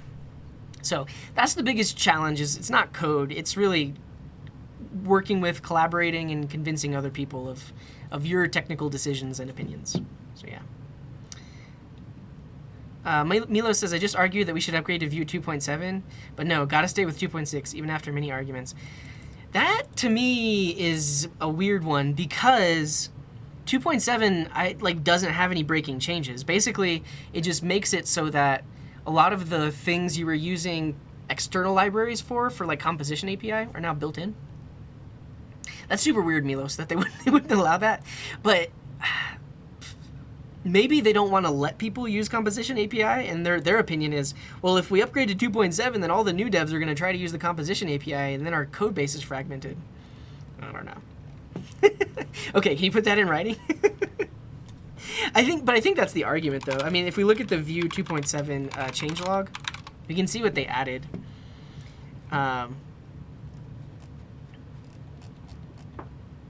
Backported features. Yeah, so this is what I was talking about. In 2.6, you could use the composition API, but you needed a separate library. Now, it works very similarly to the way it works in Vue 3. Yeah,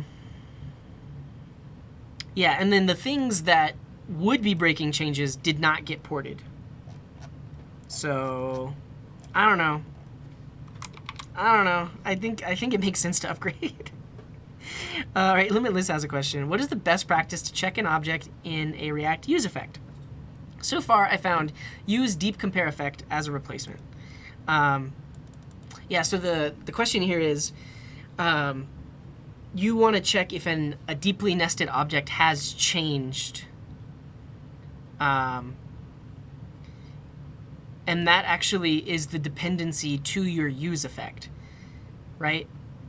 So you have an object that's a dependency of the use effect, but you care about if some of the nested properties change, not if the object itself changes. Is that what you're asking? Yeah. That makes sense to me. You'll find some like example effects and things that people have written out there, like use deep compare. But essentially, what it does is it's a wrapper around use effect that will use a separate library to do a deep comparison when that thing changes, and if it does change, invoke the callback or invoke the function that was passed to this use deep compare effect. So I would say that's a good way to go. And I would really just search for a use effect deep compare hook.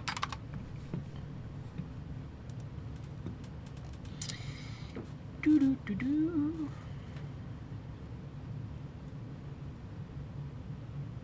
Yeah, and then use previous is another hook you might look into, which basically gives you the previous version of a thing before its state was updated. So yeah. That's the way to go. That's how I would do it anyways. I don't know if there's any React devs in the chat that are like, no, don't do that.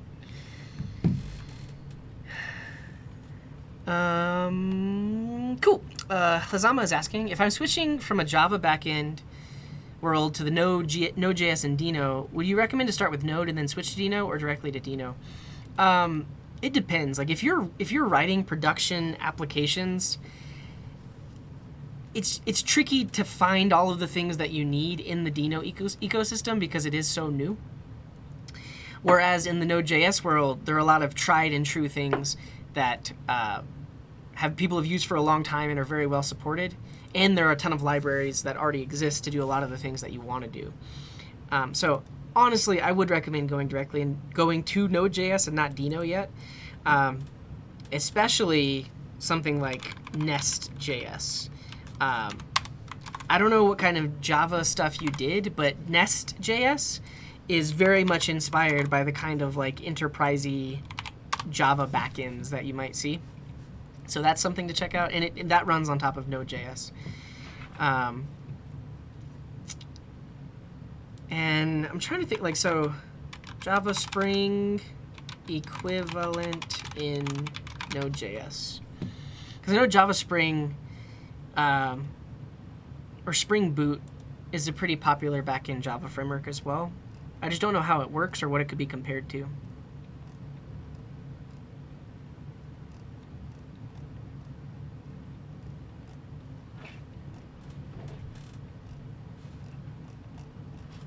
Yeah, I don't specifically know how Spring Boot works or sets things up, but there might be something in the Node.js world that is similar to that and sets things up in a similar way. Mongo Sept is saying, what is the benefit of Nest over an Express app? Since everywhere you look, Nest uses Express. It has more opinions. Yeah, I don't know why. I mean, I've been talking about backend stuff, and I never even mentioned Feathers. This is my favorite backend framework for Node.js, and it also is written on top of Express because Express is so low level and doesn't do much. Express is literally just a way to define request handlers, and that's it. Everything else is up to you. And so something like Nest.js introduces a lot more opinions and a lot more structure. Like I think they might use MVC style, like model, view, and controller, and they probably have a specific folder for the models, a specific folder for the views, a specific folder for the controllers. Whereas with Express, you can put that stuff anywhere you want. But then this higher level framework just has more opinions about where things go and how you do things. Yeah. I laugh at American 2050 because we are working with Dino here on stream in a project, but ultimately it really is just an exercise in navigating a new ecosystem and figuring out how to get things working in a newer ecosystem, because everything isn't tried and true and tested like it is in the Node.js world. How do I switch from Vue to TypeScript? I've been using it with JS, but I want to do it with TypeScript. Actually, that's a good point for the 2.7 thing upgrade I was talking about. And it also depends on which version of Vue you're using. Because there is this function called define component that Vue.js provides. So you can essentially import define component, and it has all of the TypeScript things, all of the TypeScript typings that you would want. And so essentially, define component, you pass an object into it, and that object has your data property, your methods property, and everything else. But they've written this so that it provides type completion. And so you could actually slowly convert your Vue.js JavaScript code base to TypeScript. Let me see if I can find an example of like a Vue.js component.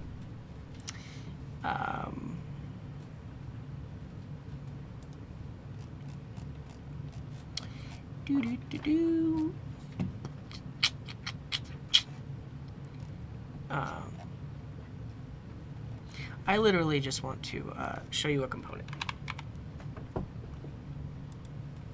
Here we go. So if you're working in Vue, your code probably looks like this. You have your template, you have your script, you have your style. What you can do is on this script tag, do lang, L-A-N-G, equals TS. And instantly you can start using TypeScript in just that one component. It doesn't even have to be your whole code base. I mean, I really want to just show you an example of it. Let's do it. And honestly, that might be one of the last things I do. Show you a Vue example.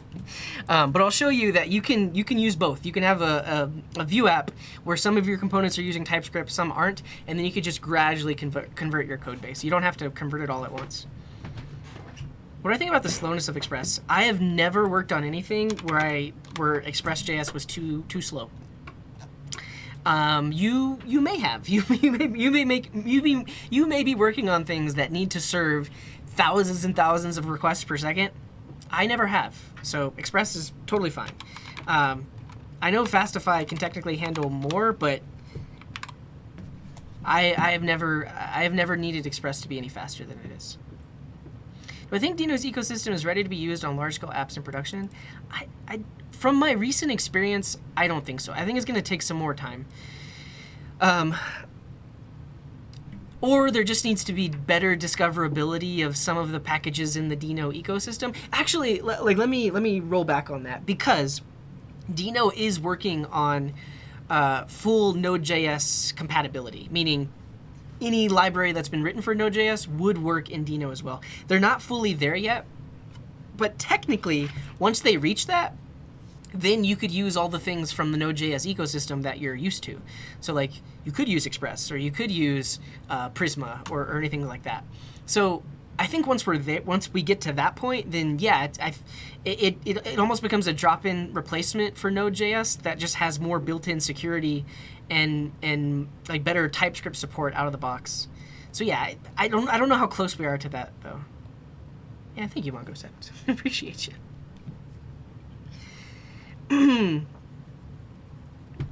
Yeah. Ooh. And I'm sorry, iVitals, I'm not going to be able to answer your question, but if you join the Discord, you can try answering there, and someone might help you out. Yeah. Yeah, I mean, I wouldn't blame that on Dino. It's really the fact. So here's let's do a quick rant.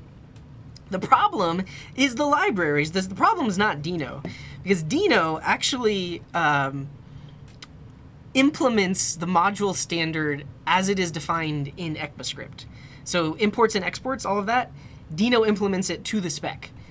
Everywhere else doesn't. They do weird things. So like the imports and exports you're using in like Webpack are not the same. They look the same, but there's a whole different like module resolution thing, and the fact that you can import CSS or you can import images, that's not the ECMAScript standard. That is the bundler that has figured out how to do that, even though the syntax looks the same. So I would argue that the libraries are the problem, not Dino, but still, yeah. Yeah, and I think that's the other issue, is like that you can't find reliable libraries. But like I said, once they support everything in Node.js, you could find a Node.js library and instantly get up and going. All right, I'm gonna end with some Vue.js code, so I can show you some of the cool features of the fact that you can use JavaScript, you can use TypeScript, do whatever you want. Let's go to the Vue.js docs and see how they tell us to generate a new app these days, because it's been a minute since I last generated a Vue app. Create an application. I don't want that. I want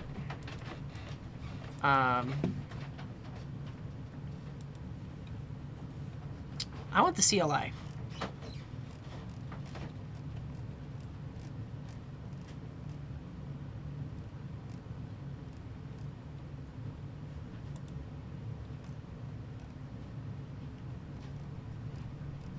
Here we go. Whew. It took me a second. I know, yeah, it is quick start, but I went to introduction first. But this is what I want. I want to do npm init at Vue latest.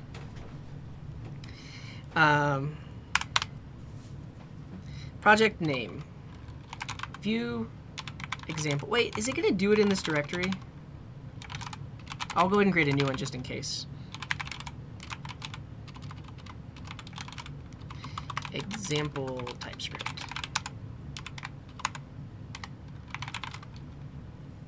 And see you later, Anam. Thanks for tuning in. And Toof, thanks for that sub. I didn't see the notification. Here we go. That's fine. So I am not going to add TypeScript. Let's see what happens. Actually, I guess I think I wanted to do that. This is a new CLI. I don't think I've used this CLI before. This might actually, I think this is the one that is using Vite. Node.jsx. Add view router. Yes. Pina? Sure. vtest? No. No. This is brand new to me. This is honestly, this is the first time I've used this CLI tool. So we need to install dependencies. And I think because I didn't choose TypeScript, it actually won't let me write TypeScript. But there, I believe there's a way to get it up and going, even in a JS app. Cool. So it's running. Here we go. We've got ourselves a Vue app. Let's look at the code.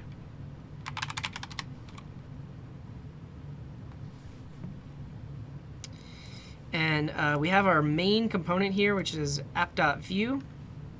I did it! Yeah, thank you, Alka. And it's loading this hello world component. Let's look at the components hello world.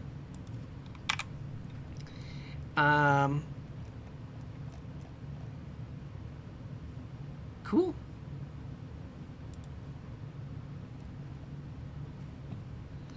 This is all new to me. The welcome.view. Welcome? Cool. Let's see how we can get this going, though. So I believe the define component is a thing. And you pass in an object here, and then you could do things like methods. And here we could have a method do the thing. I'll just alert. Wow! Like that. I don't know if you can... I think you can mix this with script setup. We'll see. We're getting into weird territory here. But if I add a button...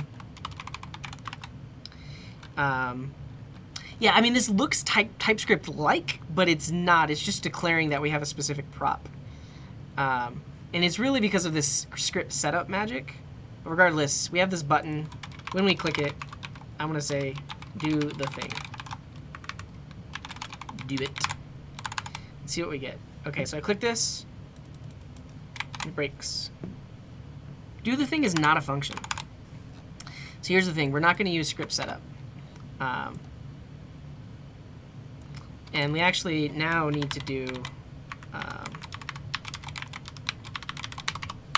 this. I think we have, yeah, props.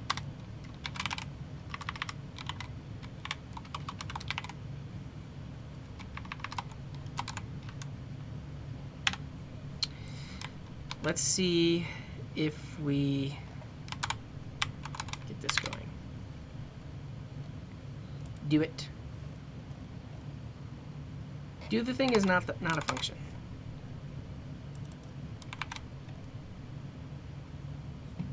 Thank you, iVitals.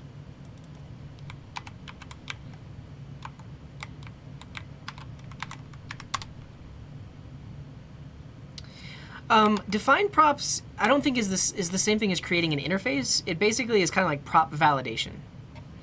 It's not that I forgot how to use Vue. They changed a bunch of stuff. They changed everything. They changed the CLI tool. Message was accessed during render, but not defined on the instance. It's possible that I did props wrong. Oh! Export default. That's my issue. That's my issue.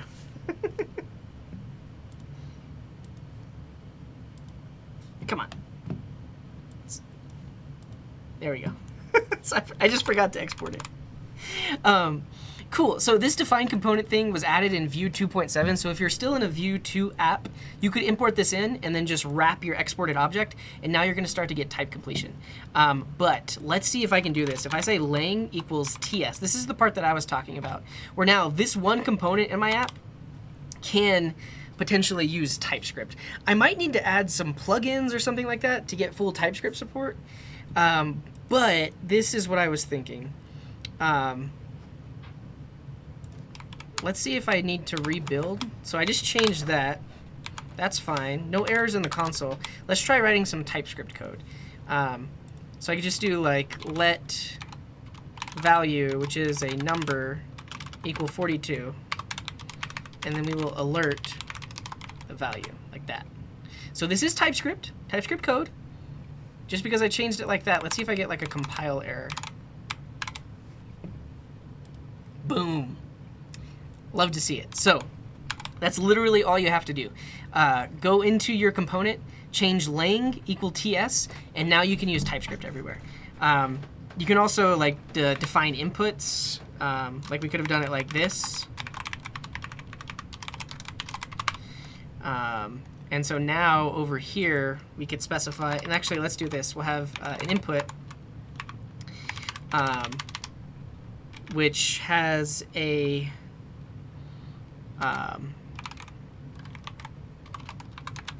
V model on our data. We'll call this the input to text. You would have to do it one at a time. I don't think you could do it across all, but you could go into each component, change it to this, and now you can start using TypeScript. So I'm also going to have a data prop, which is a function which returns an object where input text starts off as an empty string. And then, so now we've bound that to this. And let's also have a computed property. We'll call this input text number. And this returns a number. And it essentially just parses this dot input text as a number.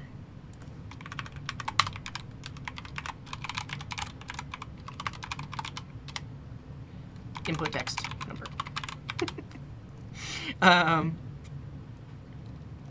Let's see what this gives us. So now, now we have like this input, and I could type a big number here, and then behind the scenes it parsed it as a number, and then it was able to to know this was a number. And actually, it is saying this dot input text number is the any type. So I'm not sure what you have to do to get type completion on your instance.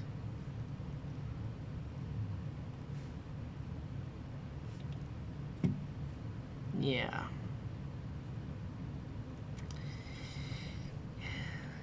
Yeah. There's more to it. And I haven't extensively done TypeScript in a Vue code base, so I'm probably missing one more thing. Yeah, I mean, it's possible that we need to add TypeScript as a dependency, but it's super interesting because like the fact that it can just run that code and not give me an error is kind of crazy, right? The composition API will add TypeScript auto-completions. Yeah, I guess if I tried to do this with without using define component, so let's try just doing the script setup thing. So now I have a method called, and I'll just copy paste this.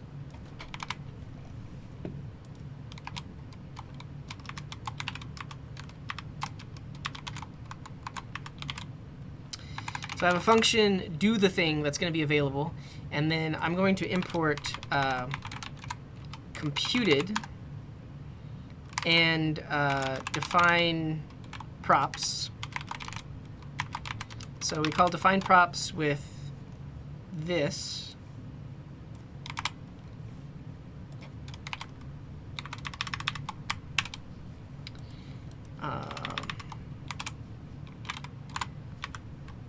Yeah, thank you, Cetus.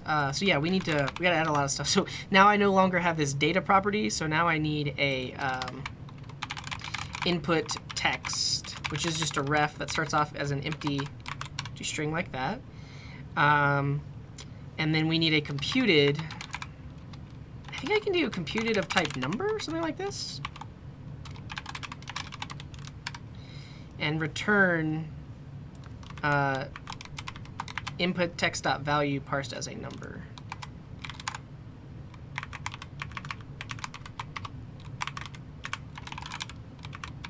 Like that. Okay, so this is the old way of doing it, which as you can see still works, but now I've just rewritten it to be the new style. Oh yeah, you're totally right. You're totally right. I need to put it into a variable. And what's nice about this is now I believe it can do computed Do I need, yeah, I think I need dot value on that. It can do type completion here because it's not on this instance, and that's what makes it hard. Like, that's why type completion was harder with the defined component thing, because it didn't know all the things on the instance itself. But if you use this new style, it's easier to get type completion. All right, let's see if it still works. Do it. Nice. But now, like, if I'm using input text number, I do get type completion, and I can hover over it to see that it is a computed ref that returns a number, and it has a value property. So, yeah. Yeah, and Jerry is saying, I've never coded in Vue, but I'm a beginner in React. Must say there are a lot of similarities. Yeah, I mean, what's interesting, though, is ref right here is actually more similar to use state in React than it is to use ref. Because use ref in React is typically to like get reference to an element. What I'm doing is creating a string state variable that I'm then binding to this input that I can type into. So it's a little bit different, but this whole script setup thing is newer in Vue 3, and it makes the code. You don't have to use the this keyword anywhere, and everything you do is using these specific composition functions. Yeah, so you can get reference to the element in Vue, and you actually just use ref is reusable for that, I do believe. Yeah, but ref also, we basically call this a way of creating a reactive value. Yeah. Yeah, and I think the thing is, like, they're trying to get closer to what Svelte can do in terms of, like, no imports and, like, no special object exports. You're kind of just, like, writing the code. But at the end of the day, like, the JS code in Svelte does look a lot simpler. I will say, though, that I like the templating in Vue better than I like the templating in Svelte. If they could combine Svelte JavaScript with Vue templating, that would be the best of both worlds. Okay, I'm done. I'm gonna have to go now. But if you didn't know this, check it out. So basically, any Vue app you have, I think as long as it's using Vue 2.7 or later. Actually, you could even do this in the older Vue, but the TypeScript support isn't as good. Literally, just go to say lang equals ts, and now you can start writing TypeScript. Easy. The best is Angular.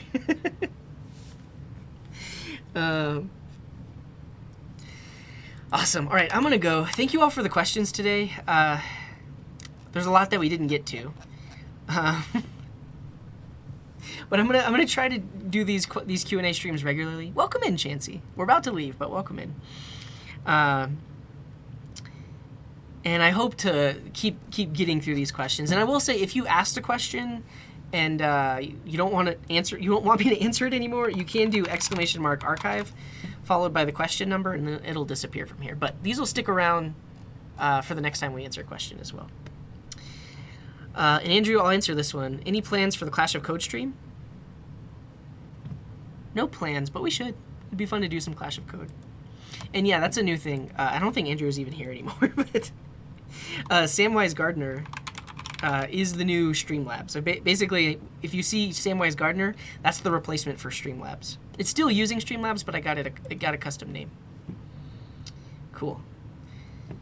Appreciate that, Chansey. Yeah, so tomorrow I do plan to be live. You can check out the schedule here. Tomorrow is going to be a much more chill stream. I won't really have the time to answer off-topic questions, but basically we're going to be working on my stream-specific things. So, like this overlay here, there's some apps and other things we need to work on. Tomorrow is like a meta stream. All the coding I'm going to be doing is related to things that run the stream itself, and so it's a much more chill, laid-back thing. I'm doing less teaching and more just getting stuff done. And if you can't tune in tomorrow, no worries. I will be live again after that on Friday, and that's when we're going to be doing Dino and Fresh, which will be fun. Yeah. Yeah, welcome. I appreciate that, Vitals. You are welcome here. I'm glad you felt some love. That's really all we can ask for, right? Awesome. All right, let's go on a raid. If you are a sub, you can use this raid message. And thank you, Practic. If you're not a sub, click that link. We have a more generic raid message. that's equally as good, I would say, that you can use. Also, come up with your own raid message. And before I go, I will tell you, subscribe to my email list. It helps me keep in touch with you outside of Twitch and Twitter and YouTube and all that. So please sign up there. I'm going to be releasing a course soon. So if you join the mailing list, you'll get to know about it. Follow me over on YouTube and on Twitter. And what I was going to tell you next is I'm actually going to be streaming again tonight. So probably happening is my musical project, where I make music with a friend and we do completely improvised live loops. And so if that is interesting to you, you can go follow over here. We're going to be live in probably like an hour or two. And it's just super, super chill music. We're not amazing musicians, but we try our best. So you can go check that out. But I will try to raid another coding channel right now. We'll see who's live. Yeah, and thank you, Random. Thanks for hanging out. Okay. That's it. That's all. I appreciate you. Thank you for being here. Thank you for all the supports today. Plenty of gifts and subs and bits. Yeah. All right. Wherever you are in the world, have a wonderful morning, afternoon, evening, or night. And until next time, here's this.